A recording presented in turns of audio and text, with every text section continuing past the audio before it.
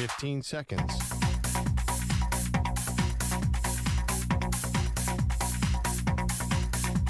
Break ends in 5 seconds.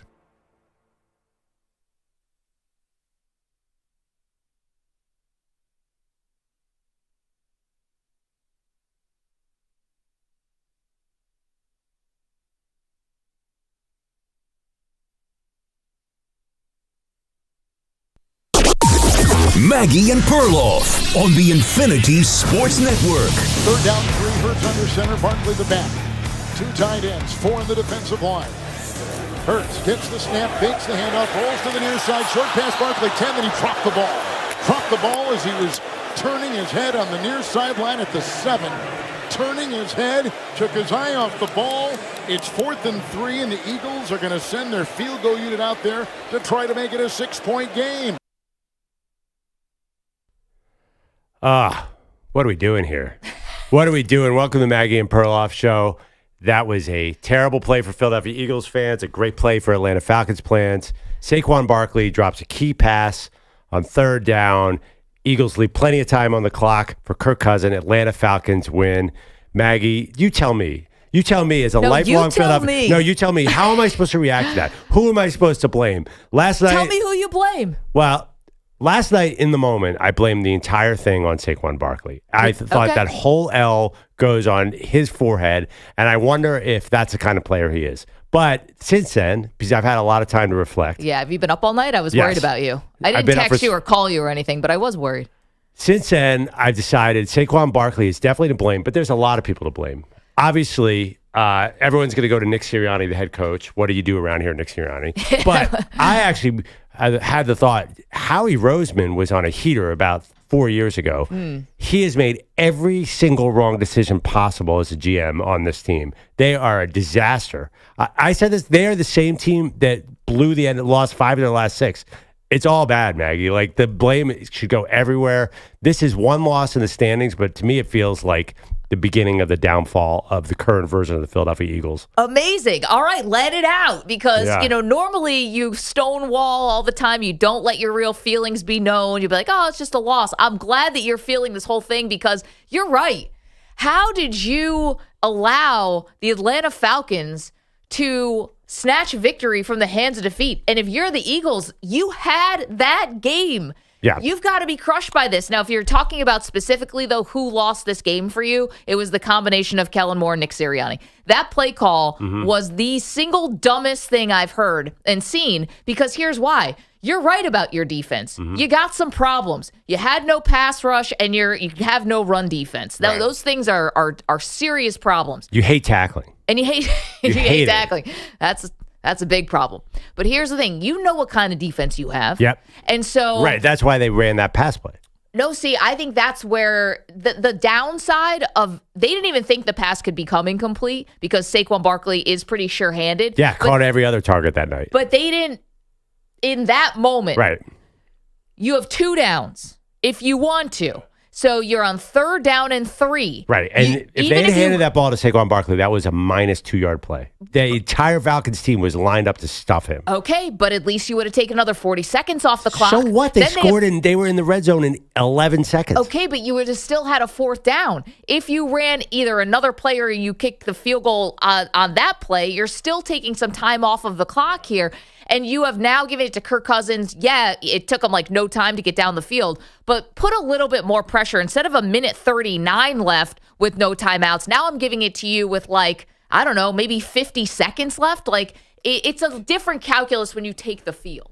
It's more, you had over a minute left. And it doesn't matter. The Falcons almost had to kill time. They left 30 seconds for the Eagles. They scored too quickly. Like time was not a function. And I think everyone who's an Eagles fan knew that Kirk Cousins was going to rip right down the field because the DBs can't cover anybody. I don't know why they were doing it all night long. Like Darius Slay is cooked. The rookie, Cooper DeJean, was out there. Reed Blankenship has never been able to cover anybody. Well, they had to put Maddox back in the game they because just should have been ripping down the field. Back injury. Yeah, so honestly, I think that's why they threw the screen pass. They're like, well, we better get this first down or we're toast. Okay, but again, like... So you could have gone for it. But by the way, your argument doesn't hold water because they still could have gone for it on 4th and 3. They could have. And so is that the mistake or is it throwing a pass play? Well, I think it could have been both. I think it's not running the ball to make sure that you left as little time on the clock as possible, because you do have Saquon Barkley, right? So you don't know. What if he gets a yard or two? The tush push was working like gangbusters last night. You had options there, and you could have taken way more time off the clock. Atlanta had no timeouts. You had them. And you had 2 plays to get 3 yards. And I know you're down in the red zone. You're really close to the end zone. So, like, things get really, kind of compact. It can be a little bit harder for the offense.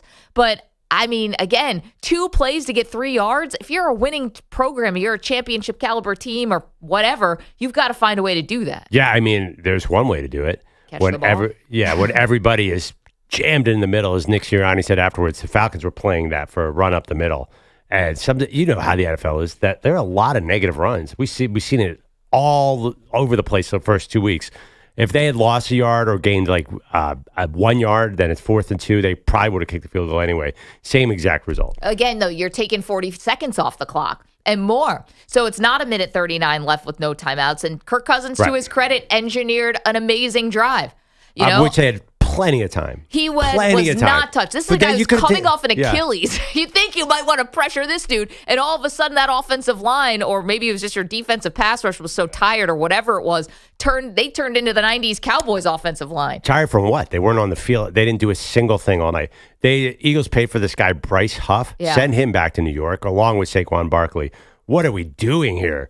Wow, you're giving up on Barkley already? Oh, yeah. No, we don't need this. This is not the kind of energy the Eagles need. What? He was the prize of the offseason. He was the prize. In the media's mind. I mean, paying $39 million for a running back, I don't think analytically, the analytic community was not exactly high on that. It's just it's the energy of the Eagles. And maybe that's all on the head coach. But the tough guys that won the Super Bowl, they're long gone. There's sort of the remnants of the last Super Bowl team because Brandon Graham's still there. But generally, I mean, I think they built a soft team. There's just no way about it. And Barkley is really good. He's a very talented player, but he's not going to make a difference. I think all Eagles fans know that. Barkley had 22 carries for 95 yards. You mentioned what he did in the passing game. 4 catches on 5 targets. Obviously, the one he missed at the end for 21 yards.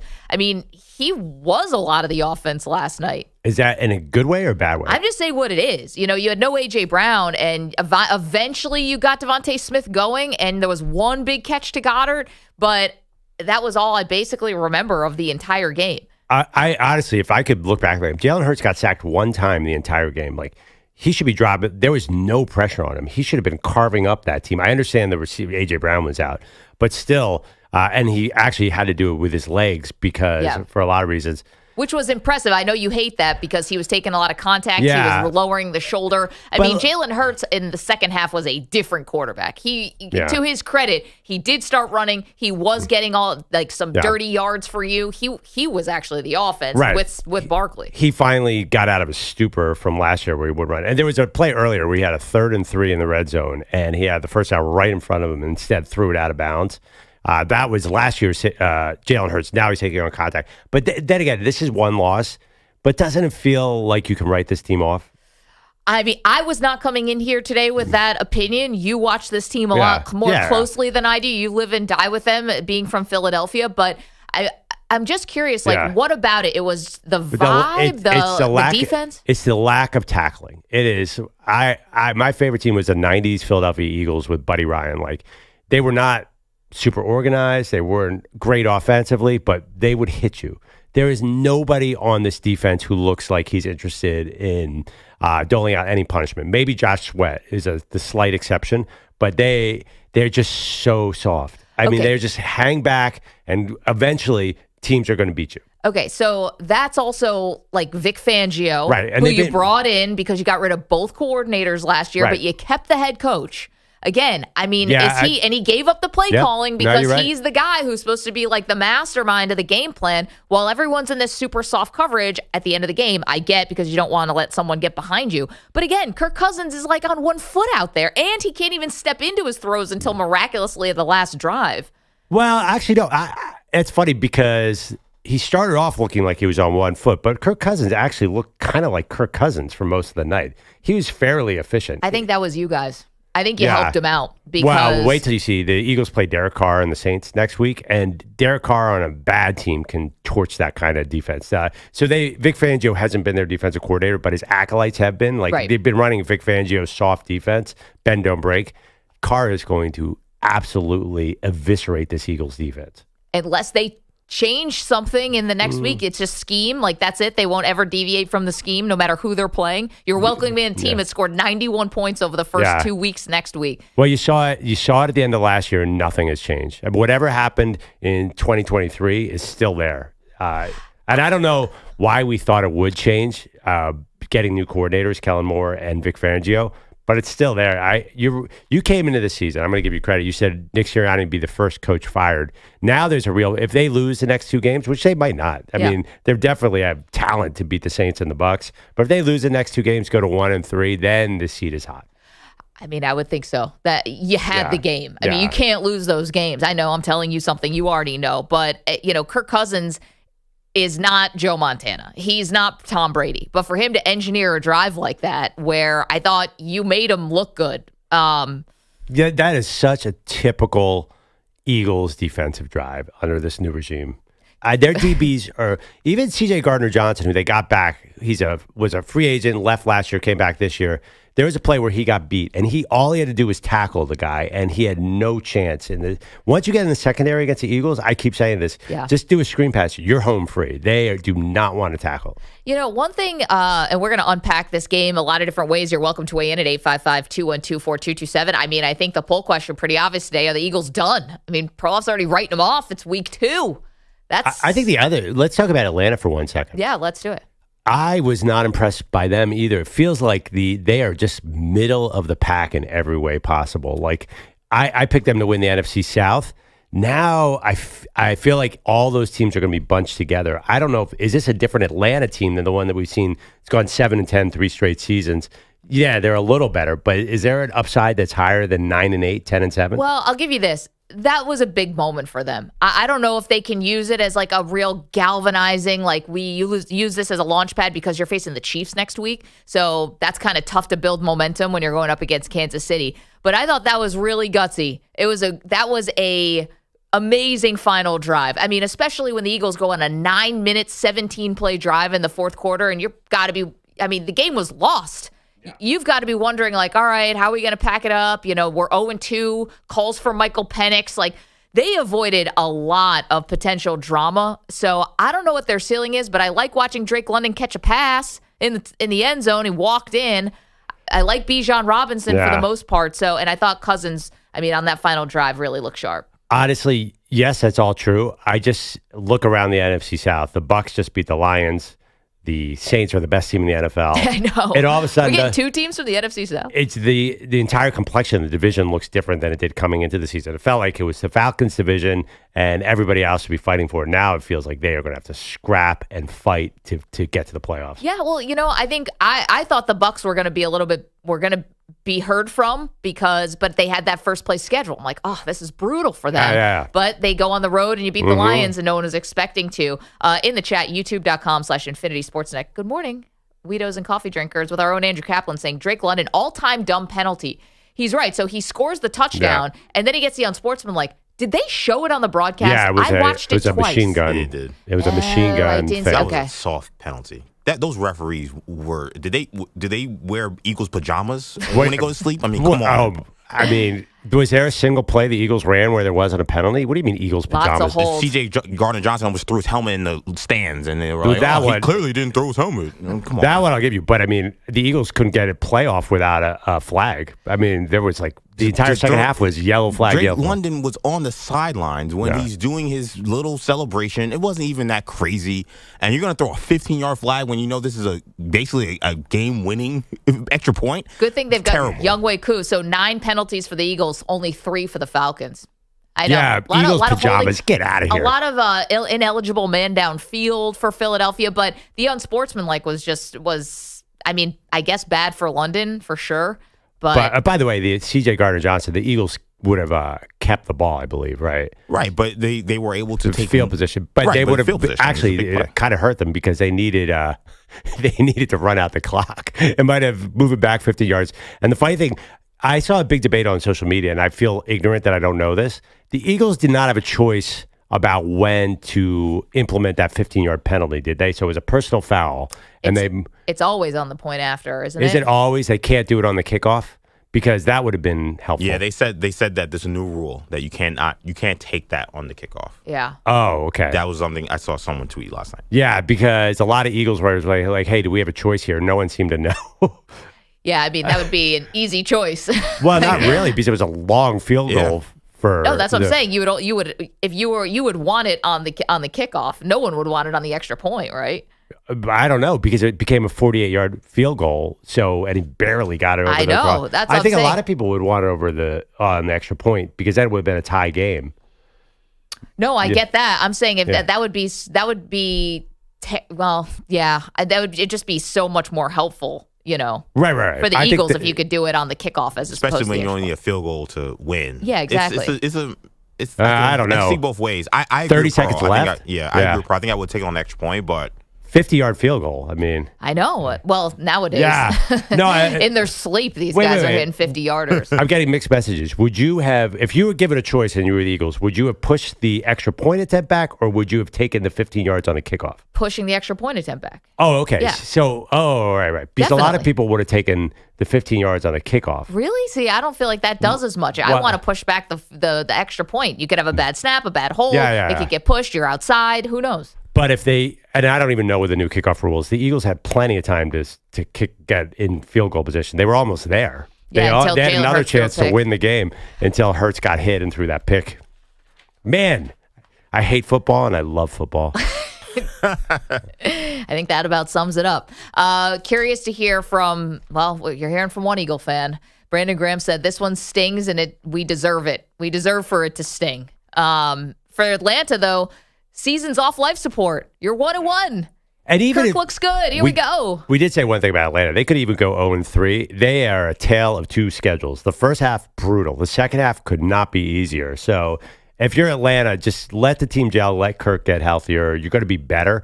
Last night, you won the game, but there were some flaws. Yeah, but that was impressive at the end to do that on the road. So I think two questions. One, who do you blame for that third down play? Is it Saquon Barkley not catching the ball, or is it the play calling that put them in this position to begin with? I'd love to know how people feel about that. Do you actually throw the ball on 3rd and short when you're that close to the end zone and you are trying to kill clock? Your opponent has no timeouts left. You could have run this thing down a lot. I mean, granted, I know it didn't take them a long time to get down the field on the other side, but you left them a minute 39. This would have been like a little bit less than a minute. But obviously, it wouldn't have made any difference. The L would still look the same because maybe it does, though. Maybe it does. Maybe. I mean, honestly, it worked out great because the Eagles got the ball back in position to hit the game-winning field goal. I don't think the Falcons were taking their time on that last drive. They had more than enough time.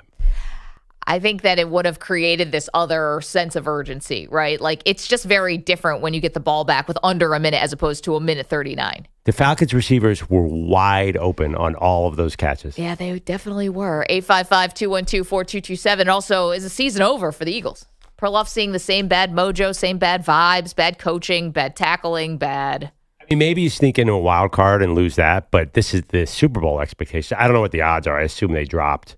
They don't feel. Do they look like a Super Bowl team like they did a couple of years ago? Okay, but Dallas lost on Sunday. I thought you'd bring that up. Yeah, Dallas lost. They got blown out. The Giants and the Commanders are clearly not going to put up a lot of resistance.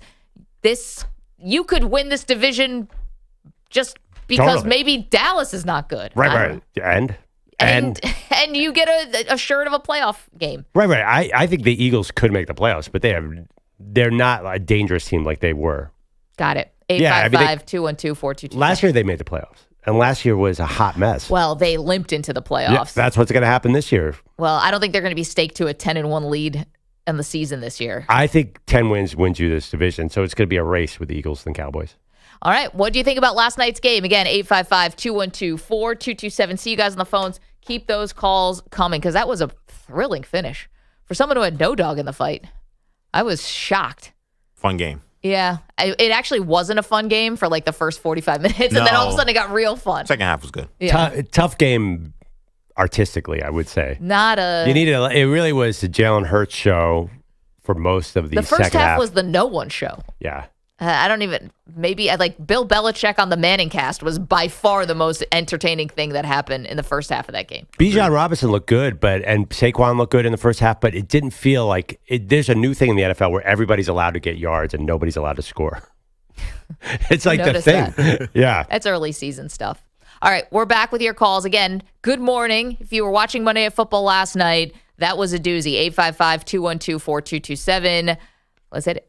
All right, Perloff, it might have been a bad night for your Eagles, but it was a good night for me on Prize Picks because I had Saquon Barkley more than 77.5 rushing yards, and boy, did that work out. Prize Picks, the best.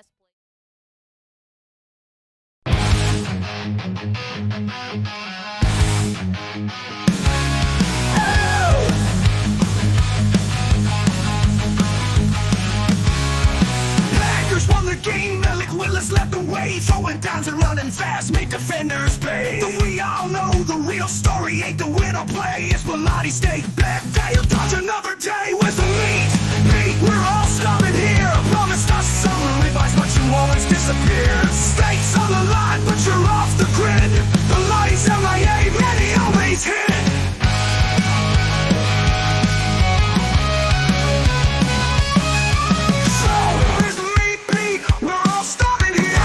Some ribeyes, but you always disappear. Stakes on the line, but you're off the grid. The Lowry's MIA, many always hit.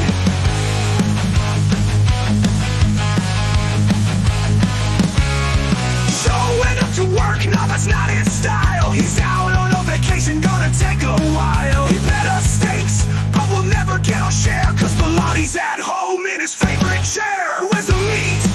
We're all starving here. Promised us summer advice, but you always disappear. Stakes on the line, but you're off the grid.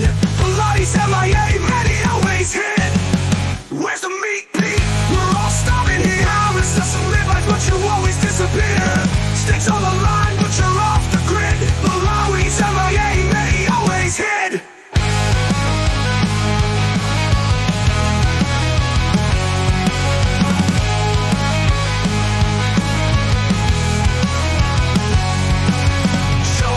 To work, now that's not his style. He's out on a vacation, gonna take a while. He bet us stakes, but we'll never get our share. Cause Bellotti's at home in his favorite chair. Where's the meat? Pete, we're all starving here. Promised us summer ribeyes, but you always disappear. Stakes on the line, but you're off the grid. Bellotti's MIA, many always hit. Packers won, but we won't win this fight. Bellotti's stakes, I'll never see the light.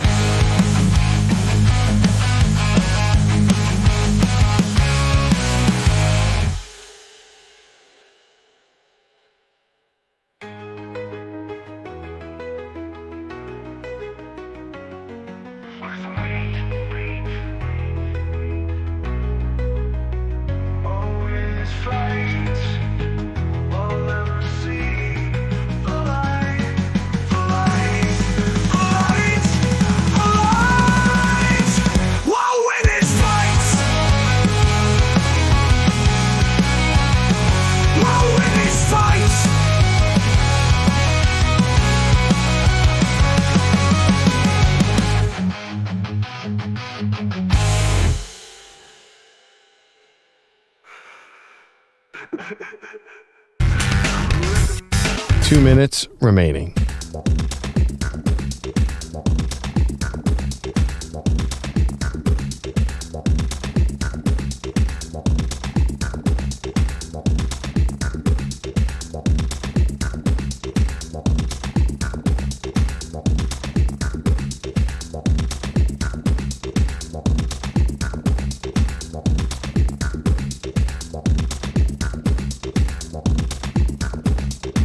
One minute, 30 seconds remaining.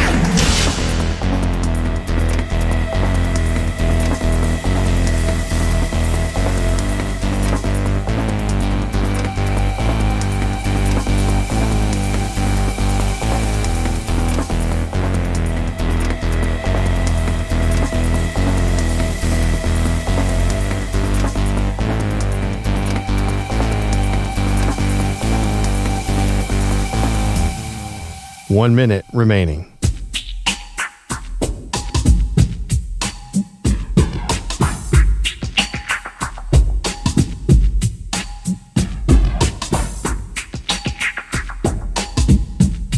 $45 seconds remaining.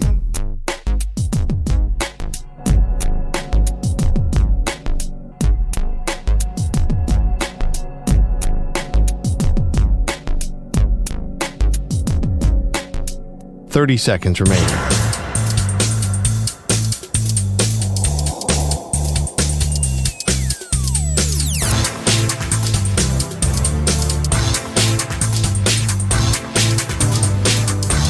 $15 seconds.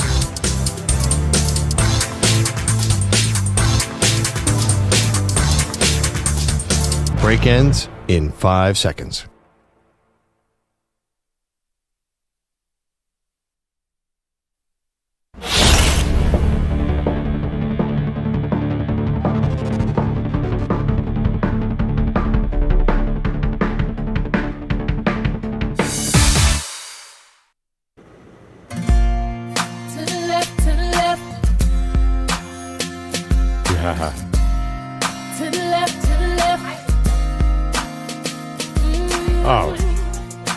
Welcome back, Maggie and Perloff Show.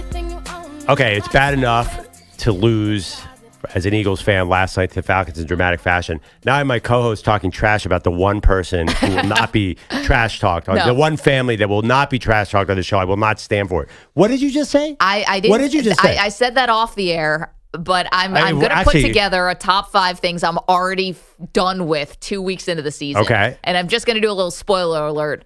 Jason and Kylie Kelsey might be pretty close to the top of the list. They might not be number 1, but they're hovering.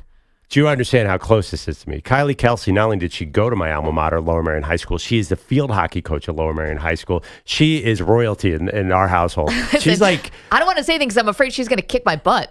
She would actually roll up to the studio, take her earrings out and come in and smack me around a little bit. She is the coolest. She's Philly, you might not like Jason, and you might not like Travis, but Kylie, no.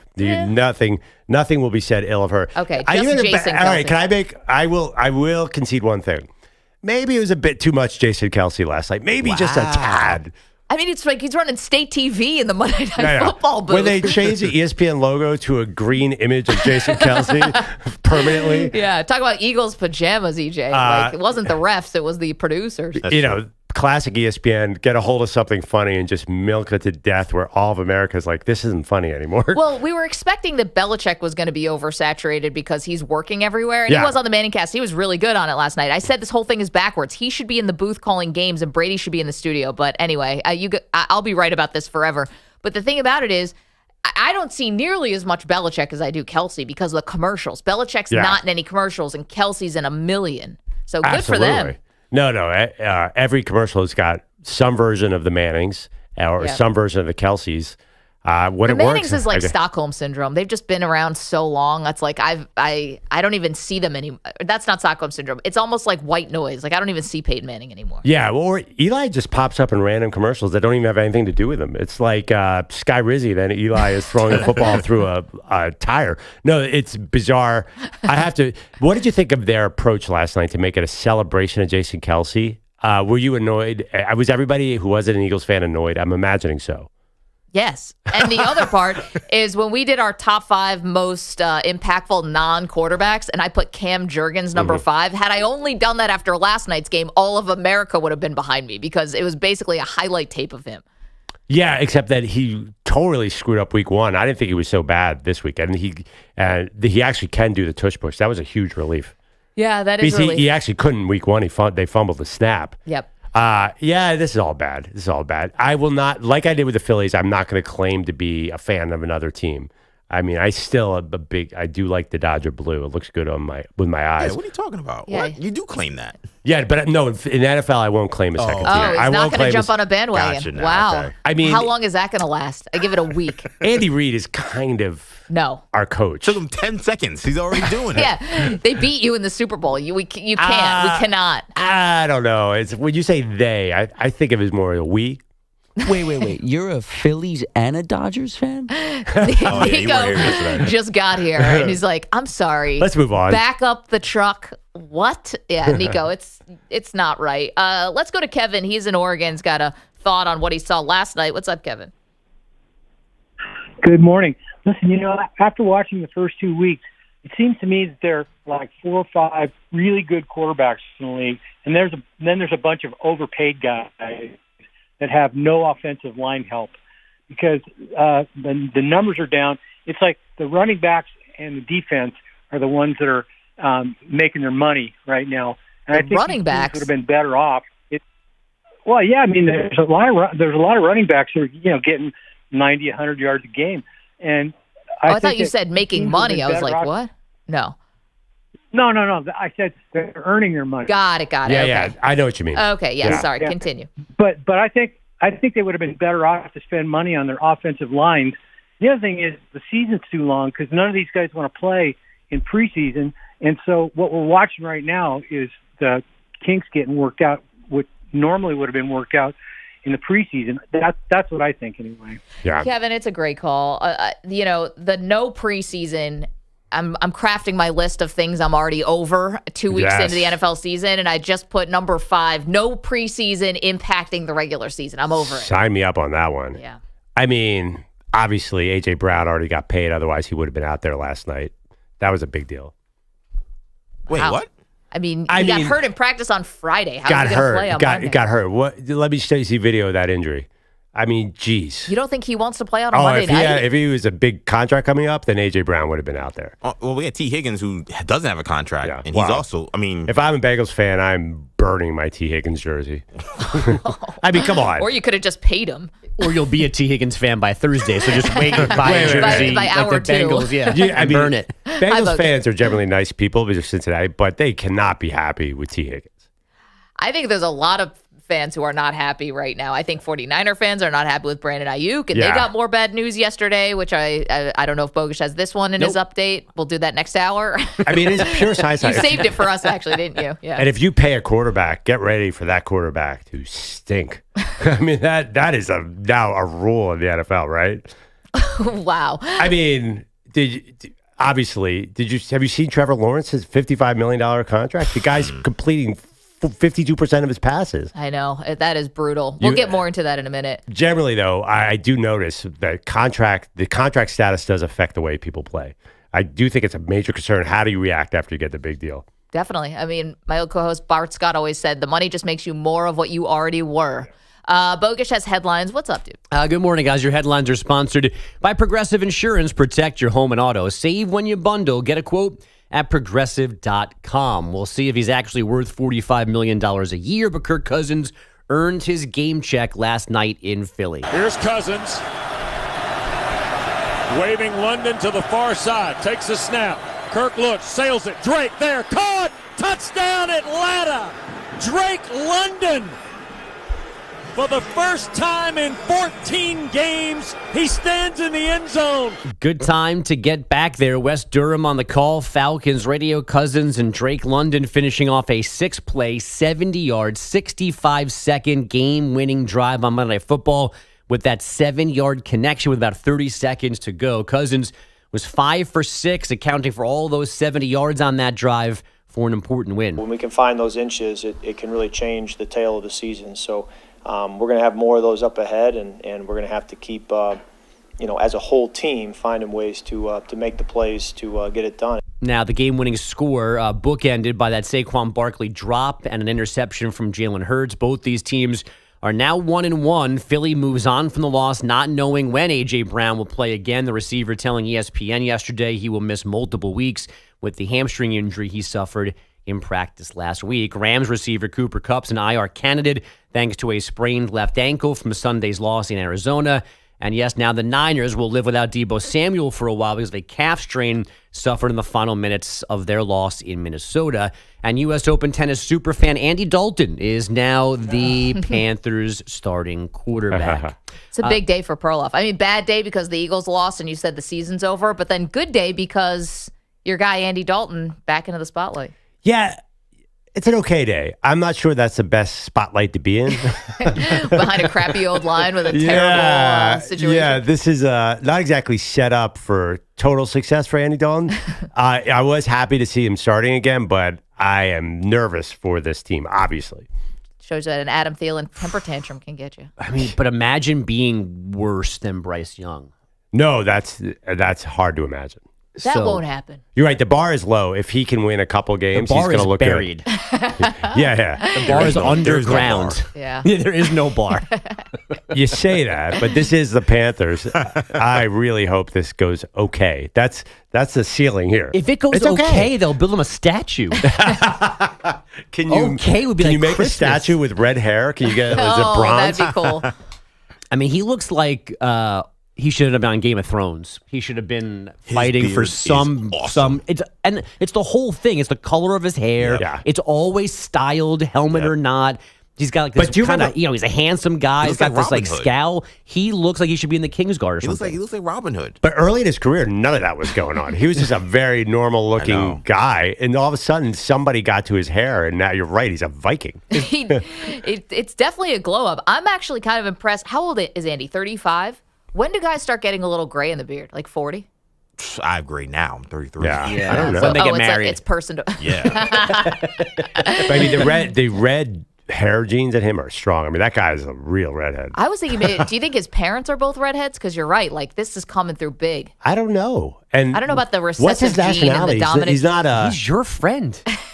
Well, it's funny. I don't know Wrote anything all about him. his You know, genealogy. 8,000 words about him in Sports questions. Illustrated. I don't know his genealogy. I assume he's Scottish. Andy Dalton heritage. As a fellow redhead, I will say neither of my parents have red hair. Really? Got it from both my grandfathers. Grandparents. Hold on a second. Got it. Nico, take off your hat.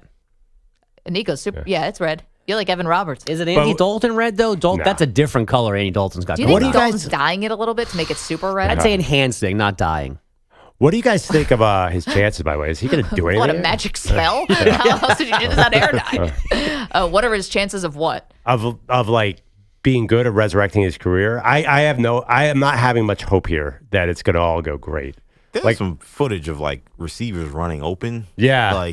Maybe Bryce Young really is just not seeing the field, and maybe he could be okay. I think there's a greater than 5% chance.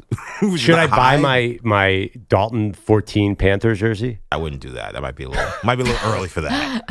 First of all, I Would don't you know where like you'd that as find a that. belated birthday gift for you? Yeah. Not selling that at the Models in Brooklyn. Andy Dalton is English with a little Irish, Oh, really? Okay. according to the internet. Is They're there a never Mrs. wrong. Dalton?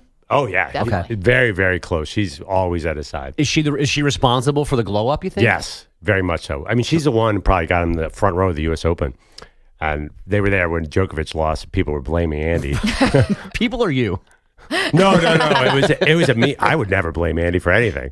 But there was a lot of memes out there of like, oh, okay, good job, Djokovic. Why'd you let Andy sit right behind you? And are they friends? Like, would that be the most unlikely friendship in the history of sports? I can't imagine what they would have in common. No, I don't think. I think Andy was just there. Anyway, by the way, most people don't know Andy Dalton was at the U.S. Open. You probably only were aware of that because I was talking about it ad nauseum. I wish I'd seen people taking shots at him for somehow jinxing Djokovic. And if he can do it, I'd like to go to more the Djokovic internet matches. had some shots. Also, very excited and enthusiastic to be taking the job. Maybe a little too excited. Tone it down, dude. The first round, the first overall pick, like the franchise is a disaster. Right? This is like, it's a good day for Andy. It's a terrible day for the Panthers. Like, you basically have to admit your first round pick that you traded the farm for is not working out. And he's like, I'm excited. He was just a little too excited to be up there. As big as Texas. I Wait, was I like, didn't see wow. this. Did he have a press conference? Yes. Yeah. We're Oh, I gonna didn't have even know. sound next hour. We have sound from it. Oh my God! I He's like, ready, oh, basically. you know, I think Bryce is going to be fine. Da da da da da da. I'm back, baby. I look my hair like look? WB Fox and just come out with a hat and a cane. Hello, my baby. Hello, my honey. He's like, trying to keep me down. I'm just excited about the opportunity. It's like there's literally rays of sunshine beaming out your eyeballs right now. Good luck, Bryce. Anyway, Let's get to baseball. It'd be super cool if the Mets scored before the 8th inning these days, but at least they scored at some point last night. First and third, one out, tie game, 3-1 pitch. Line left field, base hit to the corner. Marte wins it for the Mets. Bader scores. The Mets come back to beat Washington 2-1 in 10. Keith Rad on Mets Radio. That's the Mets' 11th walk-off win this season, tied for most in the majors. The Braves took a 9-0 beating from the Dodgers, so New York has a one-game lead on Atlanta for the last NL wildcard and is just a game behind the Diamondbacks for that second wildcard spot. Arizona losing in Colorado 3-2. Guess who didn't lose last night? The White Sox. They have their first 3-game win streak since late June, courtesy of an 8-4 final in Anaheim. Chicago now only 79 games under 500 at 36-115. So you're saying there's a chance? I mean, there is a chance, I guess, that they don't get to that 120 loss mark if all of a sudden they're going to get hot at the very last minute and not be the worst team ever. Good on them. This would be a waste of time if they can't get to that mark. They got to. Like, we've done all of this stuff in the White Sox, and they're the second worst team. Doesn't land the same. You're right. No, it's just, this has got to be historic. We got to root for this. This has to happen. So the other day I did research. The 2003 Tigers that lost 119 games, they entered the last 5 games. They were like 39-118. They went 4-1 in the last 5 to avoid getting to 120. So could the White Sox do the same thing? They just like turn it on the last week? Man, that's got to be so frustrating. Now you try. For like a Tiger fan. Or like you always say, Perloff, if you're good in the 2-minute drill, just make the whole offense the 2-minute drill. Like the black box theory. Yeah, just like find another milestone that you don't want to hit. Tell the players about that one, and then another one, and then another one.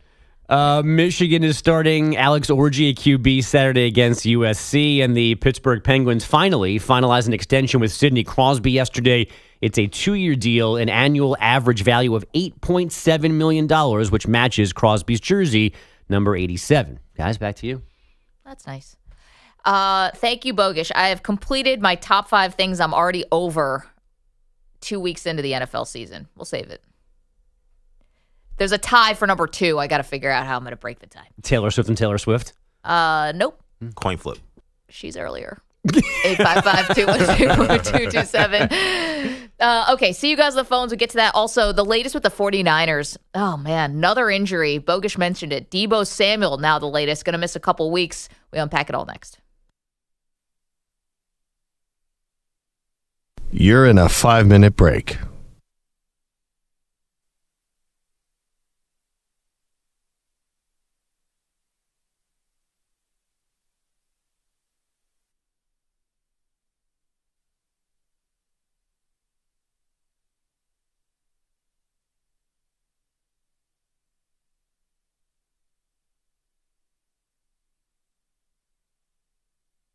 Four minutes, 30 seconds remaining.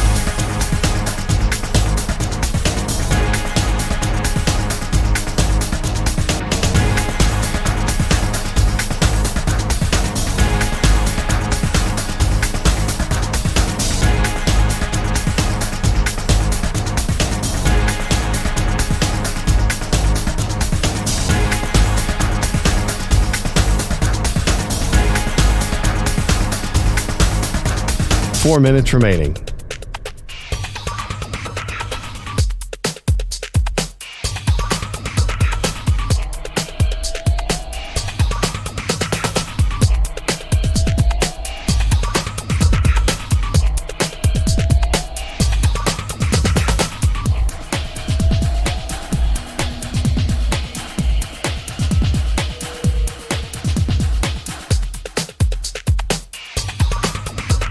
Three minutes, 30 seconds remaining.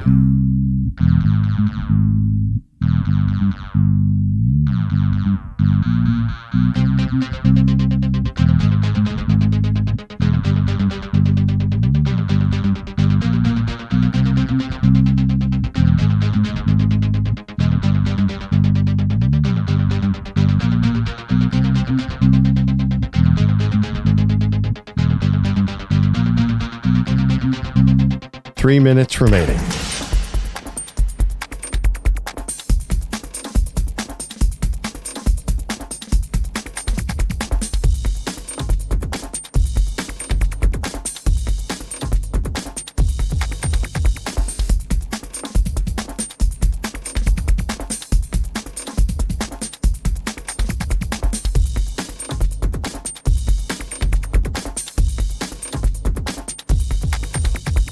Two minutes, 30 seconds remaining.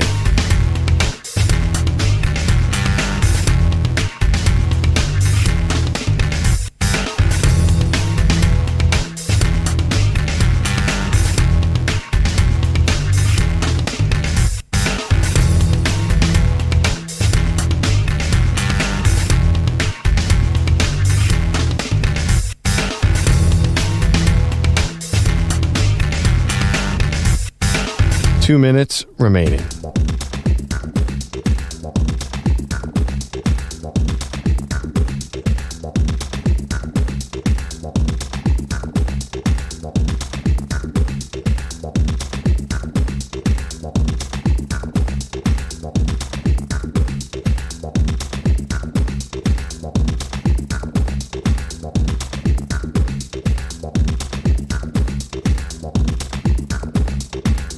One minute, 30 seconds remaining.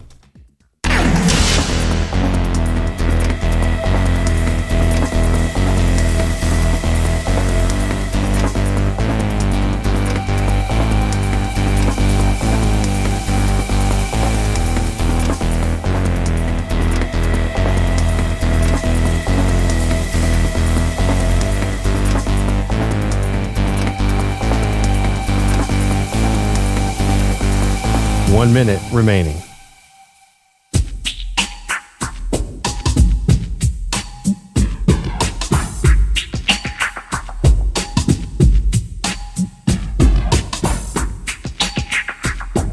$45 seconds remaining.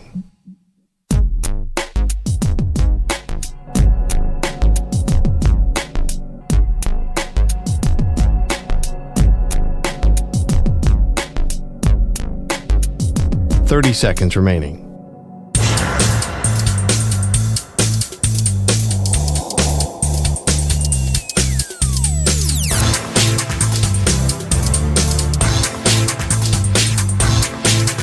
$15 seconds.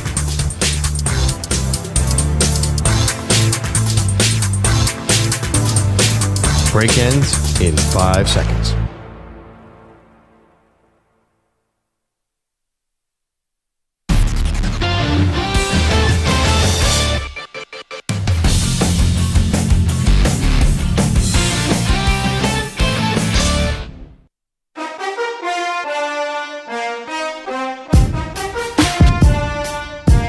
Well, tough news, 49er fans.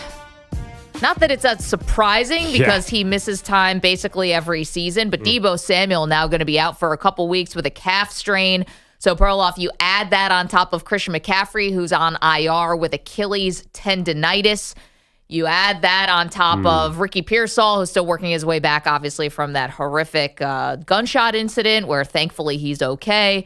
Brandon Ayuk still working himself back into playing shape because he missed the entire preseason and training camp. Ditto that for Trent Williams. And now this offense is down and taking some major body blows. Yeah, I mean, Jordan Mason has been great at That's running true. back. So the one thing about this... Not as good against the Vikings, but... I think he's still at 100. But not like he was against the Jets when he was just like, he was on his way to the Hall of Fame after that game. The Vikings, to their credit, let the Niners get a lot of yards and then just tighten up in the red zone, got some turnovers. But the Vikings obviously have the San Francisco 49ers number, and Sam Darnold knew the 49ers defense like the back of his hand because he was there. So that's a big surprise. The schedule might work out here. I know this seems dire, but they face the Rams this weekend, who are even more injured than the Niners. And then they have the Patriots in San Francisco, the Cardinals in San Francisco, and they go to the Seahawks. That's a tough game. But honestly, like, do you need a full arsenal to beat those teams? Probably, I would say no. I mean, I think it definitely hurt you against the Vikings to not have Christian McCaffrey. Did it not? I mean, yeah, but we've already seen what this has done. I honestly feel that was a much tougher game than these games.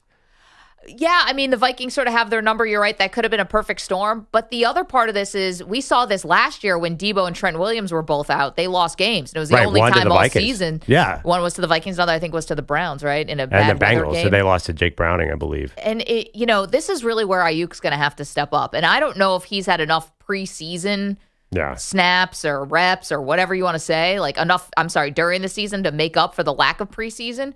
But this has got to be his time, right? You paid him the money. You had this whole thing. And now he's got to be the one. Because what more is Purdy going to do?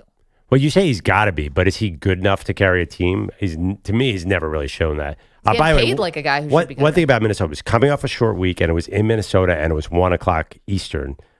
Everything about that game was poorly designed for the Niners. I'm not panicking at all. The Rams are so beat up. I mean, if they can't beat this Rams team, then the Niners are in real trouble because no Kupp and no Nakua. There's zero excuse. Speaking of the Rams, George is our Rams super fan in Los Angeles. George, that was not a pretty day in Arizona on Sunday. How you doing? Good, Maggie and Perloff. Very good. The Rams are definitely on life support right now. No Cooper, no Puka Nacua. Their offensive line still has serious issues. You're looking at 0-3 for certainly this weekend. I mean, I don't know how they're going to be the 49ers. I've never seen a McVay team this ill-prepared for Arizona, who they've beaten many, many times. Arizona looked like a Super Bowl team. They're good, but they're not that good. And it's just a total embarrassment. At least I still got the Dodgers. That's good, George. That's what we call coping around here. Just a quick little pivot.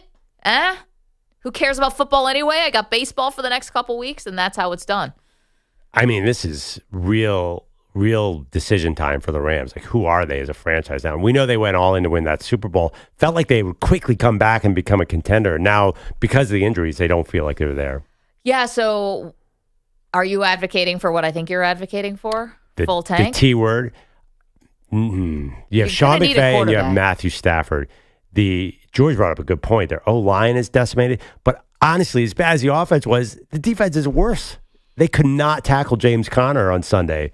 They just seem really, really soft, and their DBs are just running in the wrong direction consistently. But maybe you think, all right, this is a place where we have a lot of young guys on our defense. You have a lot of dudes who are just getting their feet wet. Maybe they grow. And if you have Stafford and you have McVay, I know you lost Kupp and Nacua, but you still have Kyren Williams. You still have, you got a future Hall of Fame quarterback in Stafford. I'm with you now on Stafford's Hall of Fame candidacy. Oh, thank you. I think the Niners-Rams game is going to tell us a lot. I think the Rams, if they go to 1-2, maybe their decision, maybe their calculus, hey, how quickly do we return Cooper Kupp? Do we save him? How about Puka Nacua? Because say that they're 1-4, are you going to rush those guys back? I mean, Nakua's on IR, so he's out for another 3 weeks no matter what, right? Right. Oh, that's a tough one. D is in Portland, wants to talk about last night's game. Perloff is already spiraling. Says the season's over for the Eagles, basically. What's up, D? Good morning. Man, where do I start? Let's start with Jalen Hurts. I feel like he took too long to get any throws done, any running, any passing. It was just a bad game. I have no idea what the heck we're doing in the first half. Why are we waiting to score? I don't get it. And then the defense, man, that last play, why are you playing prevent D? Get to the quarterback. You just got to get 1 or 2 sacks, one at least. The time will just keep going. It's just so frustrating. I stayed up all night for that game, and then just to take a L, it's man, what the heck? I know. Thanks, guys, as always. Oh, D, Thanks, feel D. for you, man. We've all been there. I would say a couple things about the first half. They kept throwing to Britton Covey, the punt returner, because A.J. Brown was out. I think that was a big reason the offense wasn't exactly electric in the first half. There's some good coverage on Devontae Smith, too, because I'm why aren't the Eagles doing any quick passes or anything like that? And then you look back at the replay, and you're like, well, everyone seemed covered. Everyone being the only receiver. Yeah, they definitely miss A.J. Brown in a big way. He's really important to that team. I don't like pretending a receiver is that important, but man, is he a big deal.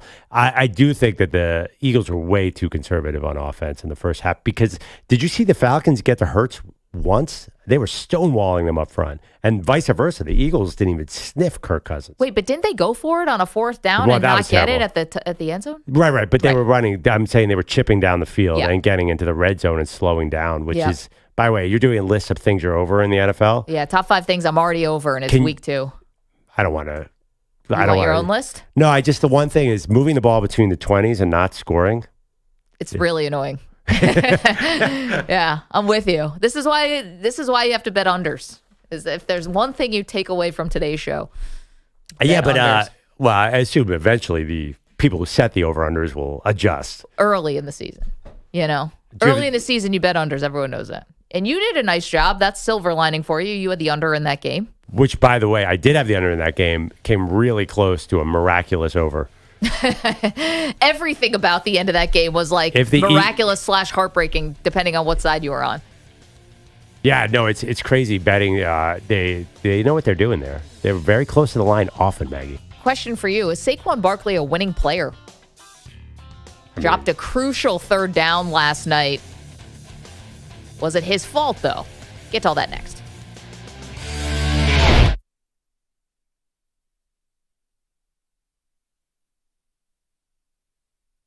You're in a 5-minute break.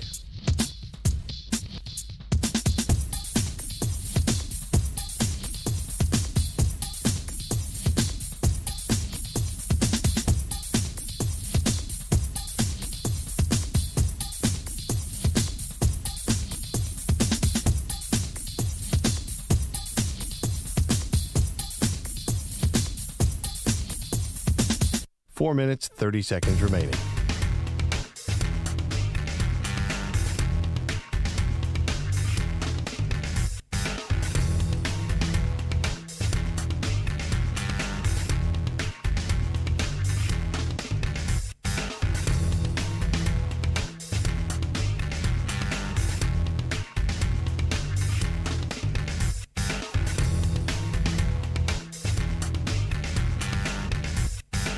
Four minutes remaining.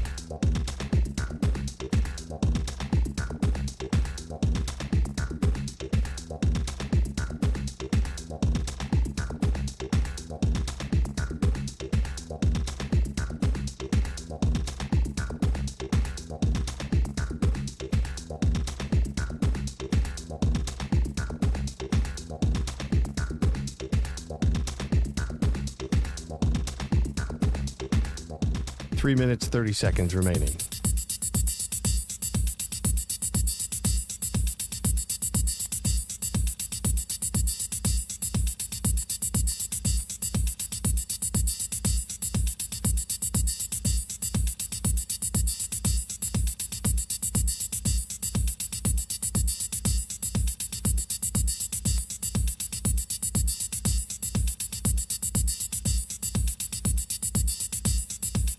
Three minutes remaining.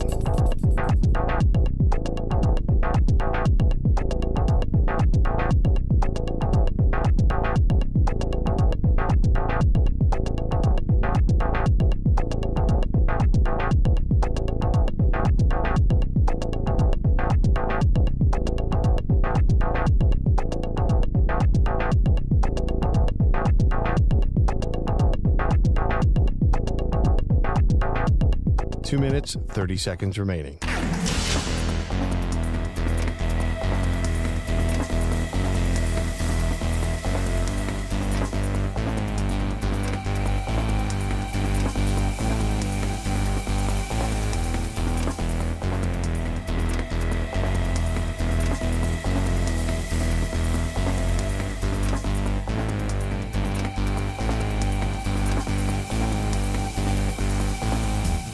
Two minutes remaining.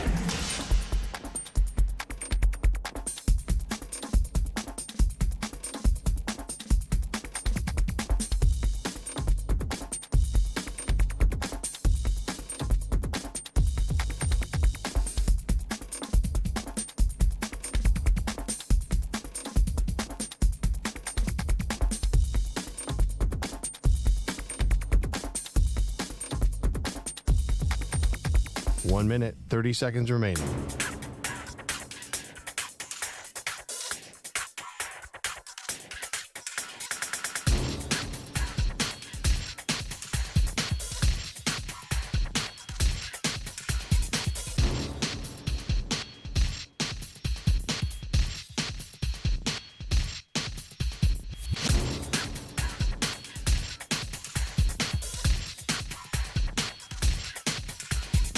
One minute remaining.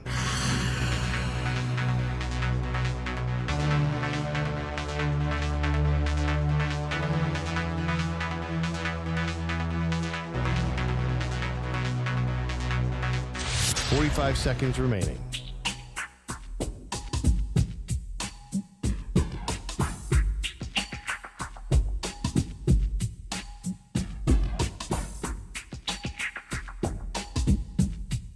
Thirty seconds remaining.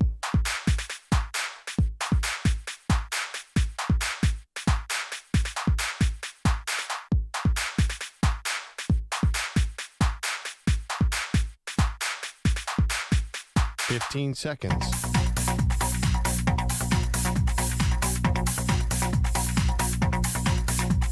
Break ends in 5 seconds.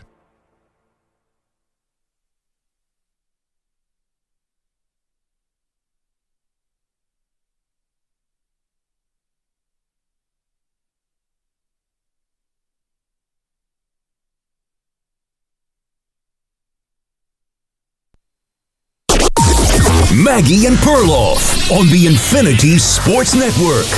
3rd down 5. The ball at the 8 of Philadelphia. Cousins in the gun. 3 receivers right. Looks into the nickel. The shotgun snap.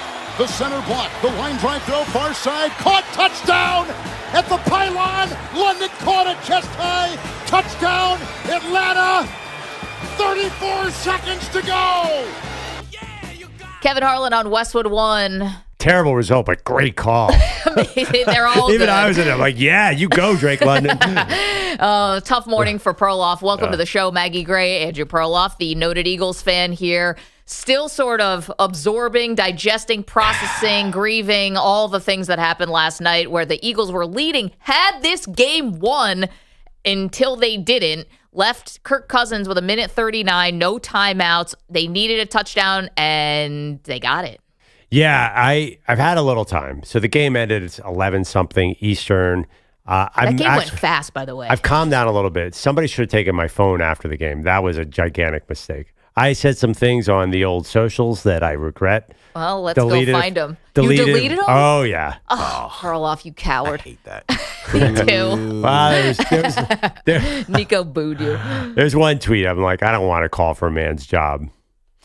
Which man? Because I'm not sure. Try to guess. Because well, there are a lot of blaming people. Barkley. So here's what happened if you missed some of it. Here are some of the highlights/lowlights, depending on what side of this you came down on. So the Eagles have the ball. It wasn't a particularly good first half for either team. Then things really picked up in the second half. Jalen Hurts started using his legs, and the Eagles got something going. They put together a really nice drive. Anyway, they're down basically inside the 7. Were they basically at the 7? Ooh. Something like that. Well, they still could have gotten the first down. Right. So it was 3rd down and 4. Right. And they're basically right at the end zone. Yeah, it was about the 3rd and 3, but 3rd and 3. I'm Yeah. sorry. And they were at the 13. My bad. Yeah. 3rd and 3. They're at the 13, and you're under the 2-minute warning. Atlanta has burned all their timeouts. For some reason, and I get it, the defense was stacked at the front of at the line for Atlanta, but for some reason, they designed a pass play for Saquon Barkley, and he dropped it. Actually, Nico, can we hear from Saquon here, cut 12, him talking about this very costly drop? Dropped the ball. Let my team know today. Shouldn't have put the defense in that position. Made that catch, game's over. Relax, went back to my old habits, and just got to go back and get back to work. This one stings because Atlanta, they kick a field goal, they go up 6, and then Atlanta takes the ball 70 yards. Kirk Cousins is amazing on the play. All of a sudden, all those offensive weapons that we've been looking for the Falcons to delivered, but partly Perloff because your Eagles could not get a pass rush, could not tackle in the secondary. I mean, and Drake London scores that game winner you heard from Kevin Harlan. yeah, it was all bad. There's a lot of blame to go around. Saquon takes a lot, but that's not who I would fire. Because you're not going to fire Saquon. He's there. Yeah, I'm sorry. It was a game-tying touchdown, Yeah. and then the extra point won it. I'm sorry. Right. Make the best of Saquon. I would run him into the ground. He's by the way, a very good player, obviously. He looked good last night. I was angry at him. I feel like he's not a clutch player because he caught everything all night long, and then he couldn't catch that one pass. Maybe a smidge high by Jalen Hurts, but he started to look downfield towards the defender. I think he Nobody was afraid. was there. Well, there were guys coming in. He might not have made the end zone. He was going to make the first down. In that position with the clock as basically winding down, you have to secure the catch. Even if you get tackled, you had 4th down. Now, the other mistake, a lot of analytics people point at 4th and 3, you should definitely go for it in that situation. As opposed to kick the field goal to go up 6. Because then they would have been up 18-15, and the Falcons would have had a much longer field than they did end up having. As it turned out, the Falcons scored easily, leaving the Eagles enough time to score the game-winning field goal, which I'll be honest, I kind of thought was going to happen. The Eagles have a great kicker. They got to the 40. All they needed was one more chunk play, run down, spike the ball, and they probably would have won the game. So it could have easily been one more lead change. Yeah, that did not happen because there was pressure right up the middle on Jalen Hurts, and he ends up throwing an interception. So coulda, woulda, shoulda. No reason why the Eagles should have ever lost that game. But you're saying who's the person? Who do I want? You know me pretty well. Who do I want out of that building? Because of what happened last night. Sirianni? Nope. EJ Stewart? I'm going to say you want Fangio gone. You're already done with him. Done. There you Defensive go. coordinator. Ding, ding, ding. And that drive, as infuriating as the drop was, the more I think about it, that drive was the last drive where the Falcons, because they were just showing the highlights. We have a TV in the background here. The guys were wide open. I mean, I could have caught these passes. They were ridiculous. What happened to the Eagles defense in that situation? The other thing is, EJ, you're a Jets fan. Yes. What's the deal with Bryce Huff? Guy they paid $50 million for. Doesn't look like he should be on the field in any shape, fashion, or form. I don't know. It looks like he took that money and ran. I don't know. This ran is not away from the quarterback. The Jets. Well, the other part too is not towards the quarterback. That's for sure. It's funny because the Jets keep getting skewered, and rightly so, because of the Hassan Reddick debacle. But meanwhile, they basically have the same stat sheet. Hassan Reddick's not there, and Bryce Huff's not doing anything. All right, here's some of Perloff unraveling on social media. I see what you're talking about now. Eagles loss on one player. Saquon Barkley brought some of that loser energy down from the Meadowlands. Oh, yeah. That was the one that was funny to me. I was like, they did lose 3 games last year in the last 2 minutes without Saquon Barkley. So the Eagles have kind of been this team for a year now. How about this one from Perloff? This would have been about 7 minutes later. Lots of Eagles smiling in post-game handshake scrum. I'm out on this team. Yeah, what was I love that tweet. about? That's a great tweet. Yeah. What was going on in the post-game? Saquon's hugging guys. You go right to the locker room in that situation, right? I mean, this new post-game handshake, everybody loves each other. It's a little much. Maybe As it's a always been fan, that way. I think that really annoys people. You could also, Tom Brady always keeps his helmet on or something like that, especially when he loses. I think there's a way to look like you're not having a good time once you just lose a game like that. But I think these players are it's only week 2. Yeah. Got a long season to go. They're not like us. Probably a healthier way to view it. The one, you guys want to hear the one I erased? Yeah, please. I said if there's only one thing I want to hear from Vic Fangio in the post-game press conference, quote unquote, I retire. Say I resign. I resign as DC of the PHI. Nod to Belichick. Am I taking this all? It is, you did mention it's a week 2 game. There's a long season ahead of them. Am I taking this too seriously? No. You're taking it the appropriate amount of serious, because if you still think the vibes are off, something that Jason Kelce in a quarter and a half in the Monday Night Football booth could not acknowledge or explain. We got the ESPN sort of expose for that about how bad the vibes are. If you're still seeing that same thing, of course you'd be panicked. You're not just talking I can see it in you. You're not an alarmist. This is not about one game of a regular season. Right. This is 2023. Right. That you feel like you're reliving. Yes, and to me the key thing that happened in 2023 was the defense got so soft. Now Jalen Hurts was back to the old form, so that was exciting and good. The second half, yeah. In the second half, he was running the ball, and I think the fact that the Giants and the Commanders are probably going to give both the Cowboys and Eagles a bunch of easy wins, that is good. But generally, the ceiling is lower now. I just don't feel like this team, even in a beat-up NFC. The NFC, by the way, is all of a sudden a mess. The Eagles and the Cowboys look vulnerable. The Niners have all these injuries. The Rams have all these injuries. Meanwhile, the Saints are out here looking like the greatest offense to ever take a football field. The 3 scariest teams are the Bucs, the Saints, and the Minnesota Vikings. Sam Darnold. Yeah, I just don't. I think the NFC is shaping up to be a weird one this year. Yeah, the Lions had a bad loss. Yeah, at home. The Lions might be okay. Packers, we'll see how they can hold the fort. Yeah, too. I mean, the Packers are. Listen, you're right. It's week 2. I was killing people for overreacting last week. Now, it does feel like an overreaction, but the NFC seems up for grabs. Specifically because the Niners, everybody's hurt. I think that's the one serious contender that a defending NFC champion. So a team like the Eagles can step up and fill that void, but last night they refused to do so. And then on the Atlanta side of things, sigh of relief there. Kirk Cousins looks like he might actually be worth all of that money. So that's number one, engineering a game-winning drive on Monday Night Football, a place that he has notoriously struggled. It looked really good. Now, maybe helped out a little bit by the Eagles defense. But I thought if they go 0-2 after how they lost to the Steelers at home and then losing to the Eagles on the road, I thought you would have started to hear the Michael Penix stuff. That is now going to be quieted. It would have been people like me and you, quite frankly. That's quieted now for a week. And I think everyone can just sort of take a deep breath. Now, the problem is for the Falcons, you can only enjoy this for so long because it's a short week, and then you play the Kansas City Chiefs next week. Yeah, I mean, this is interesting because their schedule's so hard in the beginning of the season. Then it gets easier. Kansas City, they could go to 1-2. They can definitely afford that. Then the showdowns, the Saints and the Bucs. I think those three teams are really close right now, which I really wouldn't have said coming into the season. But are we getting two teams from the NFC South? Oh my God! Into the playoffs? Is that possible? We should do something to celebrate that. Like like what? Go to a Dirty Waffle House. Bird?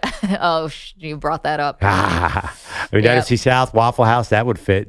If two teams from the, maybe I'll join you at the Waffle House and eat a bunch of food if two teams from the NFC South. Do you want to tell people the bet just in case they forgot? Well, sure. I know you're trying to forget. I am trying to forget. I lost a bet to Perloff about Dak Prescott's contract, and I have to go sit at a Waffle House for 24 hours. And every waffle I eat, I get to take 1 hour off the time. But that's still a lot of waffles or a lot of sitting. Was there a date picked for that yet? Not yet, because... Yes, we have a big bet to pay off. I have to drive to San Antonio, by the way, which is proving to be more challenging than I thought. It's a long way away. Well, you were dying to go. You wanted to go to Chicago and then drive down from there. You wanted to add 3 hours to the road trip just by going through Chicago to see friends. But yes, it's a long way to go. And you've chosen to do it solo, which I also think was a mistake. Bogish wanted to go with you, and you're like, no, I don't want to listen to Dave Matthews Band. But now, wouldn't you like a little of that? Nope. Companionship. Because it ain't going to be me. I don't do road trips. No, I don't want to. No, I don't want to go with anyone. All right, well, you're going to be alone with your thoughts thinking about how the Eagles' season's going off the rails. That could be a lonely drive, I'm just saying. Yeah, I mean... EJ can't go. His knee's all messed up. I mean, Nico's got a Mets playoff race he's got to get ready for. There's not a lot of people we can really... Sorry, did I touch the money there? No, He's decked out head to toe. Yeah, I was about to say, he looks like he can play the outfield for the Mets today. Yeah. I like Nico. Maybe in fantasy camp. I like Nico. I'm not sure I'm ready to commit to 30 hours in a car with Nico to find out his life story. I'm kind of interested now. 30 hours? 212-4227. It's a lot of, and then what happened? And what'd she say? And what'd you say? All the way to Indianapolis and then continue. Stewart's in North Carolina. Let's talk about the Eagles and some of the game in-game decision-making last night that cost them. What's up, Stewart? Good morning. Good show as always. There's a time to go for it and a time not to go for it. And even Troy Aikman pointed out there's something to be said for getting an early lead in a football game. And the Eagles had a chip shot field goal early in the game and decided to go for it on fourth down. And at the end of the game, they could have used those 3 points.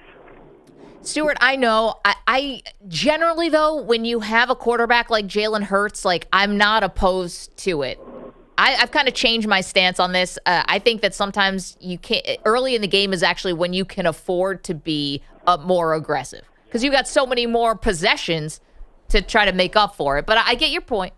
Yeah, that was widely criticized last night.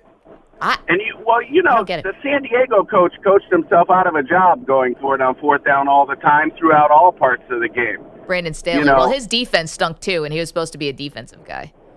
Yeah, but I think yeah, and when you look back on the Brandon Staley era, his early aggressiveness on fourth down was the first wave of criticism. Yeah, but meanwhile, Dan Campbell, everyone's eating it up. The Applebee's commercials and all that stuff. Literally eating it up. Thank you, Stewart. Always a good call. Let's hear from Nick Sirianni. Of course, this is the Eagles head coach, defending the decision to throw on 3rd and 3 with under 2 minutes left to go. Falcons had no timeouts. Yeah, you can't just be every time it's 3rd and 3 say you're going to run it, right? You got to teams obviously pick up on that. If you're every time you're 3rd and 3 you're going to run it. Every time you're and set yourself up for fourth down. So sometimes you got to throw quick. Sometimes you got to run it. Sometimes you got to set yourself up. Sometimes you have 2 opportunities to get it on 3rd and 3 with 2 passes. Sometimes you have the opportunities to get it with runs. And sometimes you overthink it. And that's what they did last night. They're trying to be you could have taken 40 more seconds off the clock if Barkley can't get to the first down marker. There were a lot of fourth down. I saw multiple teams do the same exact play this weekend, and it worked great. There were a lot of fourth and shorts where they peel the guy off the line. And, I think someone said the Browns did this in almost the exact same situation. If it had worked, we would not be talking about this. In fact, people might be praising Sirianni. Sirianni also getting testy with one reporter asking if Kellen Moore, the offensive coordinator, made the third down call. Just to clarify on the calls, though, Kellen's making, that Kellen's pass, the offense that coordinator pass call, right? Kellen's offense coordinator makes the calls. Yeah, if you're trying to stir that up. Listen, people, especially people in Philly, we're going to need to know who's got to wear it.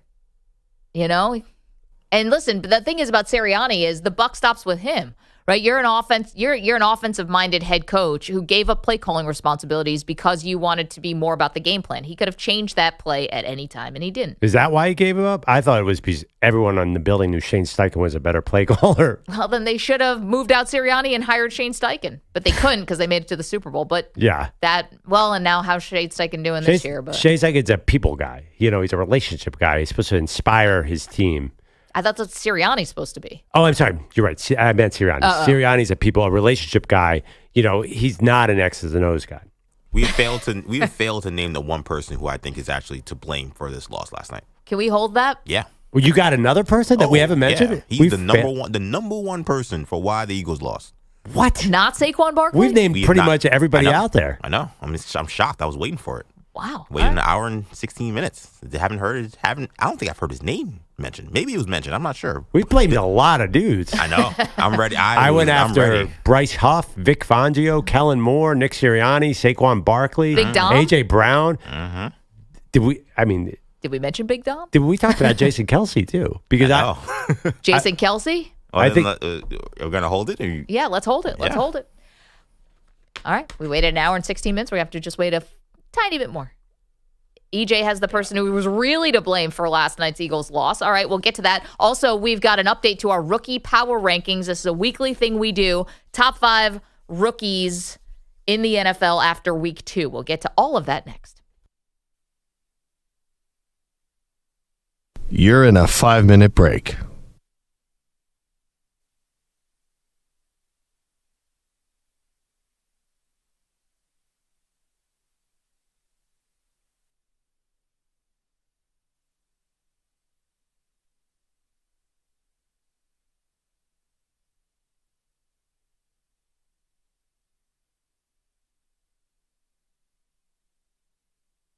Four minutes, 30 seconds remaining.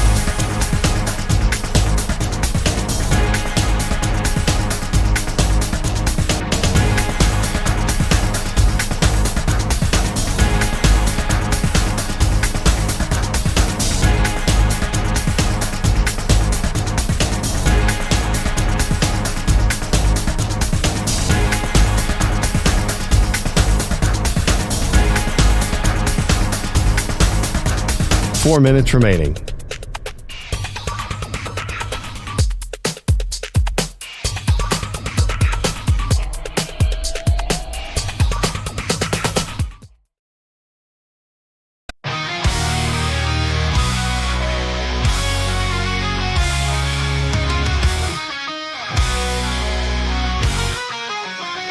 Perloff's at the wheel, Nico fucking mess. Dressed like he's ready for fantasy camp. Let's Perloff bunch of tacos, Nico fucking stats. But man, this ride's slower than a game of cats.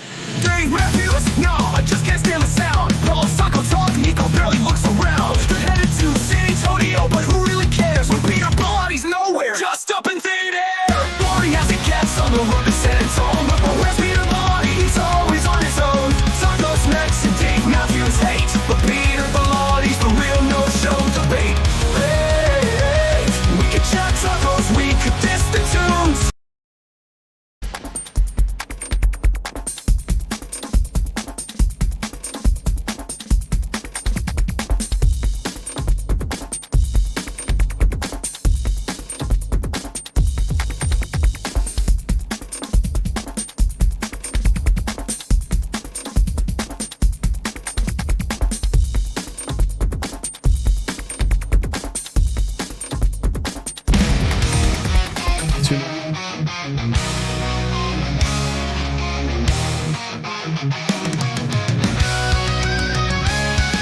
Perloff's at the wheel, Nico's talking Mets. Dressed like he's ready for fantasy camp bets. Perloff munches tacos, Nico's talking stats. But man, this ride's slower than a game of cats. Dave Matthews Dodge just kicks in the sound. Perloff's taco talk, Nico barely looks around. They're headed to San Antonio, but who really cares? Peter Belotti's nowhere, just up in thin air. Boring as it gets on the road to San Antonio. But where's Peter Bellotti? He's always on his own. Tacos, Mets, and Dave Matthews hate. But Peter Bellotti's the real no-show debate. We can check tacos, we can diss the tunes. But Peter Bellotti's miss what's the real news. Nico's rocking Mets gear like it's game day pride. Perloff says tacos are the reason for the ride. But no one's really listening, they're all falling asleep. This combo's a snooze fest, way too deep. Perloff's dreaming tacos, Nico's dreaming wins. But where's Peter Bellotti? Skipping work again. He better steaks, but we'll never see the grill. Cause Bellotti's ghosted work, man, what's the deal? Boring as it gets on the road to San Antonio. But where's Peter Bellotti? He's always on his own. Tacos, Mets, and Dave Matthews hate. But Peter Bellotti's the real no-show debate. We can check tacos, we can diss the tunes. But Peter Bellotti's miss what's the real news. Forget Perloff's taco waves and Nico's Max cap. Peter Bellotti's the one we're missing from the map. Every workday, he's vanished without a trace. So who's gonna fill his seat? Who's taking his place? We can talk baseball, we can drive all day. But Peter Bellotti's absence is the real takeaway.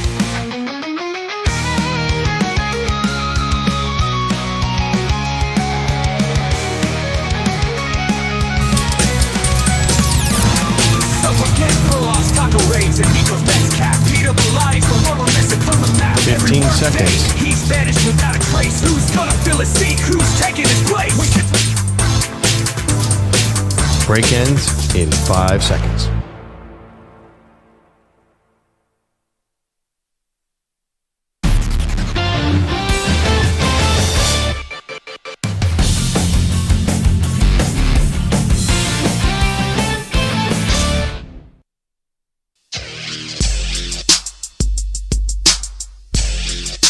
Back on Maggie and Perloff, we are doling out a lot of blame to the Philadelphia Eagles for their dramatic loss to the Atlanta Falcons last night. I'm an Eagles fan, so I am, of course, leading this effort, except Maggie. EJ Stewart, who is back in the studio, it's great to have him back. Yeah, it is.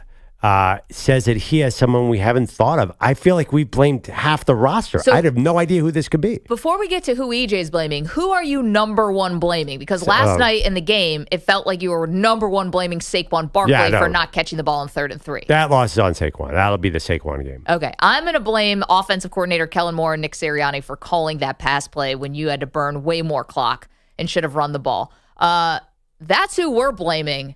EJ has someone to blame that we have not mentioned yet.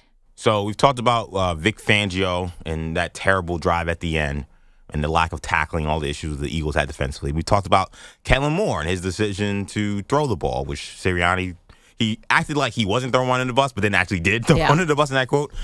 But who hired those gentlemen?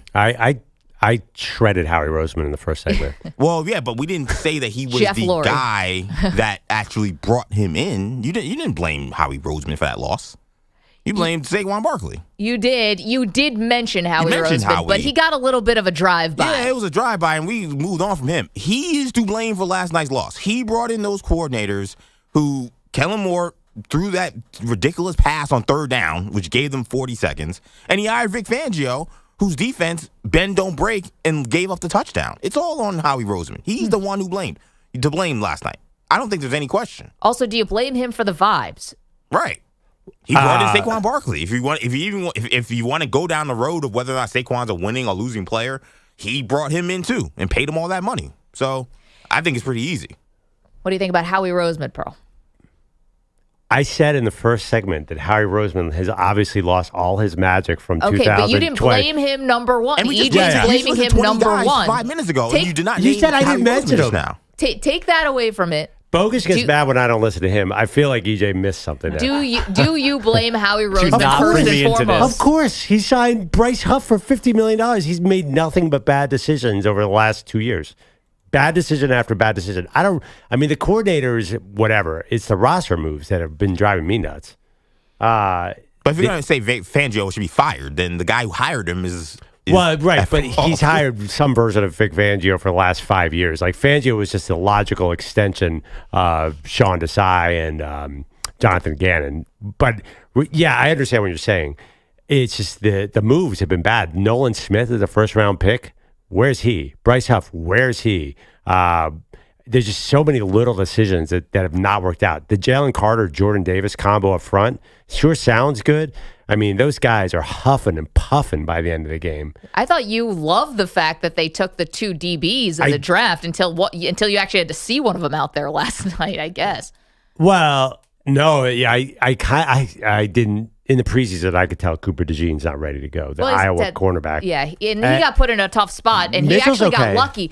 Yeah. Mitchell's fine, but he missed that big tackle in the final drive and allowed, who was it along the sideline? Was that Drake London too? To get another 10, 15 yards? It might have been Mooney. Mooney, thank you. But, yeah, no, I'm with you, EJ. I think Howie's lost his magic touch, personnel-wise. The coaches, totally understand what you're saying. But you had a choice. Were you going to go Belichick this offseason or are you going to go Sirianni? So to me, I'm not looking at him as the Fangio guy. I think it's his personnel moves. I mean, what happened to Nolan Smith? Is he alive? I have no idea. He played pretty okay in week 1. I was actually a little impressed, and then nothing last night.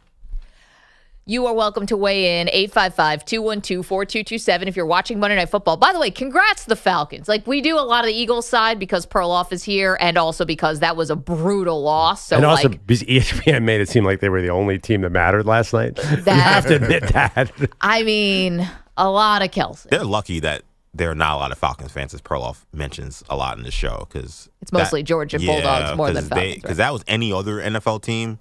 People would be mad. A lot of people being like, what was that in the third quarter?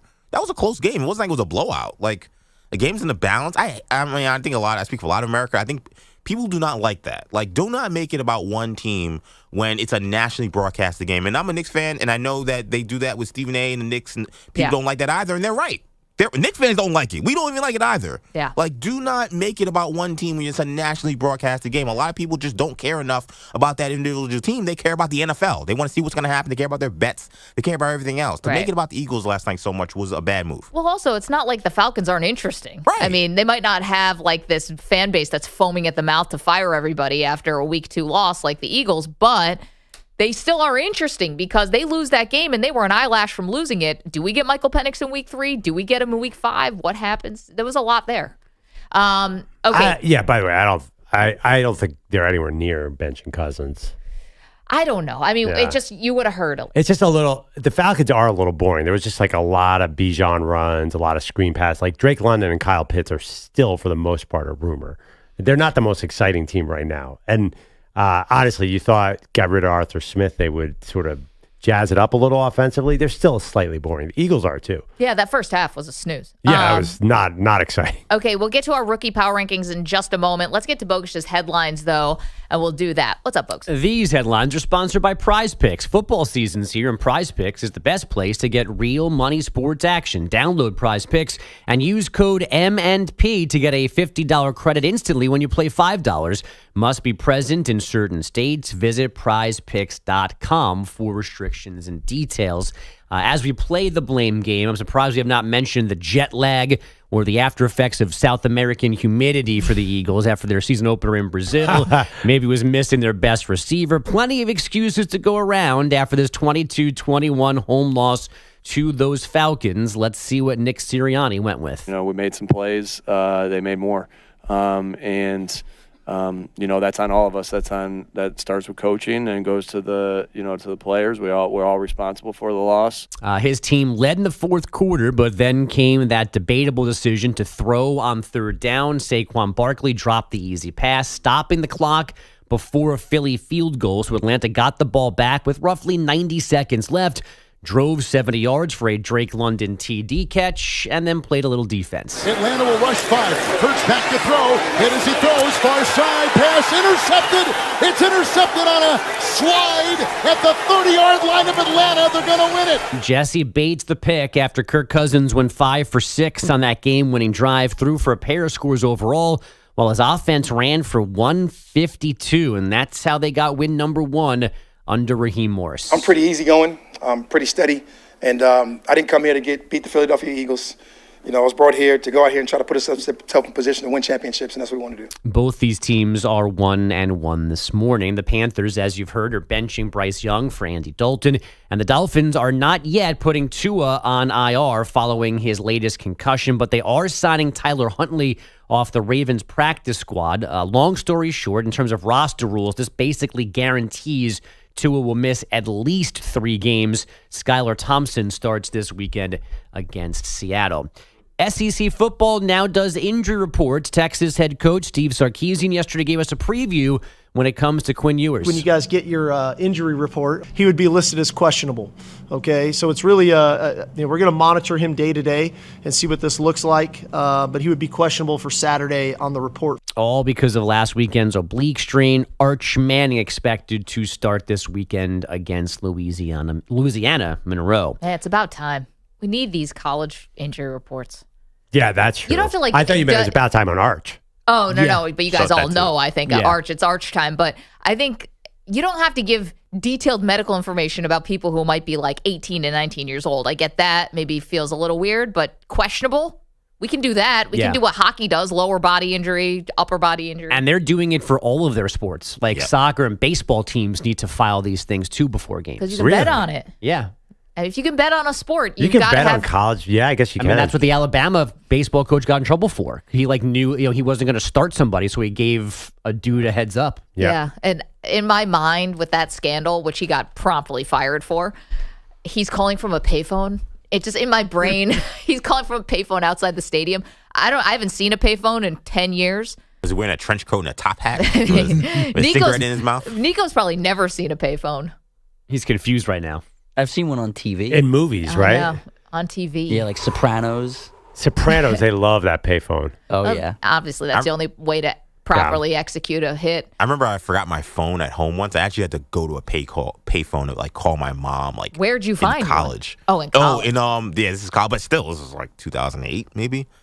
Which there were almost very few phones even back then, payphones. And when I tell you, the bodily fluids that were in there from New York City and the grime that was all over, I basically had to live in the shower for the rest of that day. That's where COVID actually started. Yeah, at that's a where it payphone began. near Times Square. Yeah, payphone in the Upper East Side.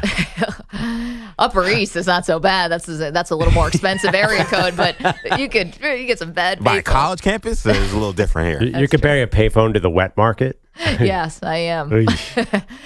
Going back to Texas for a second, though, Maggie, I don't think Sark killed your thought from yesterday. I was waiting because the headline was Sark says nothing changes, and I thought that was Quinn's our starter when he's healthy. Mm-hmm. But as far as I saw, he was not asked that, and he didn't say anything about what happens once Ewers is healthy. Well, I was wondering, by the way, that he's saying that Ewers is possible. There's no reason to play Ewers against Louisiana Monroe, No. right? Except for one. You want to get him out there so you don't have to hear all these Arch super fans like the woman to my right. Is it maybe you play Ewers at 0.5% just to avoid the headache of dealing with it's time to play Arch? It's like you'd rather have them make the oblique worse. Yeah, It's worth for the people risk. like me. It's worth the risk to keep Maggie at bay on the Arch Manning train. Oh, fair. I'm pretty loud. The Milwaukee Brewers took care of the Phillies last night, 6-2. That's a win for America. Milwaukee's magic number for claiming the NL Central is now 2 games. So another win tonight and a Cubs loss in Oakland gets that done. The Guardians have a magic number of 2 for clinching a playoff spot. They topped the Twins last night 4-3, with the Royals losing to the Tigers 7-6. Cleveland leads KC by 5 games in the Central. And Air Force has reportedly emerged as a serious target for AAC expansion. These talks apparently started long before the Mountain West, where the Air Force currently lives, lost those 4 teams to the Pac-2. If they do go to the AAC, they'd be in the same league as Army and Navy. What's his Aaron conference? What is that? That's Wait, hold the on. American. What's the other A for? Athletic. Awesome. I'm not sure. Can we name 4 schools? Not Bogish, because he has to do this. I don't know if I could get 4 either. 4 schools in the AAC. Wow, this changes like every hour. Military teams that he just mentioned. Well, I'm going to guess because Air Force is out in Colorado, that this is sort of a mountain region time zone. No, you would be wrong. Okay. Yeah, I can confidently give you Memphis. Yeah. After that, this is where Memphis is. I'd be guessing. There's one school Perloff should definitely know. East Carolina. Yeah. Not the school I was thinking, but great call. Well, I just think Memphis and East Carolina. Okay. The natural rivals of the Tigers and Pirates. At this point. Wait, we did Middle Tennessee State is somewhere else. Correct. They're in Conference USA. Yes. What's the one that I should know? Temple. Oh, Temple. Oh, that's the energy sorry, I'm EJ. getting. Philly's team is Penn State. Wow, it's definitely not Temple football. I mean, it's in your city. Yeah, technically. But. So is Drexel. He has no idea what conference they belong to, and it's not the AAC. I thought that Although was I just had to double check. Okay. All right, you got 2. You got East Carolina. Wait, did you pull it up, Maggie? Yeah, I've got so you're like, EJ, can you take any other guesses? So we got Well, you got Tulsa? Navy, so do you want to take a stab at who else No, might Tulsa's in a bigger conference. Oh, whoops, I just gave it up. I mean, you have Air Force, so you might want to guess. He already said Navy. Oh, okay, pardon. So, yeah, the military teams we know. So now there's one more we need. There's only one more team left? Well, no, one more team 14 to teams. get 4 teams. Well, This was the bare minimum. We should know more. There's something like that's a drive from Cincinnati. I feel like right? South Florida's in that conference. Ding, ding, ding. There you go. There you go. USF, okay. Miami plays them this week, so. All right. 4 teams. That's all Good we got. job, buddy, you guys. Somebody 10 mentioned minutes. a school and said they're not in it, but they are actually in this league. Who? A second ago, you just said, they're in a bigger league, but they're not. Tulsa? Yes. Yeah, I thought Tulsa might have been in there. Okay. Yeah, well, give us a rest. This is death. The U's, UAB and UTSA are in that. Florida Atlantic, Rice, Charlotte, the North Texas Mean Green.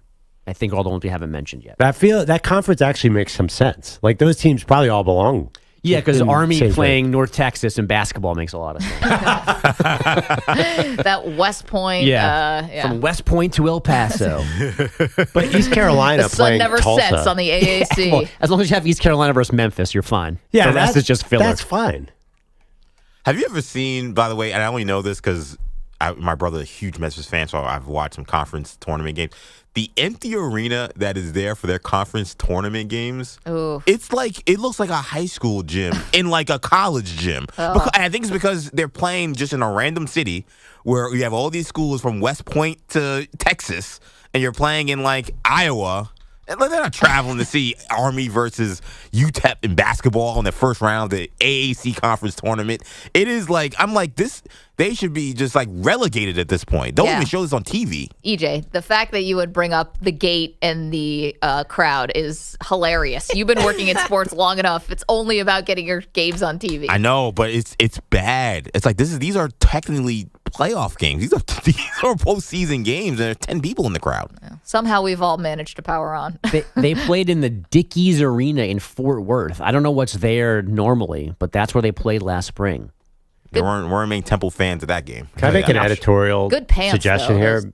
Maybe in the middle of football season, we move past the AAC. No. Coming up next to break down the AAC. Even more. When EJ mentioned USF's offensive line, I thought maybe that was too much. The depth issue there. All right. Would rookie power rankings mean more to you? You should be happy we're not talking about the Eagles. Do you realize how much more we're going to talk about this awful loss of last night? Good you should be point. dying to talk about Good the point. AAC. Let's go back to Tulsa. How are they doing since Michael Pratt left?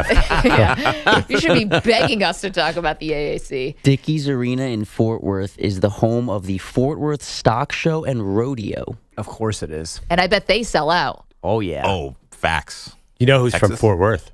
Andy Dalton. Your Thank guy. you. Robin Hood. He was in attendance at that tournament. Yeah, he's a ball boy growing up at it. Honestly, if Andy Dalton could lasso do something like that, I'd be really impressed. Why would you say could? Of course he can. I don't know if he's Lasso a he can do whatever calf from the horseback? I'm not sure he's a farm guy. I don't think so either. My guess is he's just whatever manly task you can come up with, he can do. But you've seen that hair. Yeah, that's the point. He You should got to look at early career it's Andy Dalton. coiffed. Like, it's beautiful. No. Right, and it comes That's out of the not who helmet Andy like Dalton that. is either. Andy Dalton is. Look at early career Andy Dalton. He does not look like a tough guy. I think you guys are getting fooled by the Viking hair. He currently looks like a guy who's currently smoking meat while cutting down new lumber for the next fire. And he's fixing a car with his right hand and learning a playbook with his left. He just does everything. Sounds like you're jealous. Yeah. Why would I not be? I don't know. I just didn't know that about you. He But has yeah, all his hair. It's a cool color. He's a pro athlete. Perloff actually likes him. He's all the things I'm not. I know. Rich, famous. He is the Panthers quarterback, I think. In Well, this that case, could be I might better. take Bogus's job. And doing upfake starts on Monday. Pro Bowler Andy Dalton. You got to play the Andy Dalton sound that you told me about, Maggie, that he was excited for this job. Excited. I thought Bryce Young should check that he didn't cut the brakes on his car. I didn't realize he wanted this job that bad. Some guys just kind of want to be backups later in life, don't take a lot of hits, you just sort of collect the check. And No. this, not Andy. Andy Dalton was he's still pretty good. He's 35. It's kind of like Joe Flacco. Like, you never know. He could catch lightning in a bottle. Yeah, why Who's he not? throwing to? No, I know. I meant just globally, not in this specific situation. Not in Carolina, but just generally. Listen, if Case Keenum can have a Progressive commercial, why can't Andy have something? Does Just for Men not make red for their, he could have a commercial. Yeah. I have the backstory of how Case got that commercial. I'd forgotten. There's a lot going on there. Oh, you want to tell us about it? Well, it just had to do with he was supposed to be in a Baker Mayfield Progressive ad because he was on the team with Baker and they loved him and he was going to be in this Progressive. I remember Baker was Mr. Progressive. He had the house. So he was. Oh, that he Case, lived at the stadium, right? Yeah, Case was Baker's backup for a year. And they had this whole routine, and then COVID hit, and they lost their whole thing. But they're like, Case is so darn funny, we got to get him in a commercial. Yeah, meanwhile, he doesn't say anything in the I know. commercial. Literally not one line. Yeah, but I mean, acting is more about your facial expressions. Yeah, it's very method. Bogus, thank you. 855-212-4227. Well, if you're all tapped out of AAC combo, I don't know how you would be. Maybe this I got a podcast for you. Maybe this is the wrong show for you. There's definitely a podcast. I guarantee that. Multiple. Okay, we get back to the actual NFL. No. We're going to do our rookie power rankings coming up next.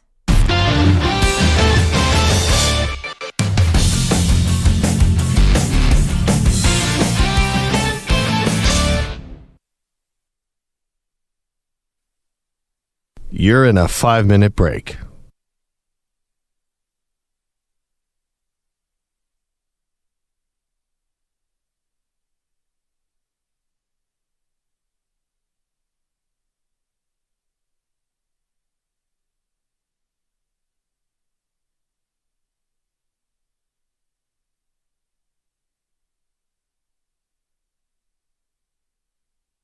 Four minutes, 30 seconds remaining.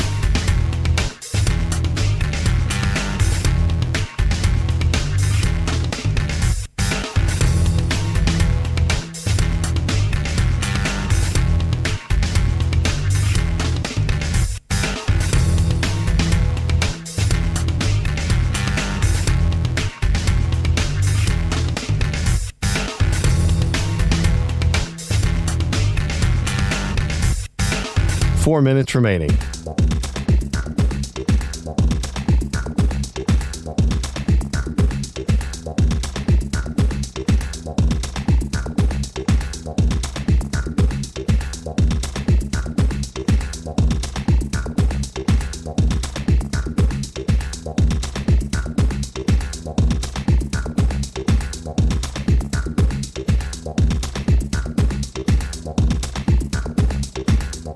Three minutes, 30 seconds remaining.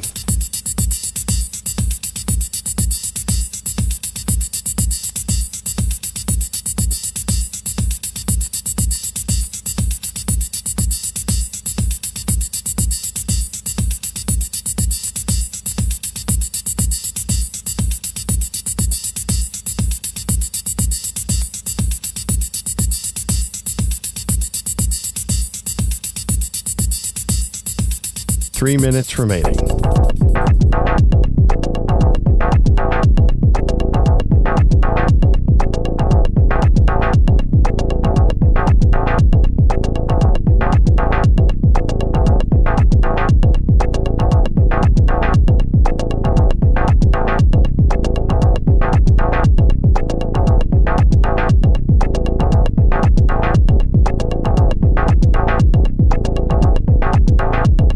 2 minutes, 30 seconds remaining.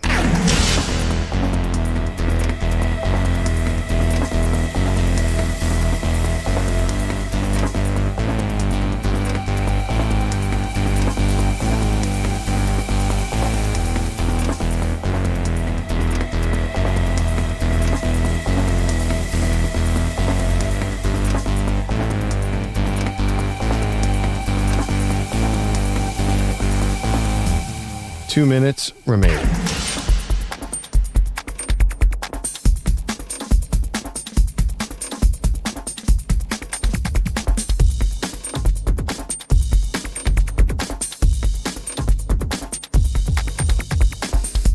Okay. Peter Belotti's the real no-show debate. We can check tacos, we can diss the tunes. Peter Belotti's miss what's the real news. Nico's rocking Mets gear like it's game day pride.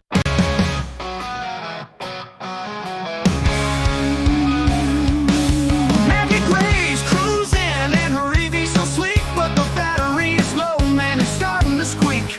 She's stuck going 40 on the highway lane. People honking loud, driving Maggie insane. Oh, Maggie's riding slow, but what's the bigger crime? People out, he's out of work for the 100th time. He says he's with Amy, but we don't see his face. He's MIA, stuck in that work, avoiding space.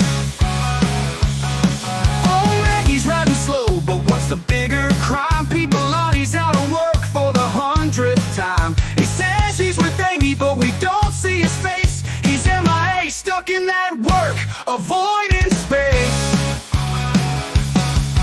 The GPS says charging stations far, but Maggie's more worried about Pete and where you are. He claims he's in the studio mixing some sound, but no one's seen Pete, he ain't nowhere to be found. Oh, Maggie's riding slow, but what's the bigger crime? People out, he's out of work for the 100th time. He says he's with Amy, but we don't see his face. He's MIA, stuck in that work, avoiding space.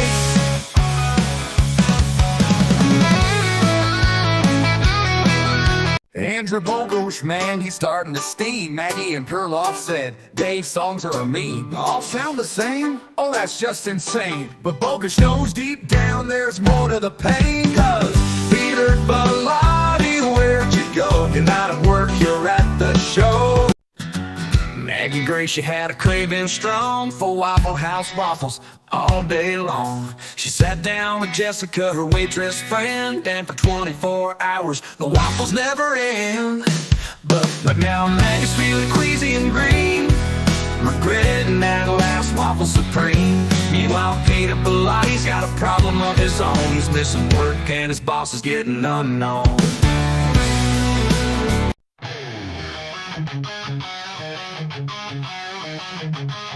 You're right.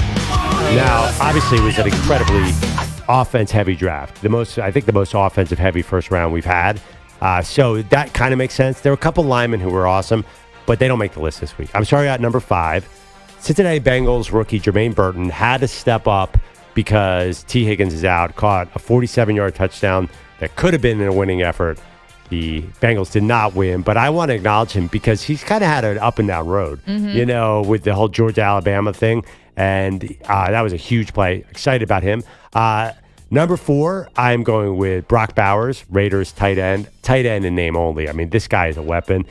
I kept thinking back to this story about the draft that the Rams desperately wanted to trade up for Brock Bowers, and I really respect the Rams' ability to spot receiving talent. So Brock Bowers is a real deal. Really makes you excited as a Raiders fan. Number 3, Brian Thomas, Jags superstar, had another long pass. Not too much to be excited about as a Jags fan, but you can definitely be excited about him. Number 2, I love this guy. EJ actually ripped him for having a drop. But Malik Neighbors, 10 catches, 127 yards, touchdown.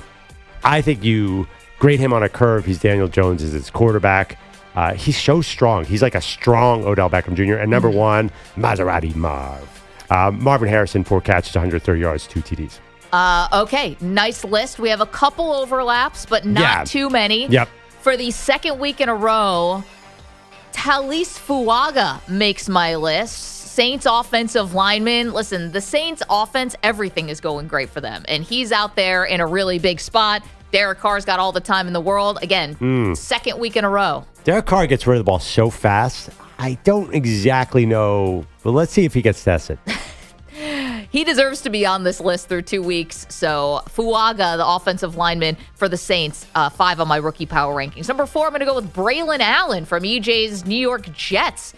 Big touchdown catch, the game winner with a tie game, 17-all. Not much time left on the clock, and Aaron Rodgers clearly trusts this kid. Braylon Allen is number 4 on my list. Number 3, let's go to the defensive side of the ball. Give me a little Kamari Lassiter from your Houston Texans. Big interception. That secondary is really scary for Houston. And he is not the only rookie, actually, to have a pick in these first 2 games. But I'm going to go with Kamari Lassiter as number 3 on the list. Number 2, you mentioned it, Brock Bowers. I mean, 156 receiving yards over 2 weeks. He's been fantastic. Clearly, the Raiders have themselves a real weapon. And then number 1, it's got to be Maserati Marv. Number 1, over 150 yards receiving. Just glad he didn't do it against my Buffalo Bills. Instead, takes it out on the Rams and basically had an easy day. Very efficient, too. So those are my rookie power rankings. Talise Fuaga, Braylon Allen, Kamari Lassiter, Brock Bowers, Marvin Harrison Jr. So I've got 4 new people on my list this week. You're not putting Malik Neighbors in there? Nope. He made it last week, but not this week. Big drop. Big drop. And by the way, falling to the ground. Here's the thing do you notice something about both of our power rankings? Not a QB in sight. Nope. And this was the class we were like really expecting. And, we'll give him a little more time before we bury him. But yeah, I mean, I think that Bo Nix is not the problem in Denver. I think there's a coach that is not exactly getting the job done. Sean Payton, I know he has a long contract, but it's getting late early there in Denver. I'll tell you what, you are in the minority. I don't think he's getting nearly enough heat nationally than he should, because it was a close game against Seattle in week 1, and then you saw what happened in week 2. I think the heat is off Sean Payton for now. I think you could be a little early to that story. Phil is in Pennsylvania. Phil, tough day. Storm clouds forming as you lose the game last night. Who deserves the blame? It's all on Sirianni. Dating back to last year against Dallas, 3rd and 3, and they throw a deep ball. It's just simple decision making. First quarter, 10 minutes in, 4th and 4 at the 10-yard line, get the points, kick the field goal. Don't let Atlanta have any momentum. I mean, 3rd and 9, a telegraphed QB draw. And what's with all the illegal man downfield? Get the offensive line just stay on their side of the ball. And don't even get me started on the play at the end. I'm sure you went over it 50 times already, but just run the ball. You have the extra 3 points. It's a 2-score game. I mean, just the little decisions at the beginning affect everything else in the game. I mean, it's just completely boneheaded. We need someone else in there. Yeah, Phil, I mean, I hear you, and I get the frustration. I'll let Perloff take it from here, but, I mean, Nick Sirianni is the first coach fired. I said it the day after that big ESPN article came out, and I still stand by it. Pearl? I agree. Yeah, I mean, I kind of gave you a hard time because I'm like, well, if the Eagles are 7-4, how can you fire them? I mean, I penciled this as a win. I thought that Kirk Cousins coming off the Achilles would not be ready to beat them, and I think logically that's what happened. They should have won this game. All the penalties, a part of that is like some of the players are not great. Like Johnny Wilson, a 6th-round pick, he had one of the most obvious blatant holds that was completely unnecessary. I could have called that. Like, there's just so many dumb penalties because the players, they are relying on a lot of sort of young, they have a lot of, borderline pieces on that offense. So I'm not surprised. And, you lose Jason Kelce, like this stuff has an impact. I think it's also, is it just a very kind of top-heavy roster? Yeah, exactly. That's sort of what I was getting at. Yeah, well said. You're paying Hurts a lot. You're paying A.J. Brown a lot. Your offensive line. Paying Devonta Smith a lot, too, now. Devontae Smith also got paid. You mentioned the money for Bryce Huff. Some of the other guys on defense, I think, are a little bit cheaper, right? How much are you playing Slay? Is he expensive or no? I think he might have already got his big deal before. Meanwhile, but Blank Chip Slay, all these guys, even CJ GJ who came back, not good. Phil, thank you. I get it, the frustration with Sirianni. And now 2 big games on the road because remember, that game in Brazil was technically a home game for the Eagles, which also kills you. So now you've technically had 2 home games. You haven't. But now you go on the road for 2 at New Orleans and at Tampa Bay, which looks much tougher than it did 2 weeks ago. Sure does. All right, more on that critical third down play from last night next.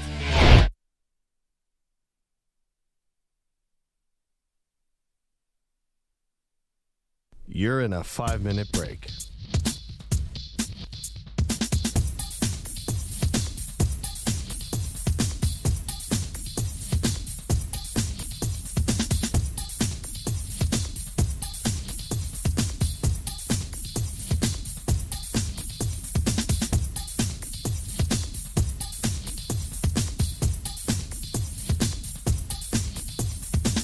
Four minutes, 30 seconds remaining.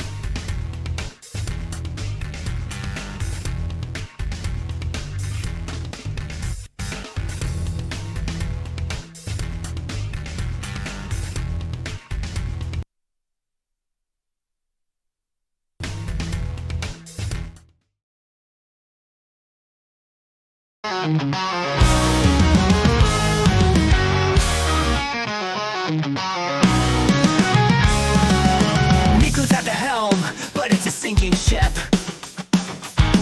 He's running the board, but it's a constant trip. He's leading during breaks, it's a recurring theme. But the real problem's Peter, the one who's MIA, it seems. Peter Bellotti, where did you go? You're supposed to be working, but nobody knows. You're leaving Nico to deal with the stress, but he's not doing great, what a mess. Maggie and Perloff, they're trying to keep it tight, but Nico's mistakes are making it a long night. Oh, he's queuing up the wrong tracks, and the levels are whack. But Peter's absence is the real reason the show's going black. Peter Bellotti, where did you go? You're supposed to be working, but nobody knows. You're leaving Nico to deal with the stress, but he's not doing great, what a mess. Maggie to get her back, to get the show on track. Nico's trying, but he's no Peter, that's a fact. We need the mastermind to get the board in line, but until then, it's just a hot mess all the time.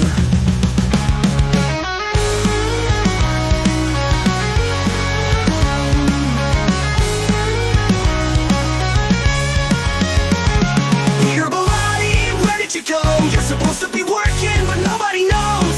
You're leaving Nico to deal with the stress, but he's not doing great, what a mess. So if you see Peter, tell him to come back. We need him to save the show from this attack. Nico's doing his best, but it's just not the same. We need Peter Bellotti to get the Maggie Perloff show back in the game.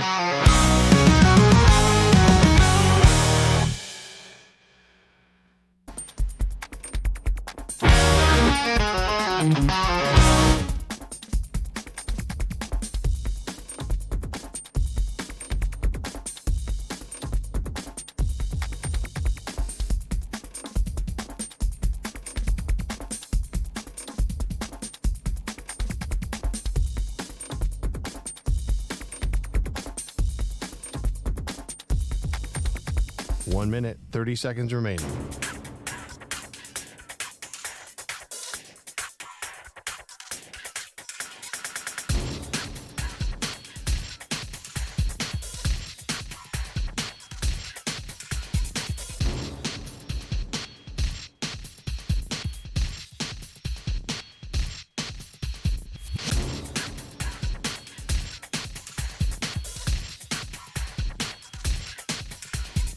One minute remaining.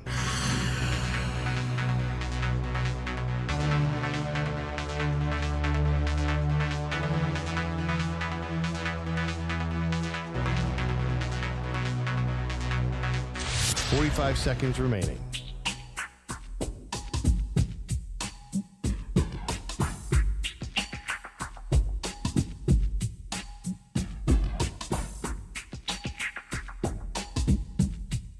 Thirty seconds remaining.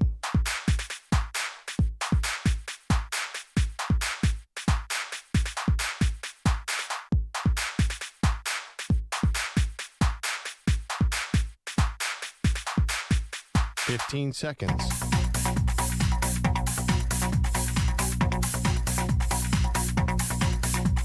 Break ends in 5 seconds.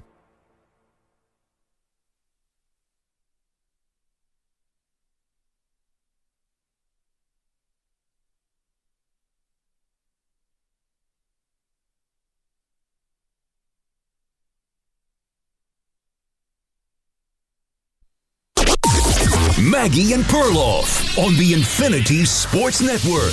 Third down, 3. Hurts under center. Barkley the back. 2 tight ends, 4 in the defensive line. Hurts gets the snap, fakes the handoff, rolls to the near side. Short pass, Barkley 10, then he dropped the ball. Dropped the ball as he was turning his head on the near sideline at the 7. Turning his head, took his eye off the ball. It's 4th and 3, and the Eagles are going to send their field goal unit out there to try to make it a 6-point game. Just brutal. Not Kevin Harlan on Westwood One. He's phenomenal. But the entire sequence for the Philadelphia Eagles, for Atlanta, this was the thing that sparked the massive come-from-behind win. They had a minute and a half basically left. No timeouts, but because Saquon's drop stopped the clock, Perloff, it basically, handed more time to Atlanta. Turns out they didn't even need all that time. They got down the field in an instant. They score the touchdown. The point after is the game winner. And the Eagles have to be looking around like, how did we lose that game? Well, actually, ironically, the extra time gave the Eagles a chance to win the game late because the Falcons scored so quickly and so easily. There was 30 seconds for the Eagles to kick a field goal, which... By the way, that was not the strategy. That was not like, hey, let them score, so we'll have all this time left. Yeah, well, no, but it did become very clear that. I mean, it became clear that the clock...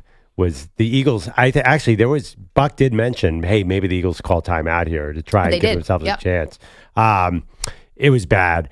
With the second Barkley dropped that ball, it's one of those things. It was over. You could just tell that was such a losing play that it inspired the Falcons. Like, oh my gosh, like this team doesn't want to walk away with the win.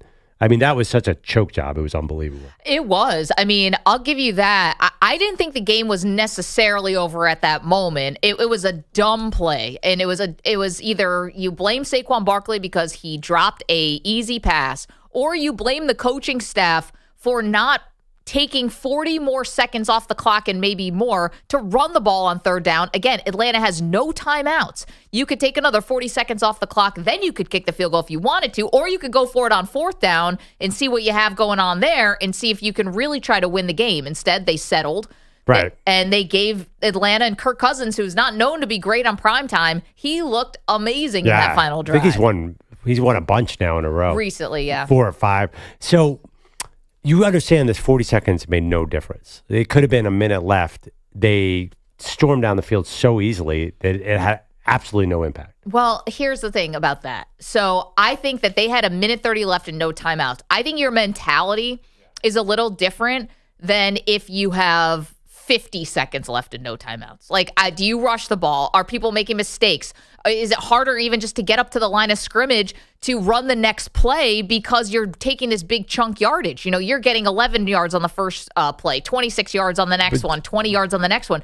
All that takes time. And if you're under a minute with no timeouts, like, it just changes everything. I know they were going to the sidelines quite a bit, but you know what I mean? It changes it, in my opinion. I don't know. I mean, did you get any sense? There could have been 12 seconds left in that game. The Eagles were playing such bad defense.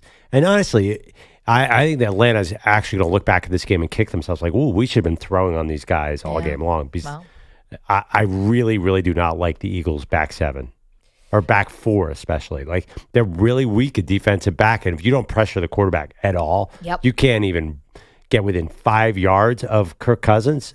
There's no way those guys are going to hold up. No, this was Kirk Cousins, who, again, is coming off of the Achilles, didn't look very mobile in week 1 against the Steelers, and TJ Watt was all over him. And then you see week 2, he just had time. Like, he was in that last-minute drive where he goes 70 yards in, less than a minute. He just had time to look back and look for his receivers. And these guys are actually playmakers when they do get the ball. Shed a couple tackles, work in the sideline. I mean, it was impressive from Atlanta's side of things. I guess, they took exactly what the Eagles were giving them. I mean, who are these playmakers? Drake London. Hasn't scored a touchdown, and they said in 15 games. These are It's high draft picks, though. These are I guys understand. Bijan Robinson, these guys are, well, he wasn't really a factor on the final drive because they needed yardage. They couldn't run the ball. You were actually mentioned a good point. If you're an Atlanta fan, then you're wondering why was the telecast all about the Eagles? But this loss to me, it really feels like the Eagles handed them the game. They did. In two ways, having Saquon Barkley drop that ball and to not pressure Kirk Cousins on that last drive in any shape or form. I know. And I get why you're frustrated. And I get why, I mean, you basically have said you think the season's kind of over. Like there's not a Super Bowl in the cards for this team because you're seeing the same carryover from last year. Yeah, I think there's going to be a really interesting battle for the division. I think the Cowboys and Eagles are going to be flirting right like they did last year. Very much around the 10-11 win mark, wild card division, maybe 9 wins.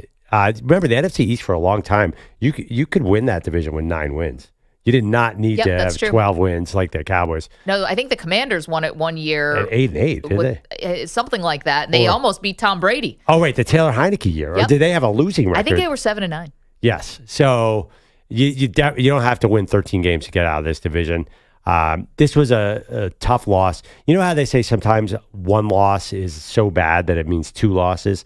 It really feels like a tough assignment to go against a hot New Orleans team next week on a short week in New Orleans.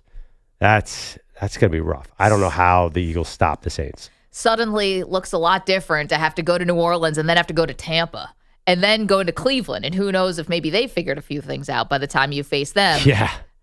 Sorry, not to kick while you're down, but that being said, this could be a tough couple weeks. But this is exactly when the Eagles, of course, step up and play well.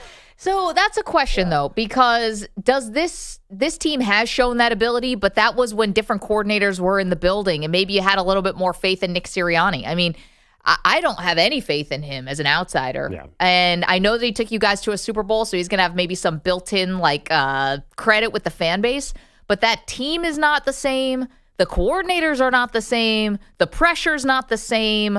You know, everything is different about that. Yeah. The one thing, Jalen Hurts' legs were back. That is obviously the Eagles' probably best weapon. Would you agree? I thought Jalen Hurts was impressive in the second half. Yeah, I mean, maybe the tail end of the first half too. Even Bill Belichick was giving him a lot of credit for listen, you don't want him taking too many of those hits because he has shown he's gotten injured in the past. Mm-hmm. But he had to take it upon himself and stepped up in that way. Right. So he ran very effectively in 21 and 22. 23, he either had a knee injury or he had gold weighing down his pockets as some cynical Eagles fan after a huge contract. Anyway, he just wasn't the same runner. Last night, it was awesome in the second half, especially. I mean, he was weaving through guys. Yep. Looked so much like 21 to me. So that makes him more interesting, although there's always a risk of injury. Yeah, 855-212-4227. It's funny because we put this out on X at Maggie and Pearl. Are the Philadelphia Eagles done? With 57% saying, no, they're not done, Pearl. So the public does not agree with you. And still, that's 43% are out. Yeah, that's true. Good math. And it's funny, we've got one reply that says oh, can you guys stop with this hot take stuff? I'm like, no, this is how Perloff really feels. This is not a hot take. This is just a depressed Eagles fan coming in trying to pick up the pieces. Well, also, too, I think the expectations coming into the season were lower. You did not hear a lot. Last year, a lot of people had the Eagles in the Super Bowl because they were coming off that loss to the Chiefs in the Super Bowl. I don't think the expectations were nearly as high coming this year. I mean, you did a Super Bowl pick. You picked the Packers. So did I. Yep. Did you even think about the Eagles? I did not. Yeah, they weren't on my radar as the Super Bowl pick. Because I don't trust Sirianni. Yeah. And the fact that you had an article that came out that said that he and Jalen Hurts couldn't be in the same room together without someone else there to mediate, moderate, whatever. That's not winning football. As much as Brady and Belichick probably hated each other's guts at the end, it's not a winning formula. The coach and the quarterback have to get along. 855-212-4227. They have to have some kind of relationship that one respects the other, and I don't know if that exists.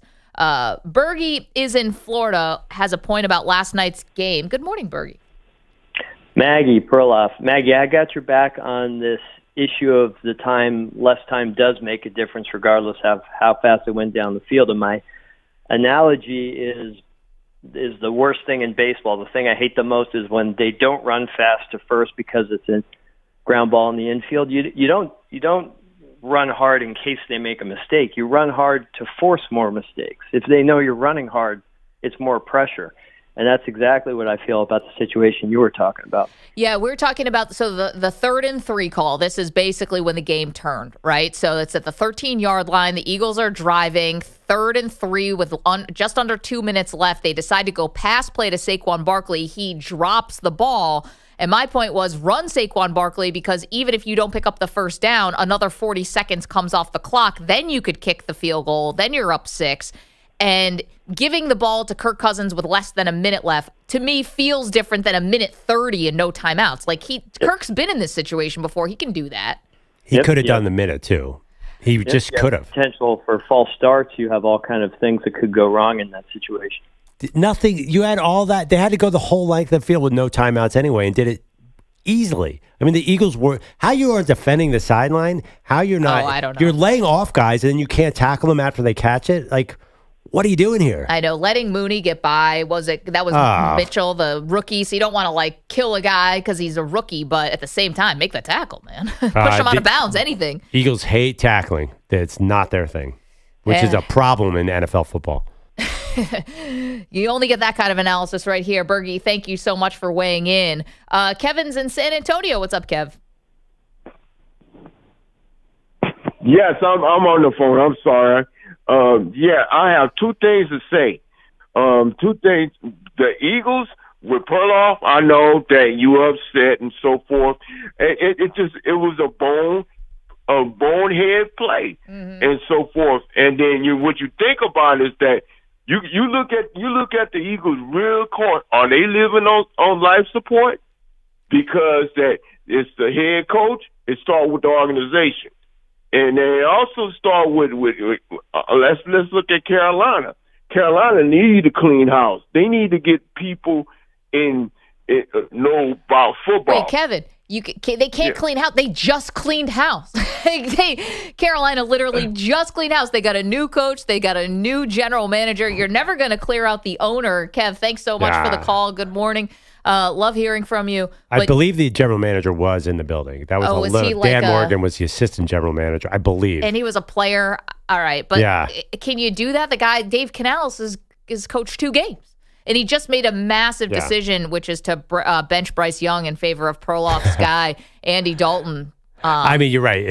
It'd be a little early to clean house. Although I get the sentiment that Kevin's talking about. Coming up a little bit later in the show, I will give you my top 5 things I'm already sick of, and it's only week 2. I didn't forget about that list, by the way.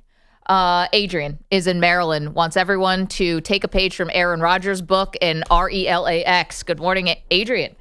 Hey, good morning, guys. Yeah, let's relax. You got the Cowboys and the sky's falling because they lose a game. Now you got the Eagles and Maggie and Perloff. Come on now. The whole media, everybody says that the Eagles had the best talent on paper, so you guys can't say they didn't have a chance to go to the Super Bowl. Adrian, you're right. Perloff and I didn't pick them, but you're not wrong. There were a lot of people in the media saying how the upgrades that they've made, getting the coordinators out and getting new people was good. There were a lot of people who did like the Eagles. Because the Cowboys, I think people thought were down. Like them to win the division. I think the high-end Super Bowl pick, Adrian, that wasn't a thing. I don't think people were picking the Eagles to come out of this conference. Were they? Everybody claims they got the best roster. They went and they had the best draft pick in the draft, an A on their draft. Then they pick up Saquon, and they just add them. The roster, they say, I hate hearing this. We play the games on paper because we don't play them on paper. Only thing last night is it opened up the whole NFC now. You got the Niners losing. You got Minnesota. You got the Rams looking like, I don't know what the Rams look like. So the NFC is just wide open now.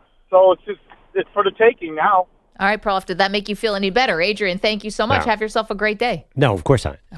Nothing's going to make me feel better. And Adrian's right, except that a lot of people did praise their offseason, seem to have another really good draft. I think people are very skeptical about Nick Sirianni. Maybe it's because I know you are, Maggie. Yeah. I think that was the general temperature out there. I did not see a ton of Eagles Super Bowl picks. While people did say this is a very talented roster, nobody trusts Nick Sirianni. Nobody. I mean, even when Rich Kotite, right, was don't say that word. Hugh Jackson or Rod Marinelli, like any of these guys who are just known to be like, maybe Hugh Jackson's not a terrible coach, but presided over an 0-16 season. No reporter ever sat at one of their press conferences and said, "What do you do around here?" Wait, so who's that list again? Rod Marinelli. Hugh Jackson. I put Rich Kotite on there. Oh. I mean, I could give you a little Rod Chudzinski. Rod? What was his name? Rob. Sorry, Coach. But it was who was the 0-16 line? It was a Marinelli or Rod Marinelli. Yeah. There's a lot of guys. I mean, listen, what are the common ingredients on all those situations?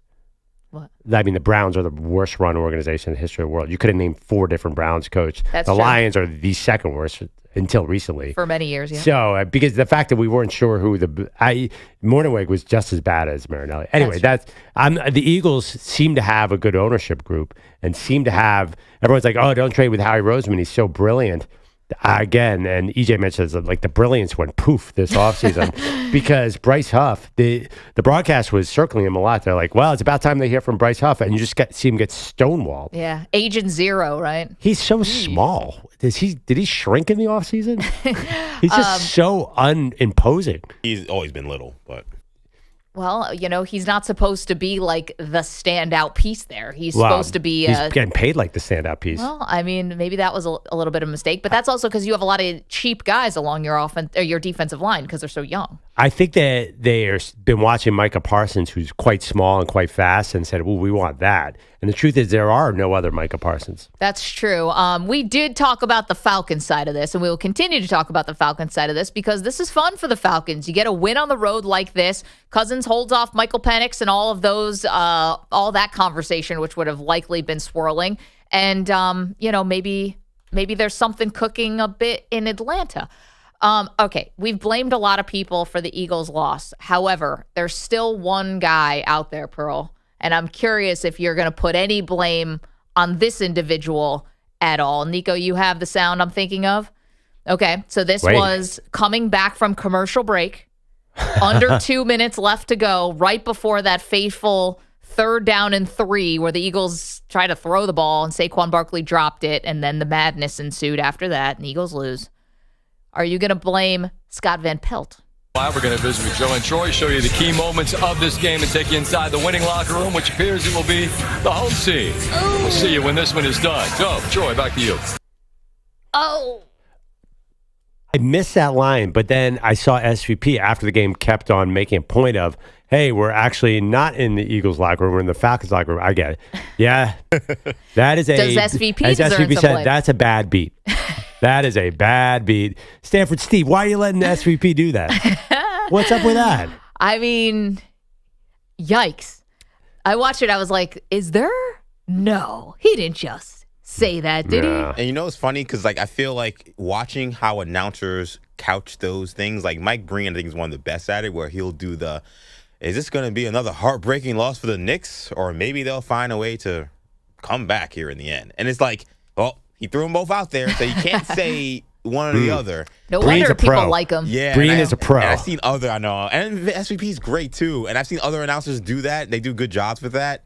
And I was shocked SVP did that last night. Scott's 100% approval rating. I honestly, I can't get mad at that guy. I love Scott Van Pelt.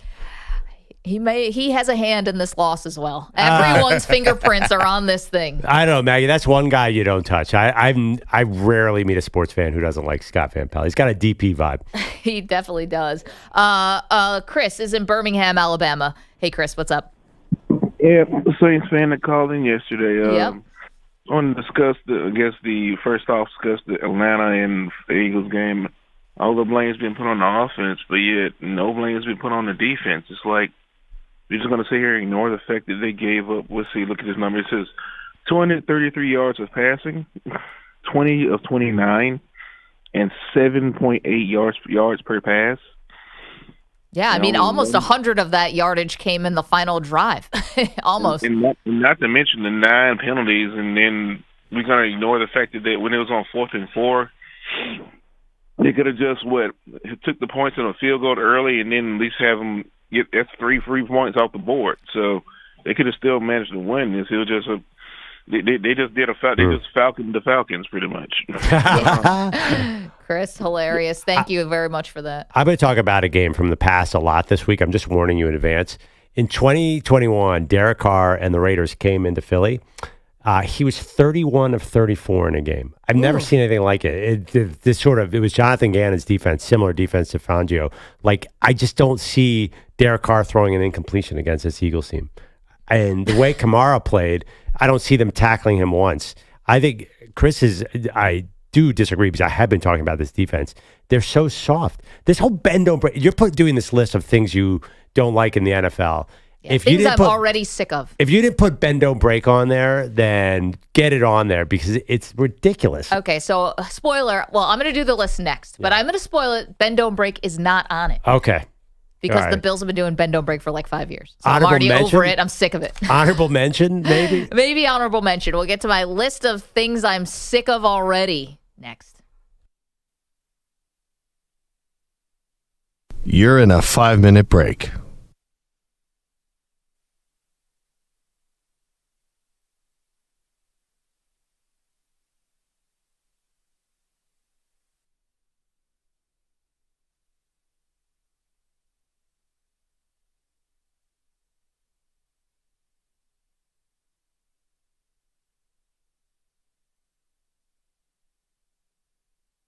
Four minutes, 30 seconds remaining.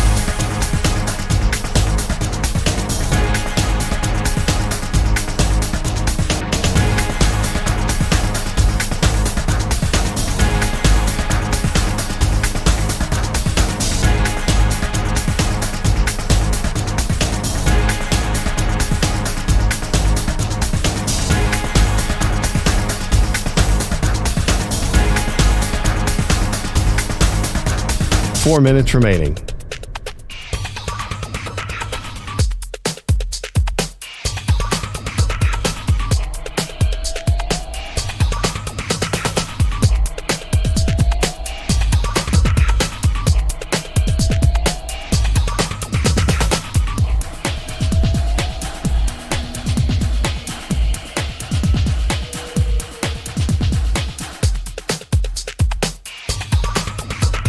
Three minutes, 30 seconds remaining.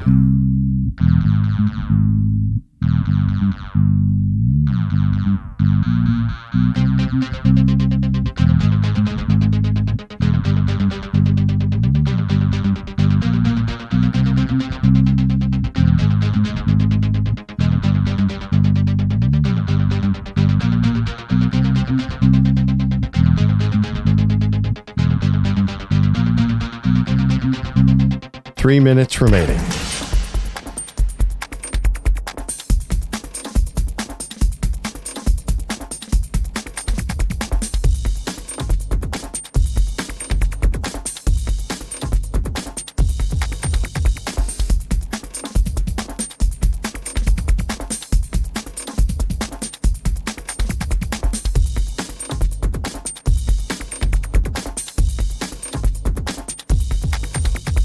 Two minutes, 30 seconds remaining.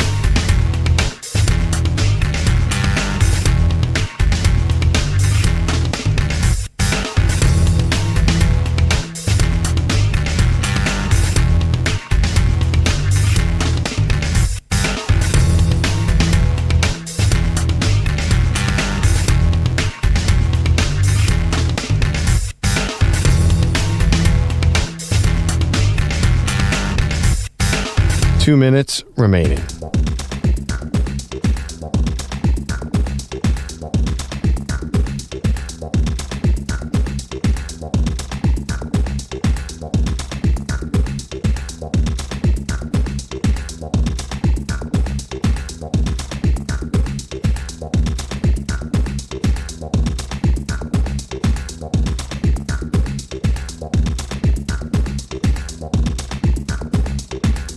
One minute, 30 seconds remaining.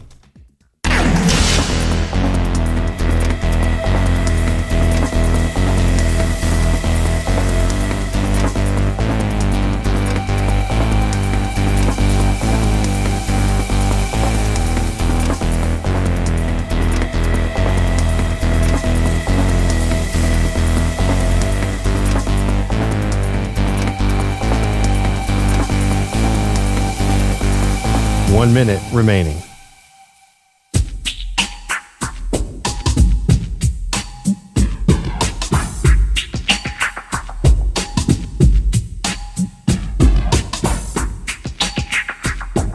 $45 seconds remaining.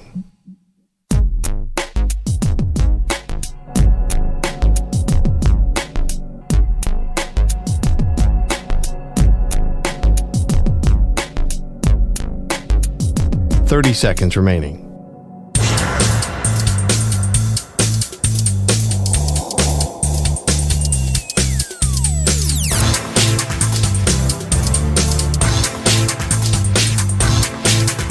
$15 seconds.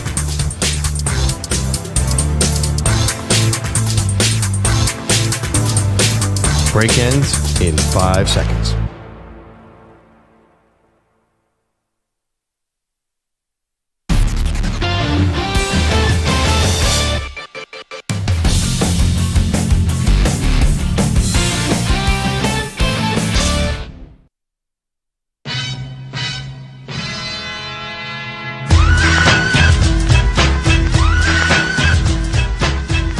Maggie and I are preemptively discussing a topic that could get us in trouble with HR. We might have to tell you to eliminate it from the podcast before we even talk about it.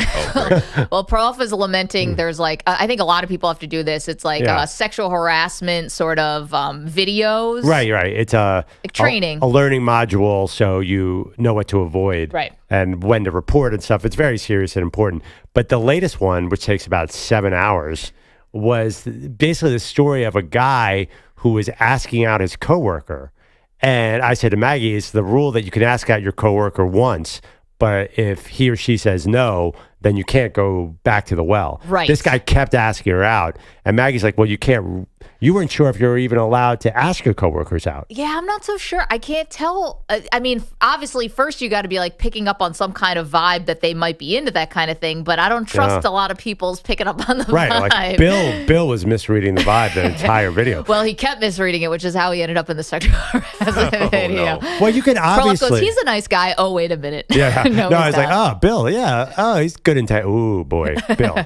Well, know when to say enough is enough. Now the Greg question Giannotti is. from WFN always says those videos you can't tell if it's sexual harassment training or like the beginning of a porno. It's like knock, knock, knock. Anyone here? The issue is everyone I know like working late, huh? I know 100 people have dated coworkers. I know a lot of people have married their coworkers. So obviously you could ask a coworker out. Yeah. I mean, this building, I don't think there's a lot of dating going on because it's kind of heavily male skewed. The ratios. Well, I mean, whatever you're into. But yeah, the ratio's not so much. There's not like a 50-50 around here. No. But on the sales side, there is. Like, there's other facets of this building. Right. Not just our little bubble. Right. We don't hear much from that group. But generally, I'll leave that right there. Yeah. But let me ask you a question, though. Yeah. Generally, are you okay with asking out a coworker? I mean, you entered this building as a married person, so it's different. But I'm sure you've dated coworkers, right? Or maybe not. I've never dated a coworker. Yeah, it's a mess. You got to do it. No, well, now I'm married. Unless my husband gets hired. You've dated a coworker? Of course. Do I know them? No. This is a long time ago. But I wonder too. I was trying to get the gossip. I think a majority of people have dated a coworker. If you work somewhere, like where else are you going to meet people? When I was young, I'd spend 12 hours a day at the office. Of course I was going to date a coworker. How did it go wrong? Like, what happened, Pearl? I'm going to save that for my long car ride with Nico. What? Outside Harrisburg is where he'll get to it. Yeah, it was messy. It was terrible. You broke up with her, though, because you said you've never been broken up with. Yeah, I definitely broke up with her, and it did not go well. Got it. Let's see. I mean, listen. Now then you have to see her all the time. That sucks. I don't know. I mean, if people hook up at a Christmas party. It is not uncommon to date a coworker. I understand harassment is a very serious issue in the workplace, but come on. I mean, let's be real. Like everybody. People it's do a date. very common naive, thing. yeah. I mean, I can't imagine. EJ, have you ever dated a coworker? I have not. No, I've not. That's simple. Bogus. I've been out on dates with people who used to be my coworker. Whoa. Oh, but not current coworker. Yeah, not a current coworker. Right. A former coworker. And like nothing happened. It wasn't like that's why I had to think like nothing like really materialized. Mm-hmm. Like, but I've not like currently being coworkers actually gone out with somebody. Okay, so do you think that is a bad idea? Like, would you Yes, tell I think people? it's a terrible idea. That's why I didn't do it. Two-Ton Tony's in the chat says never date someone in the same company. I kind of agree, although I do know a lot of happily married couples. We just saw one at the Yes. SI reunion. Of course. And I love the Trish and John. And I look, love Trisha and John. Before I worked here, I worked at Spectrum News New York 1 here in New York City, Yeah. a local news station, and there are plenty of married couples who started by meeting at New York 1. So honestly, I probably saw the blueprint to actually make it work. But then I've also heard the horror stories of like someone doing this, whatever this guy's name was in the video, like asking too video? much and then it being weird. Like, Yeah. I just feel like look, I've seen some beautiful families being created at New York 1, but like that downside of what the other side looks like, for me was like, I'm not worth it. Yeah. Sorry. I mean, I think the best way to meet your wife is to host a morning show and leave your current spouse for the other person on the morning show. That's a tried and true. That's a deep cut. Oh my God. Deep cut. That's a direct shot. Deep cut. It's like half of the married people, half the people in New York City can tell that story. Well, we've left no time for my top 5 things I'm sick of already after week 2 of the NFL season. But by the way, I will guarantee Andrew Bogus has not dated a coworker, at least in this place. No, I mean, I've been with my wife since 2000. I haven't had time to date a coworker. I didn't have a job without her. Were you on the golf course riding the cart? Yeah. Oh, that was in the period where she didn't like me, so that's why I was looking for people on the drink cart. That's always a great place to find women. I'm not sure you worded that correctly. You're like, I've been married since 2000. I didn't have time to date anybody else. What about you? In 2000, I was in college. I was never in a workplace. It's not like with the ability to date somebody. I thought you were like, well, in 2014, I would have liked to date someone else besides my wife, but I was too busy. The hours were too long. That's what that vibe. Oh, that's what I meant. That's I don't have time. Now that I have a family, I mean, listen, yeah, would I like to be on Tinder? Yes. I mean, in like 2012, Olivia Munn flirted with me at Sirius. I would have not dated her then, but my wife was in the way at that Worst point. nightmare of every married man that someday a Sports Illustrated swimsuit model is going to have a crush on you and you're going to be married. Yeah. Happened to a friend of mine. It was a tragedy like no other. Just got engaged. But he has that knowledge, though, at least. That's a tiny gift. Yes, but you can go into the world with that confidence, and then your wife can rip it right from you. That's true. Yeah. Right back into my purse it goes. I mean, I know people who specifically don't get married just in case someday they're walking on the beach and a Sports Illustrated swimsuit model runs up and says, I want to date you. Wow. You guys really think that's going to happen, huh? Sydney Sweeney's just waiting. It worked for Bill Belichick. It's true. That's a long wait, though. Also, is it working? Air quotes. Dating someone 50 years younger than him? Ooh. Well, Yes. maybe. I guess so. Working a lot better than the 2023 Patriots season did. Well, you want to know, you think it's awkward when a couple breaks up when they work together. How about the first time someone mistakes Belichick's girlfriend for his granddaughter, which I'm sure has probably happened to them before. Mm-hmm. Still, again, better than running into the punter and giving the other team a first down. You were salty about the Eagles or the 2023 Patriots? Well, bro? Belichick's Meanwhile, looming. Belichick's he will looming be your around the coach. Eagles. Yeah. Oh, can we talk about how salty he is about the Falcons and how he could not hide it on the Manning cast last night? That was crazy. So he's talking about the Falcons, and they said it was a guy who broke up a pass. Was it some random-ish guy on the roster? And Belichick's like, make sure to interject. That's one of the players they got in trouble. They cheated to get. Illegally signed. Along with Kirk Cousins, and that's why they got Dr. Draft Pick. I was like, damn, you are salty. I mean, Arthur Blank takes you on the yacht. You think you're getting that job? That's like the, coach, owner equivalent of putting out on the first date. Like, you think he's going to call again, and then he just didn't. And then he made a crack about, like, beating the Falcons in the Super Bowl and being like, Arthur Blank, he came down to the sidelines in the third quarter like he thought he was going to win. And, he usually looks nice on that sidelines in those suits, but maybe he came down a little early. I'm like, this is hilarious. But again, if you're a Falcon fan, you probably were like, is this game on Tubi or some Amazon? Like, you gotta listen to Jason Kelsey or you gotta listen to Bill Belichick talk about how your team is trash for 2 hours. Cheating, which is rich coming from Belichick. Exactly. I was like, this is the guy talking about doing illegal stuff in the NFL, really? Yeah, it's like, Bill, let's sit down and open the book on my what you've done for years. Again, shame there aren't not a lot of Falcons fans. Maybe the few that were watching were probably very upset with the ESPN broadcast last night. Is this game on Tubi? That's a great line, AJ. Bogish, let's get to headlines. We all thought that NFC South was the AAC of pro football, and while the Panthers might lose to the Temple Owls, the rest of the group is kind of impressive. The Bucs just won in Detroit, the Saints score at will, and the Falcons stole a W in Philly last night. The Eagles mismanaging the clock, giving Atlanta plenty of time to drive for the go-ahead touchdown. Then Jesse Bates picked off Jalen Hurts to seal a 22-21 thievery. Kirk Cousins 5 for 6 for 70 yards with a touchdown on that winning drive. First throw was pretty contested, but then had a couple where it felt like they were allowing us to be able to throw things underneath or down the field as long as we weren't getting over their heads. And then as we got closer, I thought, okay, now the coverage is going to tighten. And that was really where it was so important that Drake was able to win to the front pylon there. To catch the go-ahead score, Jalen Hurts threw for 183 and a touchdown, ran for 85 and a score. But the biggest play he was involved with last night, the one pass that Saquon Barkley did not catch with 1:39 to go. No, I trust him every day of the week to make a play, just like everybody else. And so we'll be better from it. Apparently, the Eagles had a 96% chance of winning by running for any yardage on that 3rd and short, but they passed to put the game 100% away, and Barkley simply dropped it, stopping the clock for the Falcons. Eagles receiver A.J. Brown told ESPN last night he'll miss multiple games with the hamstring injury he suffered in practice last week. DeeboSamuel out weeks for the Niners with a calf strain, and the Rams say Cooper Kupp will miss an extended period with a sprained ankle. Now, going back to Monday Night Football, they're just being pigs now on ESPN. Remember last Monday when Jason Kelce made a joke about his moobs popping through his new shirt? Well, they were throwing the T word around again last night. I was going to ask for a check. How are we feeling? Better?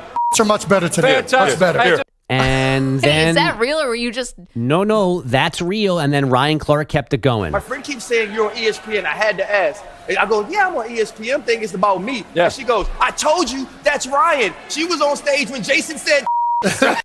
It's a whole new demo. I think 2 is probably more. I think we're allowed 1 per block. I don't know if it might be 5 yards the legal motion. All right, we're going to talk about. So that one little dead spot in the middle, I think, was ESPN finally trying to bleep it, and they were late hitting the button because there was a quick drop of sound in the middle of the clip. But that's 3 T-words in the pregame of... So you said moobs, did you? Oh, yeah, because I can't say the word they were saying. But and you can't Kelsey spell said. it. No. But I learned moobs that. are men boobs? Is that what's going on? Yeah. I did not know that. I know about the bro, and I know about the man's ear. Yeah. I had never heard that term. Sorry. Well, you couldn't put it together like a I did put it together. No, but I purse. thought I misheard you. I didn't know that anyone didn't know that. I'm sorry. I thought that was a universal thing. I was also confused for Well, the you're record. a baby. You don't even know what they are in the first place. Nico, you're far from them Touche. too. You got years upon I thought years. everybody knew because they kept talking about it with Kelsey. I thought that was like maybe the introduction for a lot of folks. They were using that word? Yes. Okay. I saw that in headlines everywhere. And I'm like, I guess I just don't understand. How can you say this on TV? I guess because it's cable and you can't say it on the radio. It's weird that specific word has such different rules. So why can McAfee throw out any word he wants? Well, so the thing is, the rules are the rules, but you also, like, no one's really monitoring. Like, as far as I know, like, someone has to report You have to get a complaint. for saying things before you get. So you can say whatever you want, but then someone's going to say something to the FCC, and then you can get in trouble. And then every individual place has different lines of what. Right. So, like, you could say that word right now. But I thought the FCC had no say on cable. Like, they don't. I think that's they're what I was going to say. I think that's why McAfee can curse. Yeah, they don't monitor ESPN. I think they can. If you're on cable television, you can. But even say during whatever. the day? Yeah, I believe so. See, I always thought it was. It's just I more thought of a it was, taste thing. I thought it was always like the law that you could only say curse words after 10 p.m. on cable, but apparently that was just like a gentleman's agreement because McAfee has blown through that. But you think about it, if you go to HBO at 2:00 in the afternoon, there's movies with curse words on it, so there's no guideline. That's even. not cable though. You have to It's pay HBO. extra, but that's a marketing line. That's not fact. No, but you have to pay extra. But Well, I I know think- you pay extra for cable too, but on top of your cable, don't you? No, I think I don't. It's a subscription service. Reuters says federal FCC guidelines on profanity do not apply to cable networks. Yeah, I'm not sure that there's a distinction in guess terms so. of who I also controls thought it. it. I'm sorry to interrupt. I thought it mattered like what you were turning your TV on to as well. Like that your expectation for HBO with a rating that flashes that this is an R-rated program, you know what you're getting. But like, does ESPN put a? Yeah, they put a warning on McAfee. Right, on McAfee. But like on last night, are they putting up a TV MA little thing in the corner of their screen as that's starting? I think really it will come down to probably honestly advertisers being the issue. Where if you're saying that we're a family show and you're dropping F-bombs or whatever, I'm sure, I don't know, Super Soaker maybe doesn't want to decide or, Nerf maybe say, hey, maybe I won't do that. SVP, Sports Illustrated, if kids are potentially watching. Right. So we'll just have fake guns all over the place to market to kids. I know. Tell me about that. Super Soaker. Was that an ad, by the way? I don't know. I was thinking about what will play on Nickelodeon. Yeah. Oh, I see what you're saying. Yeah, I mean, the truth is, I think the attitudes towards nudity, towards everything have softened, and they just keep getting softer over the years. You're allowed to do so much more. I think at radio, a lot of people get super anal. Can't say that word. About, spell it. Yeah. About the rules. Sorry. Yeah. They just get really uptight about the rules when I think nobody really cares. I've noticed that a lot of bosses overreact to little things. Yes, and have like their little tiny like hair splitting rules. Like you can say this, but you can't say that. You can separate bad words and Feels say dated, with first right? half or the second, but not the whole thing together. Yeah. It feels dated to me. There was a time where I felt like growing up, there was more of a chance that as a kid you'd be with your parent watching something, and therefore maybe there'd be a concern about what's being played, and people say, hey, I'm watching this with my kid. I think now with like iPads, tablets, like broadband internet, like I think there's a good chance like your kid is just never around with you watching television. Oh, Perloff, you said you'd kill for your daughters to watch TV with you. Yeah, if they only want TikTok. They want to control the screen. You'll get that too, Maggie, with Lucas. Oh, right now he just runs the house and but the TV. Does he like TV, or is he more an iPad guy? We have not given him an iPad yet because What? I'm afraid that once he gets the iPad, and then at some point, inevitably, we're going to have to take it away from him for any stretch of time. I'm afraid he's going to throw said iPad at said mom or said dad. He once put a remote through the TV when he was like 3.5 because we told him to turn it off. That's just a question of evaluating your son's arm strength. Honestly, he's good. And he's good lefty, too. Oh, wow. That's promising. I know. I was like, wow, you really put the remote right through that thing. When did you know your son was going to be a professional baseball player? Well, he got so mad because I turned off Paw Patrol. Paw Patrol. He winged it. It's like, third baseman, let's go. Does he talk to you like an internet troll? Does he just curse you out? Bleep you, Mom. No, thankfully, my horrible potty mouth has not rubbed off on him yet. We try to keep it clean around him. It's hard, though. Oh, just wait. Well, just like when something happens, like I had a stove, like on the stove, the pot was overflowing, and your instinct is to be like, oh. Yeah. And he's like standing right there. Yeah, and then he's going to go to school and hear 10 times worse. So you might as well get it over with now. Set the tone.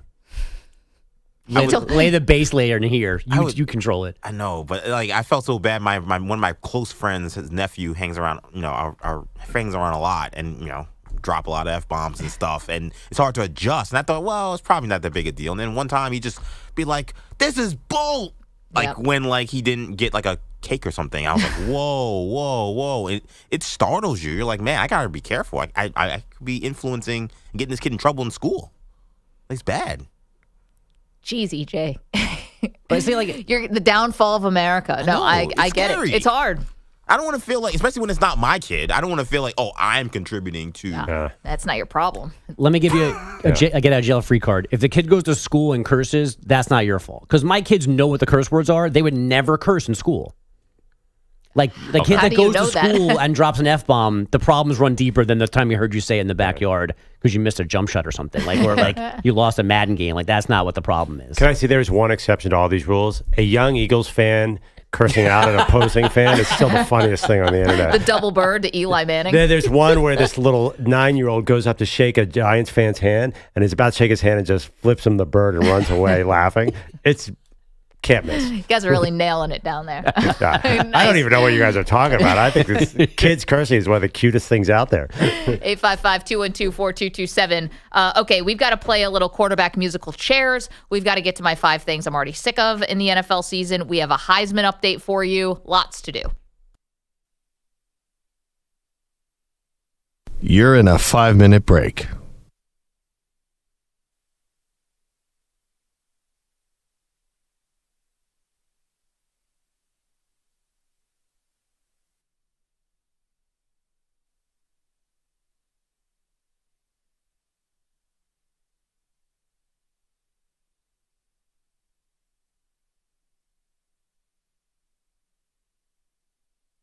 Four minutes, 30 seconds remaining.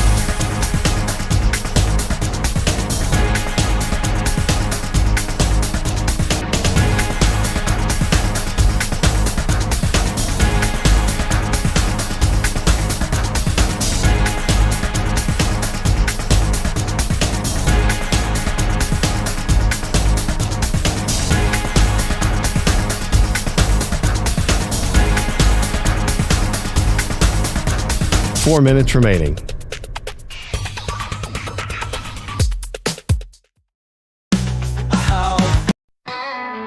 And a Bogush had a plan on a sunny afternoon. Grabbed a bat and took the field under the summer moon. He said, Jack, let's show 'em how the Bogush boys can play. But little did they know he had whiskey in his sway. Oh, Andrew Bogush swaying side to side with a bottle in his hand. He gave it a good try, swinging at the pitches, stumbling on his feet, drunk on the diamond in the summer heat. Jack's team was laughing as Dad took his stance, wobbling at the plate in a tipsy baseball dance. The coach was shaking his head, moms were all aghast, but Andrew Bogush grinned, living in the past. Oh, Andrew Bogush swaying side to side with a bottle in his hand. He gave it a good try, swinging at the pitches, stumbling on his feet, drunk on the diamond in the summer heat. He hit a grounder to the shortstop, tried to make it to first, but he tripped over his own feet. Oh man, it was the worst. Jack was on the mound, his face turning red. Come on, Dad, get up, this game's far from dead. Oh, Andrew Bogush swaying side to side with a bottle in his hand. He gave it a good try, swinging at the pitches. Oh, Andrew Bogush swaying side to side with a bottle in his hand. He gave it a good try, swinging at the pitches, stumbling on his feet, drunk on the diamond in the summer heat.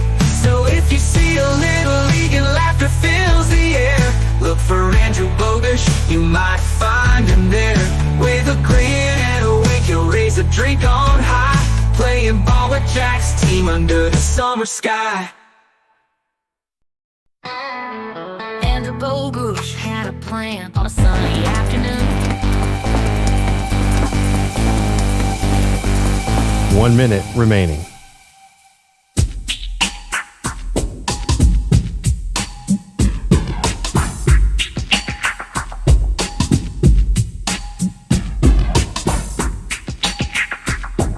$45 seconds remaining.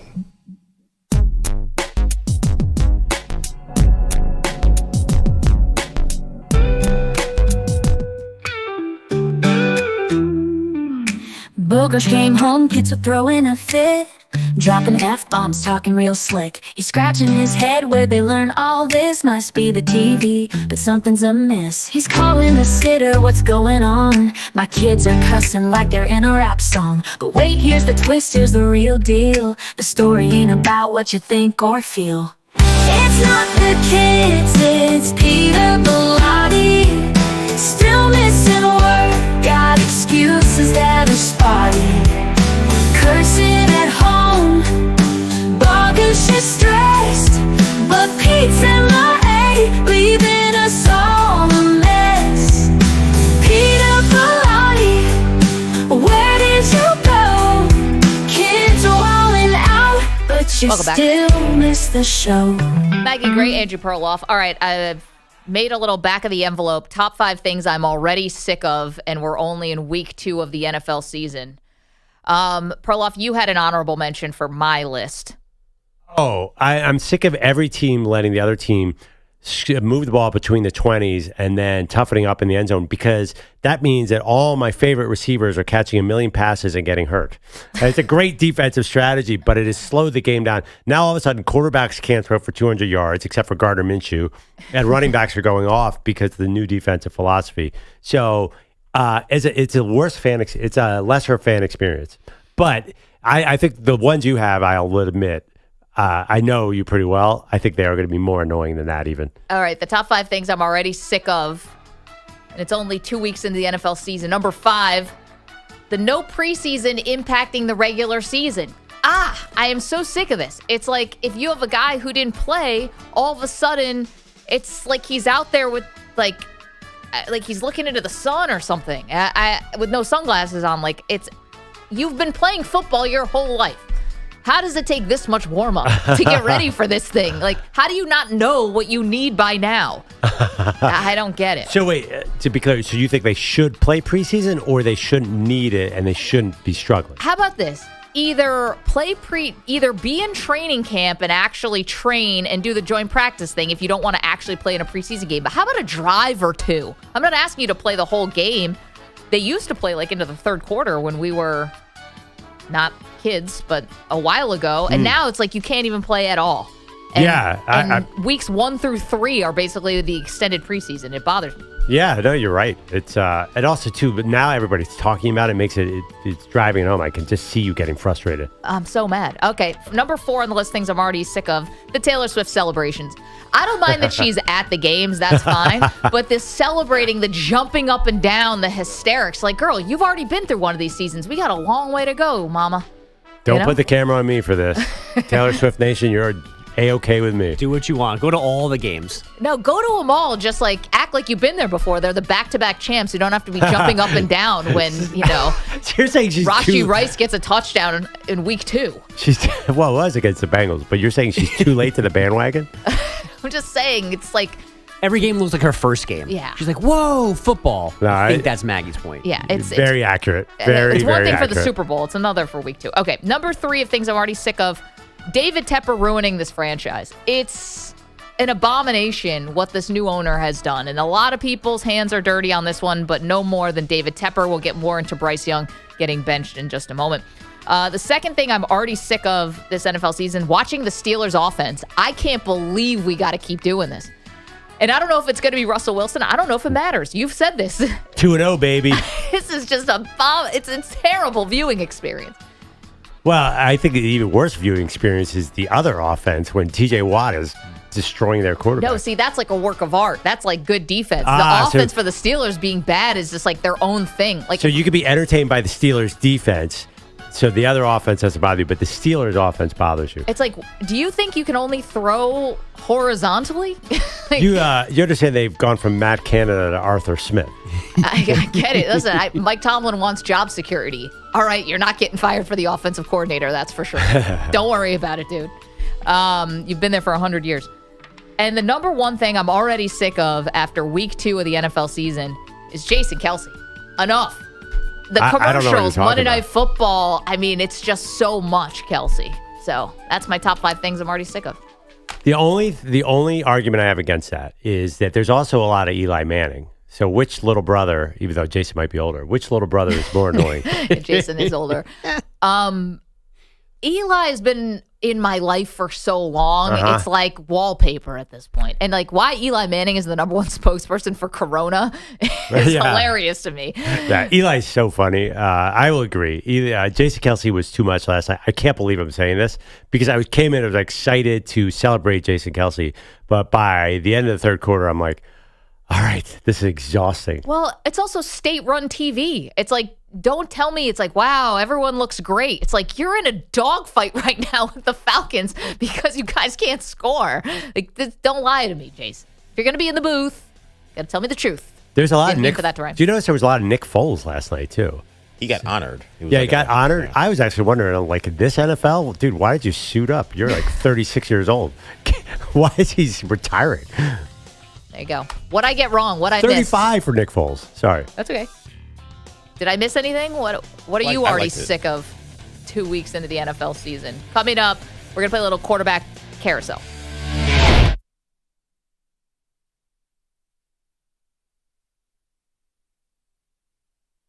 You're in a 5-minute break.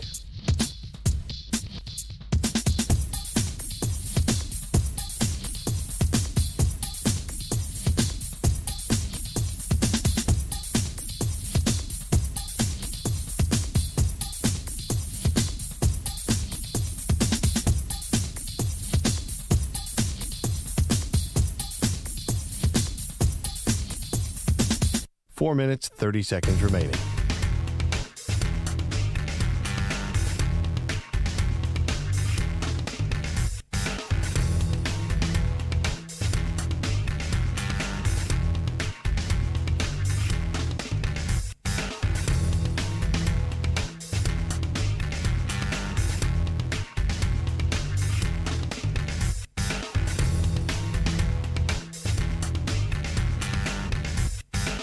Four minutes remaining.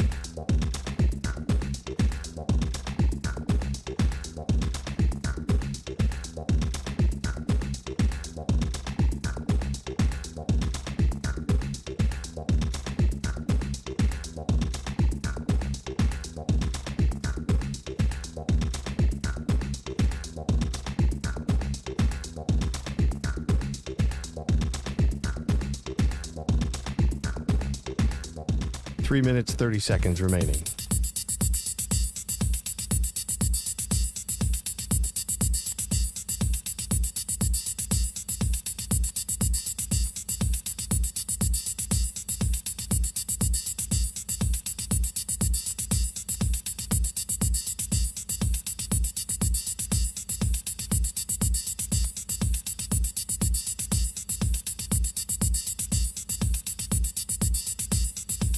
Three minutes remaining.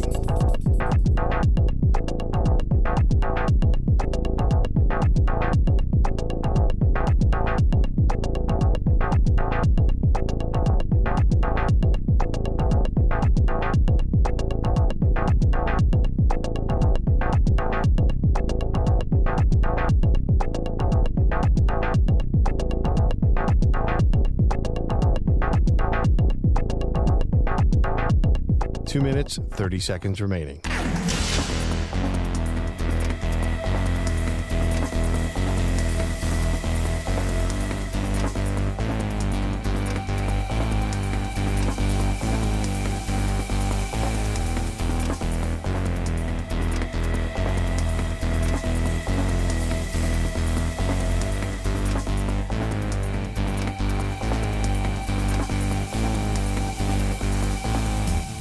Two minutes remaining.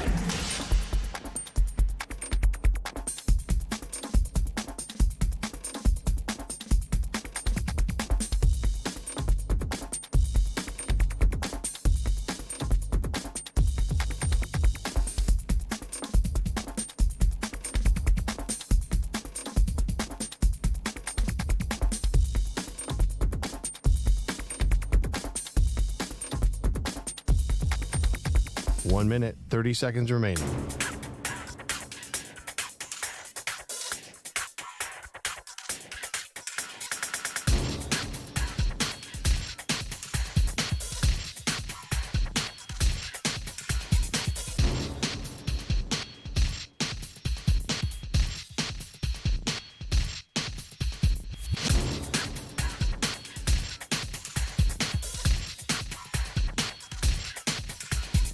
One minute remaining.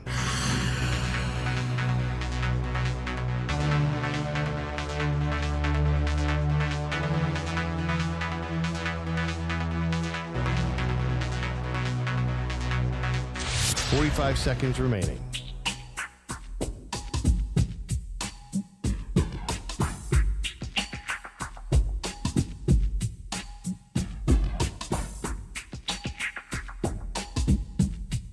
Thirty seconds remaining.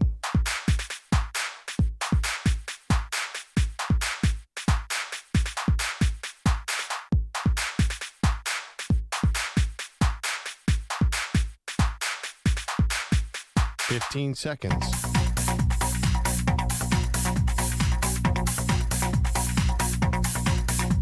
Break ends in 5 seconds.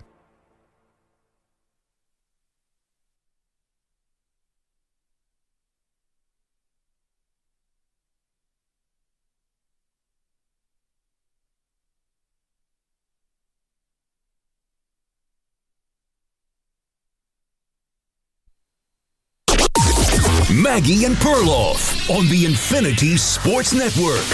27 seconds to go. Eagles with a timeout and down by 1. In the shotgun formation is Hurts. 4-man front, 5 in the secondary. Atlanta will rush 5. Hurts back to throw. And as he throws, far side pass intercepted. It's intercepted on a slide at the 30-yard line of Atlanta. They're going to win it. Jesse Bates got the ball, sliding like he was sliding into second base. Trapped it against his chest. The Falcons are going to win. 19 seconds to go. Unreal. Thank you to Kevin Harlan on Westwood One for that call. Unbelievable. How did the Eagles lose this game? Welcome to the show, Maggie Gray, Andrew Perloff, a sullen Andrew Perloff, Eagle fan. Although you've really kind of come to grips with this loss. Yeah. You think it's a harbinger of much bigger and more urgent doom. Honestly, I feel so much better today that I got to come on the show and yell about it and rip the defense and rip Nick Sirianni and rip Saquon Barkley, rip Howie Roseman. Let's go after owner Jeffrey Lurie. Let's talk about the mayor. Let's talk about Josh Shapiro, the governor of Pennsylvania. Heck, we'll go all the way up to the top. Roger Goodell. Everyone makes me mad right now, but I feel better getting to bed. And that's the great thing about Sports Talk Radio is if we didn't have this, how would people deal with a loss like this in Philadelphia? I can't imagine what's going on down there. It is one of the toughest losses I remember. It does feel like maybe I'm caught in the moment. It does feel like, ooh, this is a signature loss. Like it's not going to go up from here. It's going to go down. Well, I think you're carrying last year's baggage with you. And I can understand why, because last year you're riding high at 10-1. Little did we know inside the building things were falling apart. Everyone kind of knew it, but couldn't really say it. And that's what happened. It became a free fall, and then you lose in the playoffs. Yep. This time it was... I thought this was 100% on the coaches. Now, Saquon Barkley may not be like a winning player when we remember his career. He might not have a lot of postseason success. Now, he was on the Giants for a few years, and they weren't doing much. But I did read he has trouble with big catches. So that's something I think you have to know if you are Philadelphia. Yeah. And also, here's the other part of it. Saquon Barkley, he's got to make that catch, the Eagles defense has to make a stop. What you actually can control, we have no idea if these guys are going to make plays, right? The best players make bad plays. The one thing you can control is what's the play call. The play call made no sense to me. You need to be taking time off the clock. That's another 40 seconds. The Atlanta Falcons have already burned all their timeouts. Mm-hmm. At this point, drain the clock as much as you can. Then you kick the field goal so that they don't need a field goal to tie. Obviously, you got to go up by 6 if you can't actually score a touchdown at that point. You go up by 6. I think Kirk Cousins getting the ball with no timeouts and under a minute left is a different calculus in his mind than getting the ball with 1:40, basically, with no timeouts. He felt like he had all the time in the world, and he looked that way as he's driving 70 yards for the score. I mean, I'm skeptical that that's the case. That Eagles defense, and I've known this, they've now lost 7 in their last 9 games, and the defensive backs have gone from bad to worse. They just got old in the defensive backfield. I think 1:05 was plenty of time. I think Kirk Cousins would have just ripped down the field. The way they were covering was such a joke that it wouldn't have mattered. Honestly, they were going to lose that game. They should have gone for it on 4th and 3 after the drop, because then Atlanta would have had a longer field. You're right. Of course, looking back on it, they should have ran a run play and then tush-push on 4th down. At least make Atlanta go a little bit further, because as Bill Barnwell of ESPN put it, a 6-point lead in the last minute is the worst possible lead you could have. Yeah, it does always feel, and especially when you have an experienced quarterback like Cousins on the other side. And if you're going to give him time, like Kirk Cousins might not be the greatest quarterback in the league, but he's not a stiff. He's going to be able to find guys, especially when you give him all day in the pocket. So yeah, but you had no pass rusher whatsoever, and Cousins had his choice of guys to pick on in the secondary. Yep. The Eagles are either old or inexperienced. There's basically there's no shutdown guy, so it was a very easy job for Cousins. Another thing, the Eagles still should have won the game. I mean, they had the ball with 30 seconds.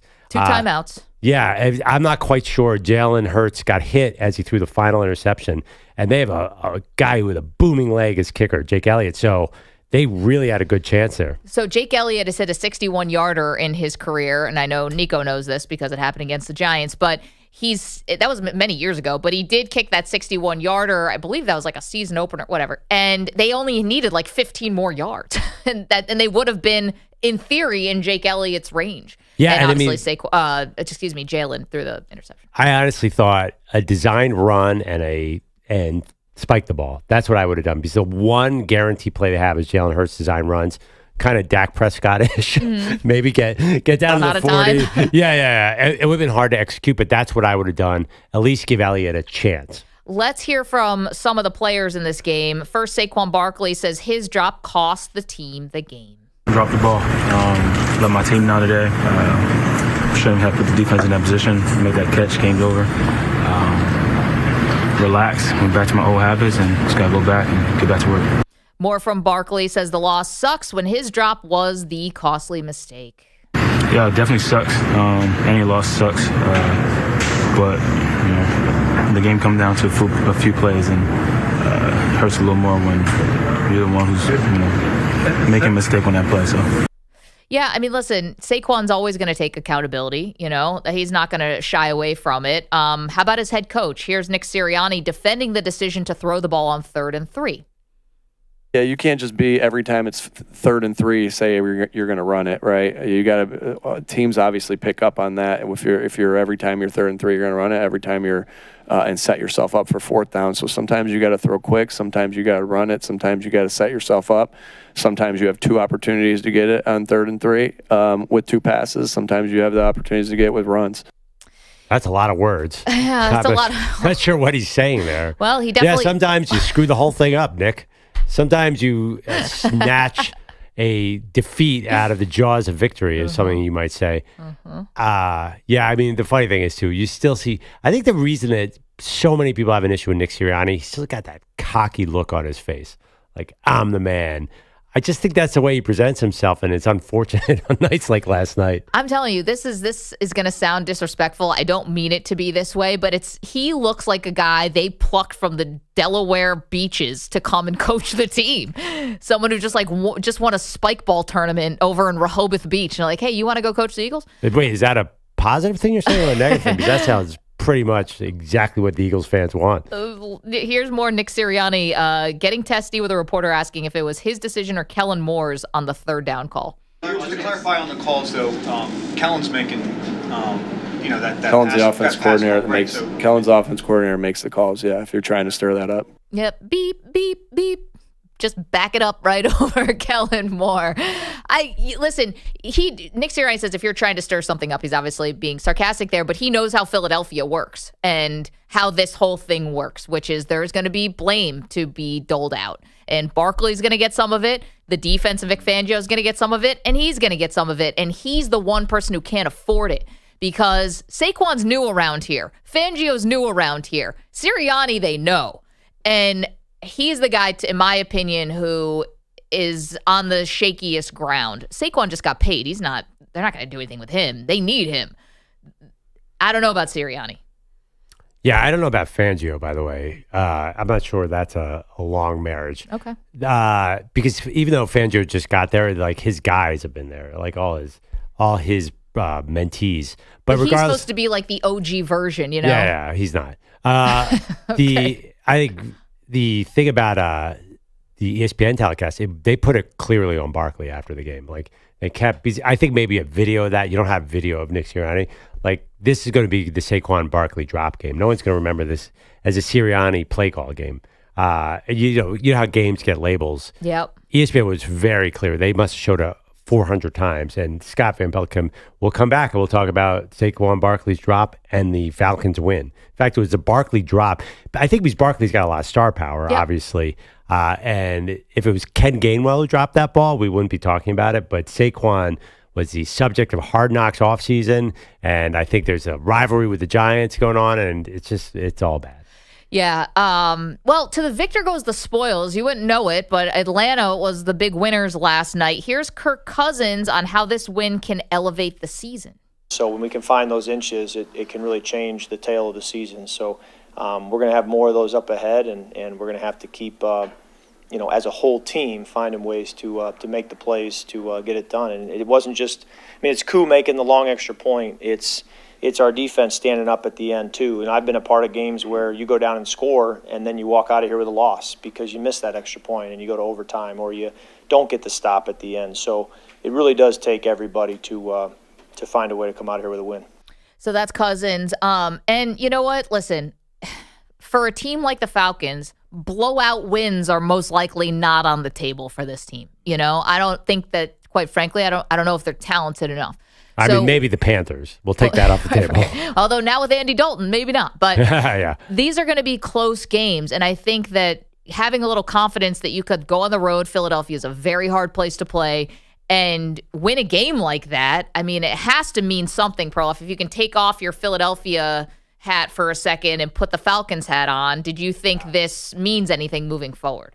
Well, I don't know what the win means, but I do know that defense is pretty good. Obviously, they didn't really get after Jalen Hurts, but Jesse Bates is a star at safety, and there were a lot of guys I'm like, I forgot they had that guy. He's pretty good. That guy is pretty good. I thought A.J. Terrell, their cornerback, was really it's made good. him the highest paid, right? Yeah. Something like that, close to it. Judon probably lost a little bit of a step, but he's a factor. Their defense is definitely good enough to win. So if they have a healthy Cousins, they're going to win this division. I still think they're right there. It's going to be a dogfight. I love that it's a 3-team race. I like what you said earlier. Maybe you get 2 teams out of this division. That would be the shocker. Because it? You think the Saints can keep it up? That's the big thing. So Atlanta, tough task for them. They go on to face Kansas City next week. Your Eagles play the New Orleans Saints. These are now much more interesting games than they were 48 hours ago. Yeah, the Chiefs are beat up too. So that Atlanta has a chance in, pretty much the entire league has a chance in any game. Listen, the Ravens just blew a 10-point lead to the Raiders. Anybody can win at any given Sunday, except for the Panthers, of course. Yeah, we should. Now that they have Andy Dalton, maybe they can too. We should talk about the Panthers. We have not hit that yet. Obviously, Perloff's got a relationship with Andy Dalton. He's back in at QB1. Why I think this is the biggest mistake they could be making. And of course, you can always weigh in on what we saw last night, Monday Night Football at 855-212-4227. Do you blame Saquon Barkley for dropping the pass on 3rd and 3? Or do you blame the coaching staff for calling that play with under 2 minutes left to go when your opponent has no timeouts and you have the lead? 855-212-4227.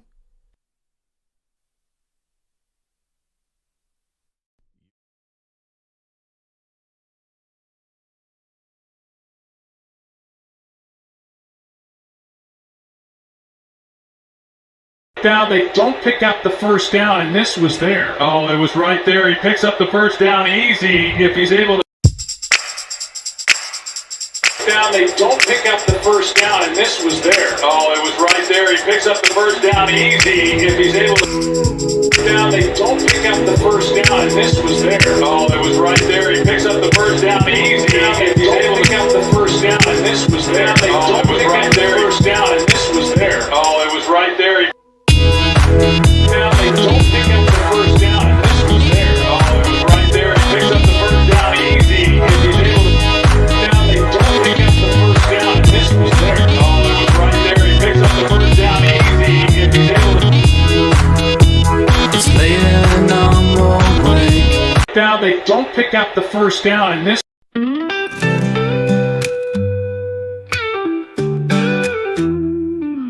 Boogers came home, kids were throwing a fit, dropping F-bombs, talking real slick. He's scratching his head where they learn all this. Must be the TV, but something's amiss. He's calling the sitter, what's going on? My kids are cussing like they're in a rap song. But wait, here's the twist, here's the real deal. The story ain't about what you think or feel. It's not the kids, it's Peter Bellotti. Still missing work, got excuses that are spotty. Cursing at home, Bogus is stressed, but Pete's MIA, leaving us all a mess.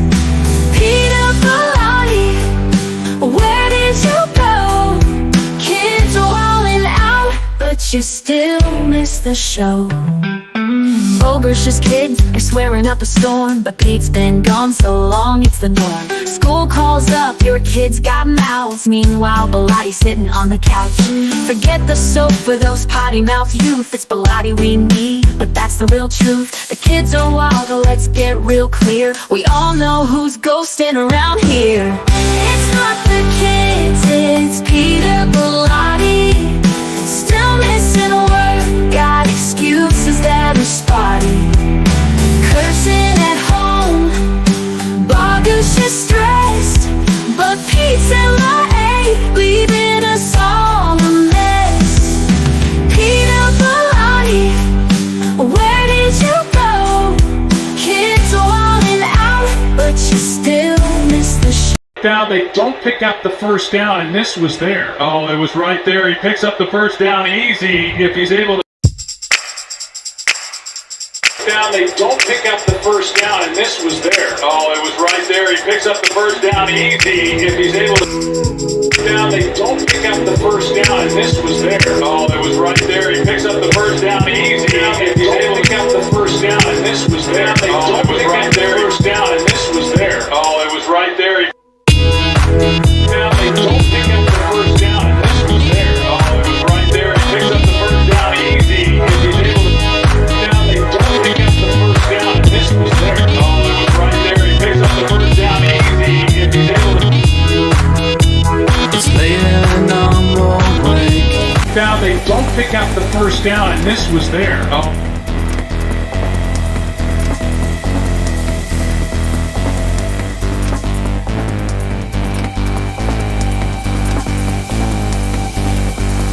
1 minute remaining.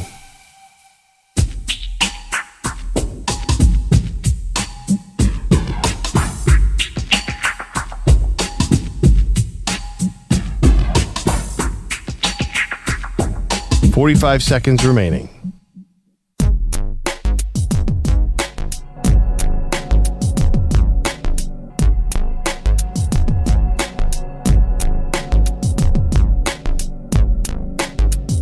$30 seconds remaining.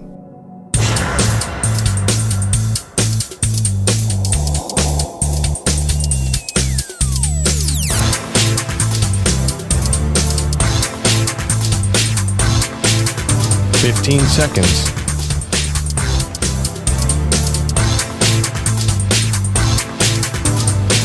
Break ends in 5 seconds.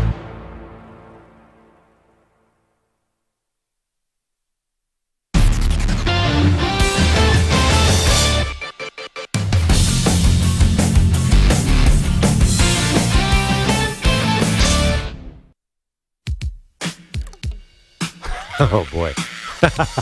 Welcome back to Maggie and Perloff Show. Just did a shot at our Garfunkel. I didn't mean it. I just said I'm in a big Paul Simon phase right now, but no Garfunkel. What's are you going to go after Oates next? What's your problem with the other guy? That's our Pete Garfunkel is great. territory. No, I think Simon and Garfunkel better than Paul Simon solo. I'm sorry.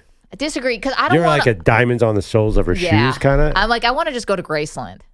You know, Memphis, Tennessee. I don't need to do Bridge Over Troubled Water. Oh, no, that's just Simon. I don't need Parsley, Sage, Rosemary, and Thyme. I don't want that phase. Bridge Over Troubled Water is both. That's both. Okay, thanks. Yeah, no, I want Diamonds on the Soles of My Shoes. I want Graceland. I want Boy in the Bubble, whatever. I want that stuff. The genesis was Nico is running the board today, and he knew the certain song, but he didn't know the artist. And I do think there's this tendency, like, we knew everybody who is, like, I know all the rock stars from the 50s, and I wasn't around for them, but now it's not expected that any Gen Z or millennial person has any idea who even like somebody from 1997 was. Okay, but see, flip the table on us. Do you know the difference between A$AP Rocky and A$AP Ferg? Like, I don't. And so I can't I can't be like, wow, kids today, when I don't know their music as much either, except for Bogus from Yonda Chapel Roan, so I know she is now. But I do feel like it's weird, like this, like, bragging about ignorance of the past is like seems to be like a millennial Gen Z thing. Well, he's not bragging about it. I do know a lot of 80s music though. That's that by was virtue 80s of music that we talked about. No. Celebrate was Wait. definitely 1980, 81. Well, the reason why we even needed Nico to grab this song is because... Sorry, I forgot that we had not revealed the song we were talking about yet. Because Andy Dalton is back at QB1, ladies and gentlemen. Bryce Young gets benched yesterday, and there's no couching it. It was not, we're just going to sit him down for a little bit, or he's going to get this job back. It's kind of indefinite. So let's hear Andy Dalton, Nico, excited to be back starting again. Wasn't sure if I was going to get another opportunity to start again, and so I'm really looking forward to it. I'm excited about what's ahead, and it's a tough situation. I've been on both sides of it, and it's not hard. I mean, it's hard on everybody. So, but for me, I'm looking forward to it. This is what's playing in Dalton's head. Out of the way, Bryce. Stink anyway. So you've been teasing this clip. I did not hear glee in Andy Dalton's voice. I thought he handled that pretty professionally. Okay. Did you guys hear? QB speak? That's basically him just go out there with confetti gun, like, pow! I'm back. Did you guys hear that? Yes. And I saw it because I watched his face and he was grinning. I mean, he looked like the Joker, the smile he had on his face. I'm like, who smiles when saying that this has been a tough time for the organization? I've been on no both. one's happier to be 0-2 than Andy Dalton. Nico, did back, you hear baby. this? Not really. He's like, yeah, I've been on both sides. This is a tough situation. Nobody wants this. Yeah, I think I'm with Perloff here. Yeah, what on earth are you guys talking about? You can hear his voice when he says, it's time for me to say the thing they expect me to say. Yeah. So I'm going to say it now and then say, but I'm really excited. I'm excited. What is he supposed to say? I have no. How do you guys answer that question? I don't think I you treat can it like say a funeral? What are you talking about? This is like their 0-2 football team. What on earth would he possibly say other than that? I don't know if it has to be so I'm excited. It's just I understand if anything I can do to help the organization, I'm going to do. Like, you're basically saying I'm excited because some other guy was so bad that they benched him. By the way, did you guys see the stat that a number 1 overall pick has never been benched this fast in the history of the NFL? Like, this is a sad day because multiple coaches, let's say what it is. This franchise ruined Bryce Young. Now, I don't know if is ruining. I don't know if he's ruined yet, but they are actively ruining him because they're doing everything that bad organizations do to ruin quarterbacks. But how do you know it's on him? It could be him too. I mean, I was never a big Bryce believer because he's short and slight, and I thought that's never a combo I think is going to work outside of Doug Flutie. I don't even know. But to be the number 1 overall pick with that kind of pressure, and he's going to a terrible team, changing coaches, revolving door of coordinators, body swapping. Don't forget that because that is not the same human being who was at Alabama. Whatever alien life force came and took Bryce Young out of his body and gave us this. He can't even run 8 yards down the field without tripping 3 times. He is either completely nervous. I don't know. He's not the same human being who was at Alabama. And I'm sorry. I know that you were down on him coming in the draft, but what I saw in college, it's just a completely different player. Well, maybe you get sacked 62 times in your rookie year. Maybe it impacts how you play. He was under a lot of pressure at Alabama, and he always evaded and made a play downfield. Yeah, but here's the thing. And his arm was stronger. Everything was better at Alabama. Well, I get it. The SEC sends a lot of players to the NFL, but it's not the same. And I think that... I mean, it is as bad as it is far more disappointing than your worst case scenario. No, this is terrible. Is that what you're saying? I'm saying his play, yeah. Not only everybody gets a little better when they get to the pros. Like Bo Nix all of a sudden has a cannon. I mean, it's just like you throw every day. He should be better in one thing he does should be better in the pros. And every single thing he does is worse. Yeah, well, the team is terrible. I didn't mention the offensive line stinks. And so the receiving core. Also bad. And so they've done everything they possibly can. This is like the anatomy of ruining a first-round pick or a top pick is exactly what's going on. And I don't know if he has enough talent at this level to begin with. But here's what I'll also say is a bad idea. Putting Andy Dalton in. He might mess around and win you a couple games. That's not what you want. If you are going to be this bad and non-competitive and you understand that, what does winning 3 or 4 games get you? maybe you still get the number 1 pick and none of this will matter. But I don't understand why you'd even jeopardize that to possibly hand the number 1 pick to another bad team so that you don't have your choice of quarterback. Now, it didn't work out well the last time they had their choice of quarterback, but that doesn't mean you don't want to be picking first again. They should be tanking right now. Yeah.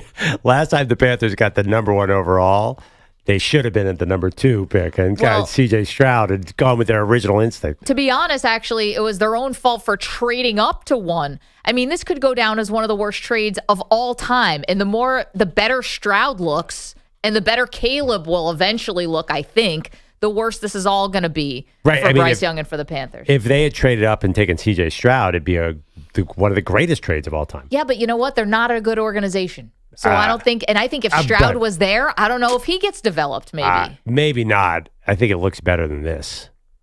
There's no Nico Collins on this team. There's no Laramie Tunsil on this team. I'm talking about a receiver and offensive lineman. Who was Nico Collins before C.J. Stroud got there? Well, I mean, you're right. Nobody. You're right. He was the 3rd-round pick out of Michigan, but the Houston Texans were terrible. You know, Deshaun Watson basically just abandoned them. They were the Panthers. Kind of. Mm-hmm.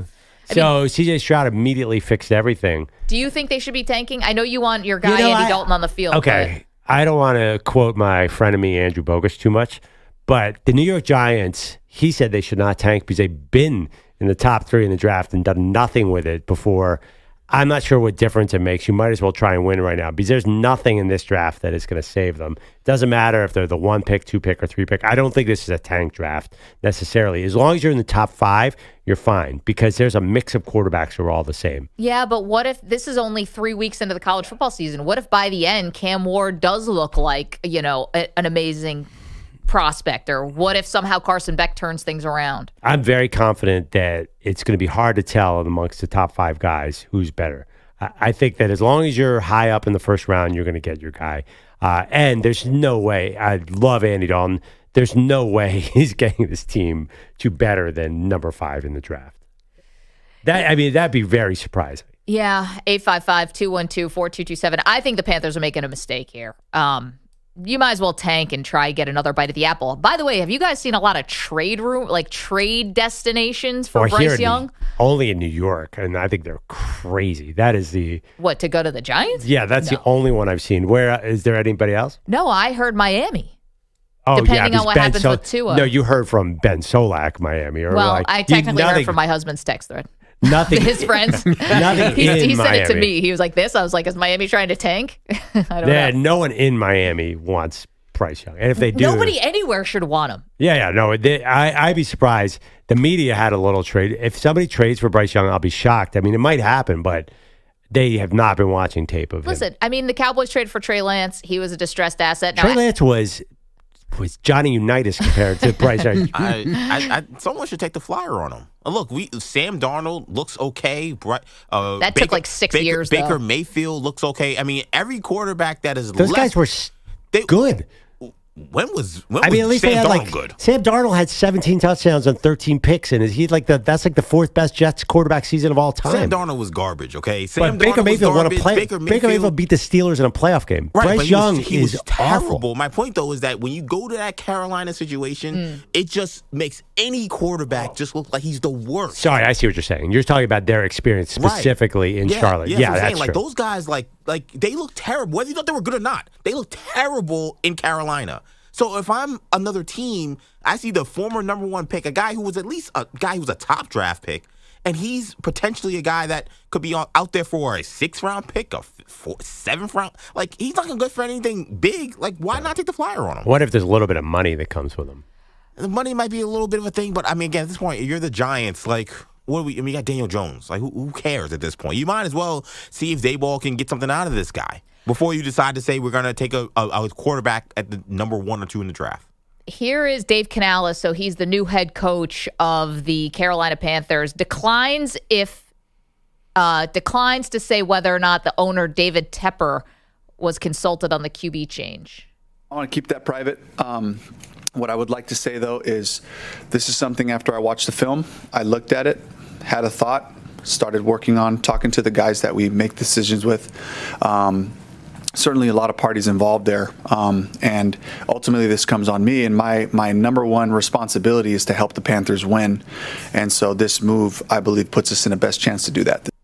Like, I'm not trying to make light of it, but couldn't you just see Tepper with like basically like a knife in his back and be like, all right, now you go out there and you say this was all your idea. It's like that Family Guy meme with the woman with the gun at behind what's the name, Lois's back. Exactly. It's like, felt like I'm going to keep that private. Oh, but it's my decision. Well, obviously, but one thing, Canales obviously wanted to go to Dalton probably 6 weeks ago, but the Training owner, camp. Yeah, I'm sure the owner and the GM wouldn't let him. I'm sure obviously, coach needs to win games. He doesn't care about the future. So Canales was probably thrilled when either Tepper or the GM gave him the okay. Well, it was probably definitely yes. But Canales think about it. He probably got the job by saying, I can fix Bryce. Right. But he's going to be judged by wins and losses. So this is a huge day for Dave Canales. Gives him, because he has one and done written all over him. Now maybe he has a chance. Our own Andrew Kaplan saying in the chat, I'm hearing a lot of roll the dice for Bryce in New York. Bogus, you're the Giants fan here, along with Nico. Do you want to see this? No, I do not. And also, I want to thank Perloff for half listening to me. I'm not opposed to the Giants tanking in theory. My issue is that they're tanking again. I was told that they were done being bad. I was told that we were going in the right direction. That's my frustration. Very similar to the Panthers, right? I mean, they've been in tank mode for a while now. Yeah, no thank you on Bryce Young. Somebody else, okay. The Giants don't need another quarterback headache right now. No thank you. Thanks to my brilliant math genes in my brain, someone told me that the Giants are only a game out of first place in the NFC East.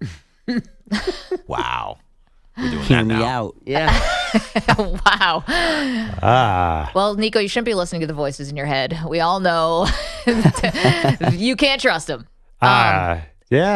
I got to be honest, they'll definitely beat the Eagles one game this year. I will guarantee that. Well, I don't know if that's so much of an accomplishment anymore. Kaplan saying, I'm hearing a lot of roll the dice for Bryce, where Billy said, I heard I'd rather have lice than Bryce.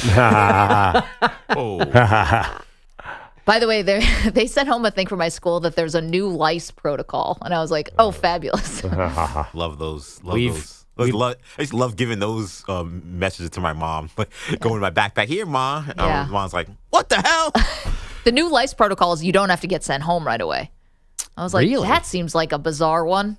Anyway, Bogish has headlines for us. What's up? Drake London, 7-yard touchdown catch with 34 seconds left, only tied up Monday Night Football in Philly. The PAT would give the Falcons the lead, and that kick was from 48 yards away because London was called for unsportsmanlike conduct for mimicking shooting a gun during his TD celebration.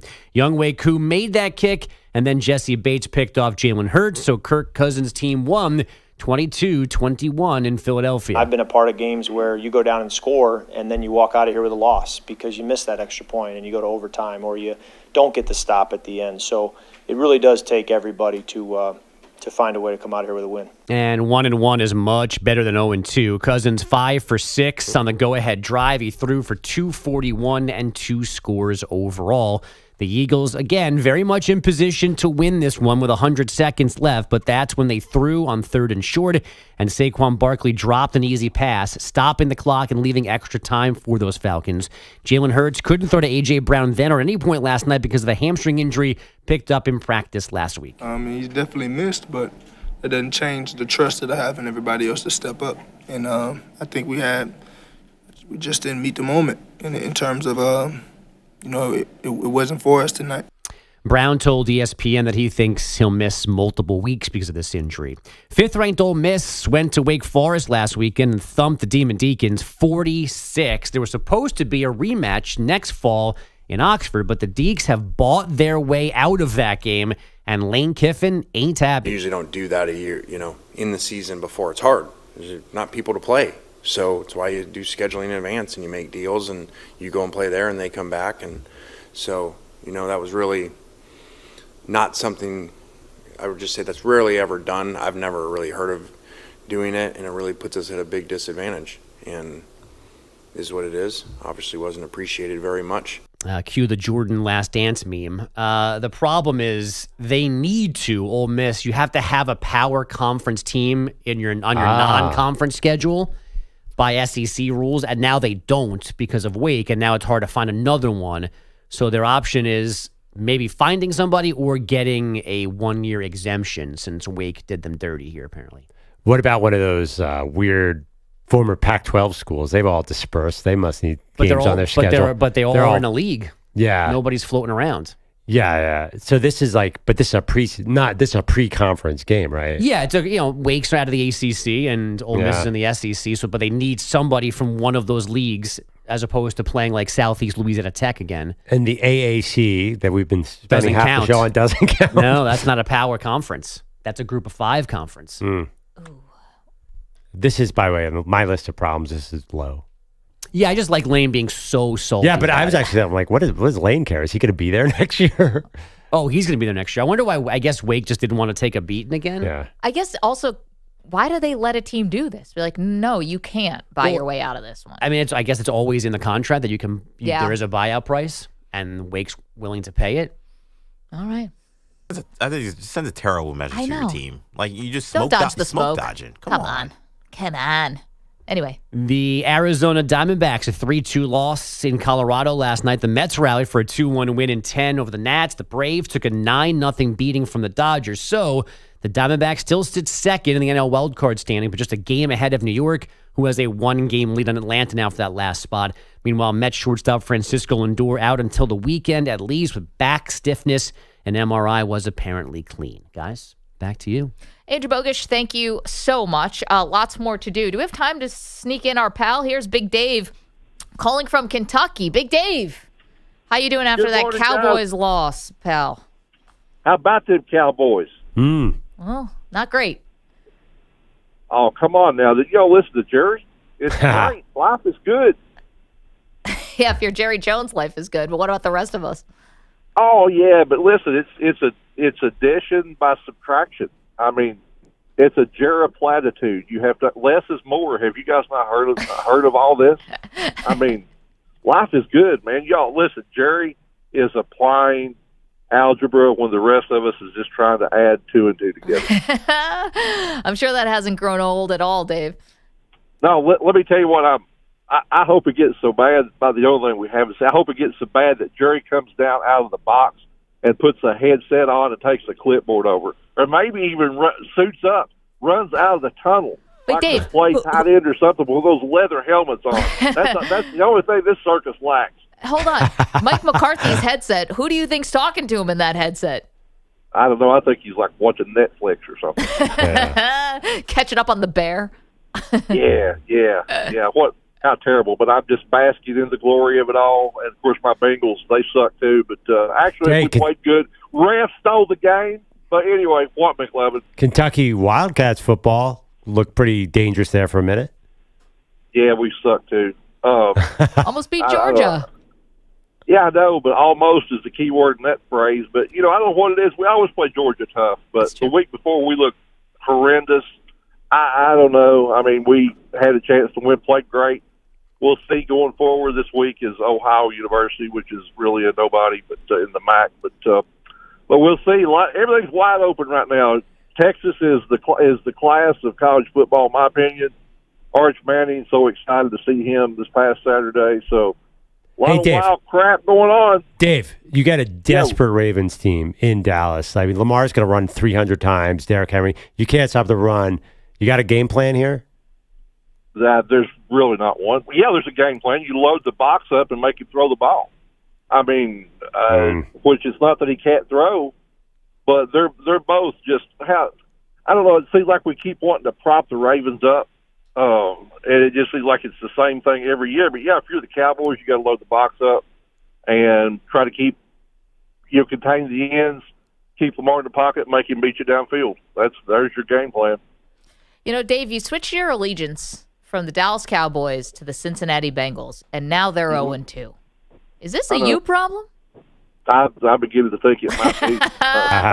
But don't think I haven't asked myself that same question, Max. But, I don't know. The Bengals have got some injuries. They started off slow the last few years. I still think I like my odds if Burrow stays healthy.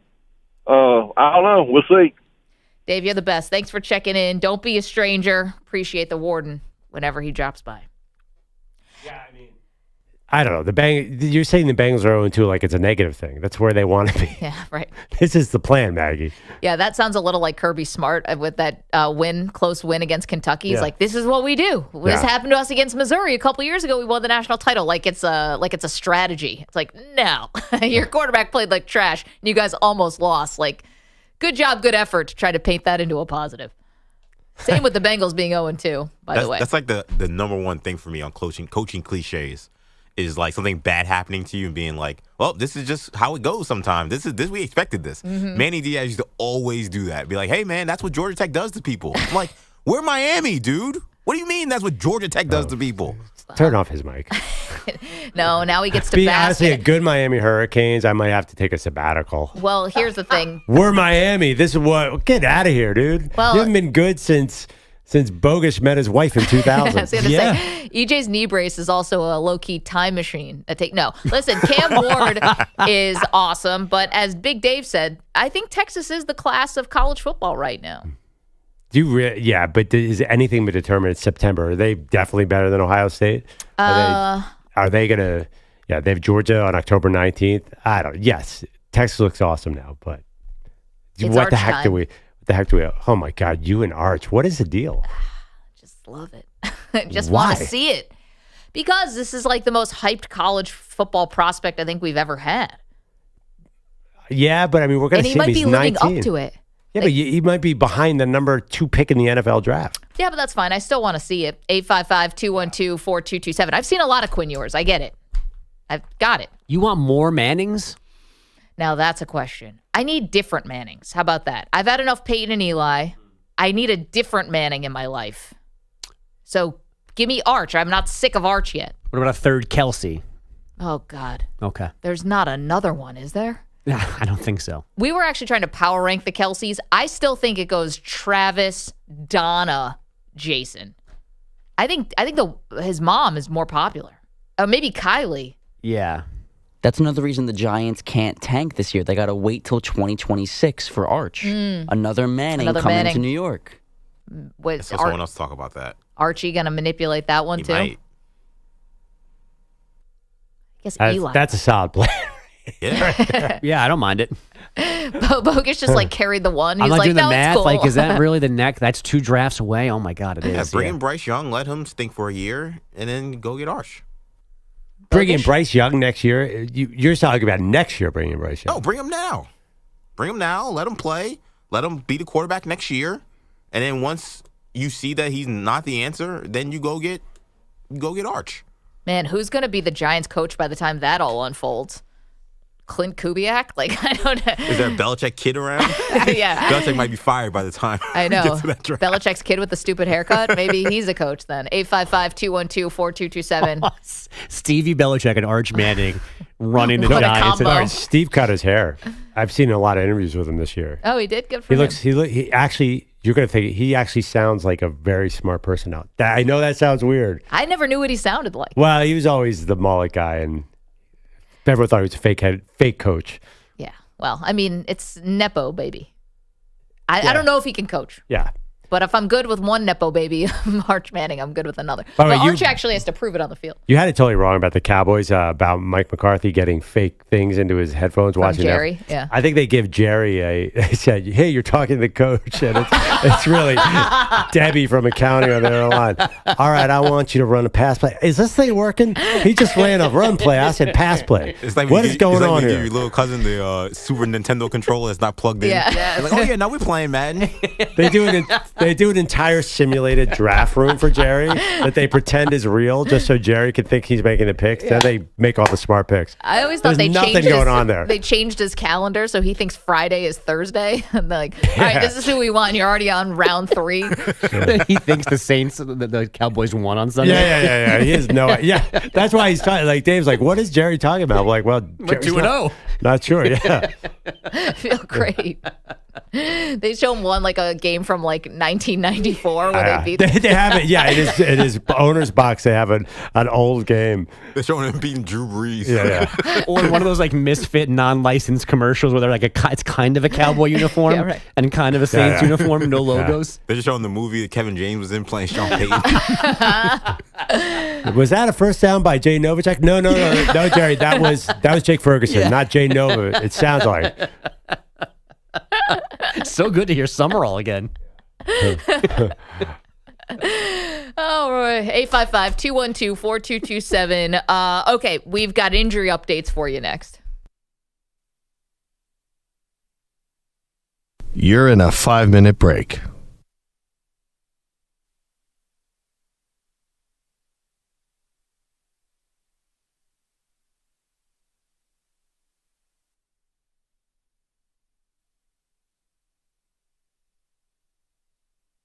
First down, and this was there. Oh, it was right there. He picks up the first down easy if he's able to. Down, they don't pick up the first down, and this was there. Oh, it was right there. He picks up the first down easy if he's able to. Down, they don't pick up the first down, and this was there. Oh, it was right there. He picks up the first down easy if he's able to pick up the first down, and this was there. Oh, it was right there. First down, and this was there. Oh, it was right there. Down, they don't pick up the first down, and this was there. Oh, it was right there. He picks up the first down easy if he's able to. Down, they don't pick up the first down, and this was there. Oh, it was right there. He picks up the first down easy if he's able to. It's late and I'm awake. Down, they don't pick up the first down, and this was there. Oh, it was right there. He picks up the first down easy if he's able to. Down, they don't pick up the first down, and this was there. Oh, it was right there. He picks up the first down easy if he's able to. Down, they don't pick up the first down, and this was there. Oh, it was right there. He picks up the first down easy if he's able to pick up the first down, and this was there. Oh, it was right there. First down, and this was there. Oh, it was right there. Down, they don't pick up the first down, and this was there. Oh, it was right there. He picks up the first down easy if he's able to. Down, they don't pick up the first down, and this was there. Oh, it was right there. He picks up the first down easy if he's able to.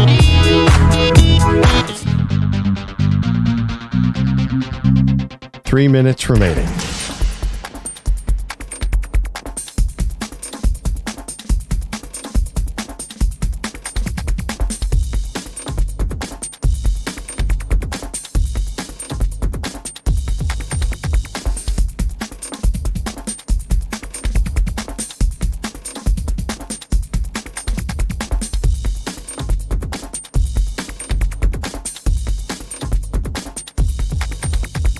Two minutes, 30 seconds remaining.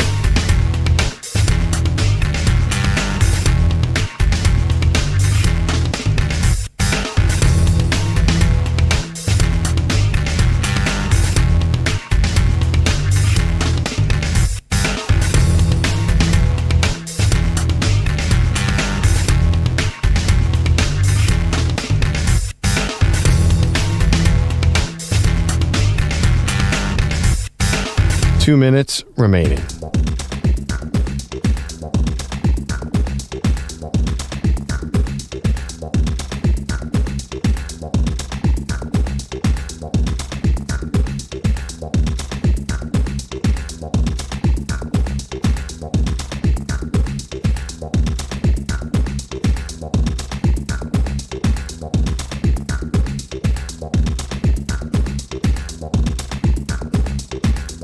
One minute, 30 seconds remaining.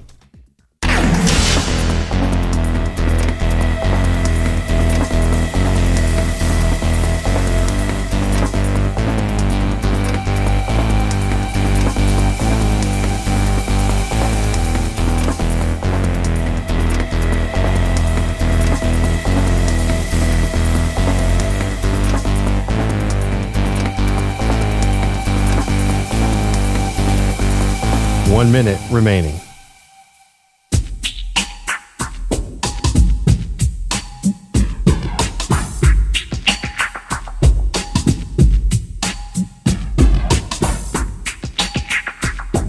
$45 seconds remaining.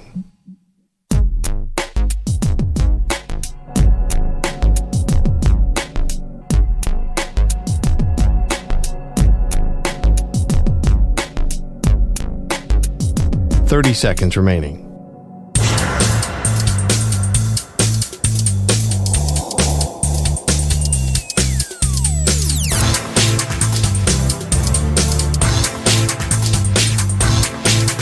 15 seconds.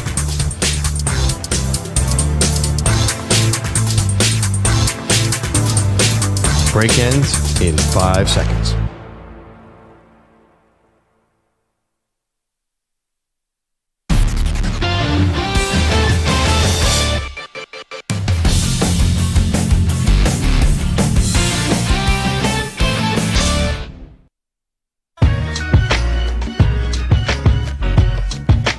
Welcome back, Maggie Gray and Perloff. Okay, Perloff's Eagles take a tough loss last night, Pearl. Now you've gotten a chance to talk about it for about 4 hours. Do you feel any better? Are you still out on the Eagles? I feel so much better. But are you still out on them? Yes. Okay. Yeah, I just don't think their defense is very good. I think it's the roster building. I think it's the coaching. I actually gave you a hard time for predicting that Nick Sirianni be the first coach fired because I think the Eagles have a pretty easy, manageable schedule. They could get a lot of W's, so it's kind of hard to fire a 500 coach who's been to the Super Bowl. Yep. But there's a chance that it all goes south. Now they've lost 7 of their last 9 games. It's pretty unbelievable. But I hate the stuff that says like going back to last year. I get why you have the baggage from last year because that was probably brutal to live through, that kind of free fall. But it's a totally different team, totally different year. Ooh, so similar.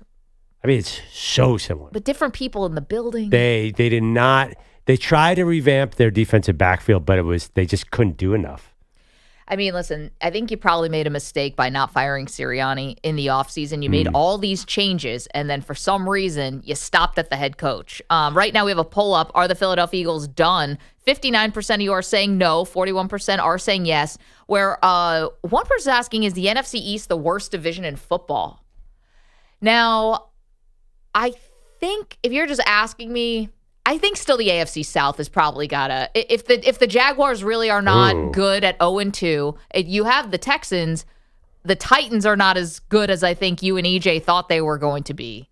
I mean, listen, the Titans, if their quarterback wasn't so foolhardy, they probably could win some of these games. But yeah, I hear what you're saying. Right. And then the Colts with Anthony Richardson, good luck to you. I mean, first of all, their defense is bad. And they almost beat the Texans. I mean, it was close. It was 29-27, maybe a late touchdown. Week 1, you can't go for style points. That game was close, so. I mean, it was close. I think that was the Texans still working stuff out on the offense.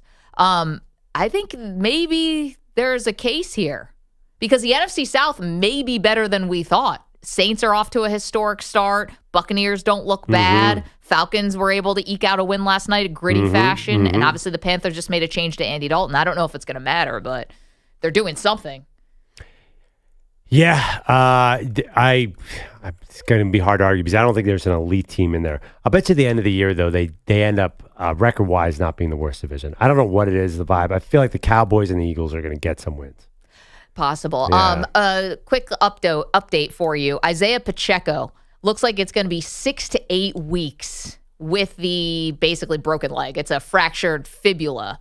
So there were some rumors that Kareem Hunt was going to be the guy they would bring in. Perloff, how much is this going to hurt the Chiefs? It's going to hurt them for sure. They've become really reliant on Isiah Pacheco, but it's not the worst possible prognosis. He'll be back.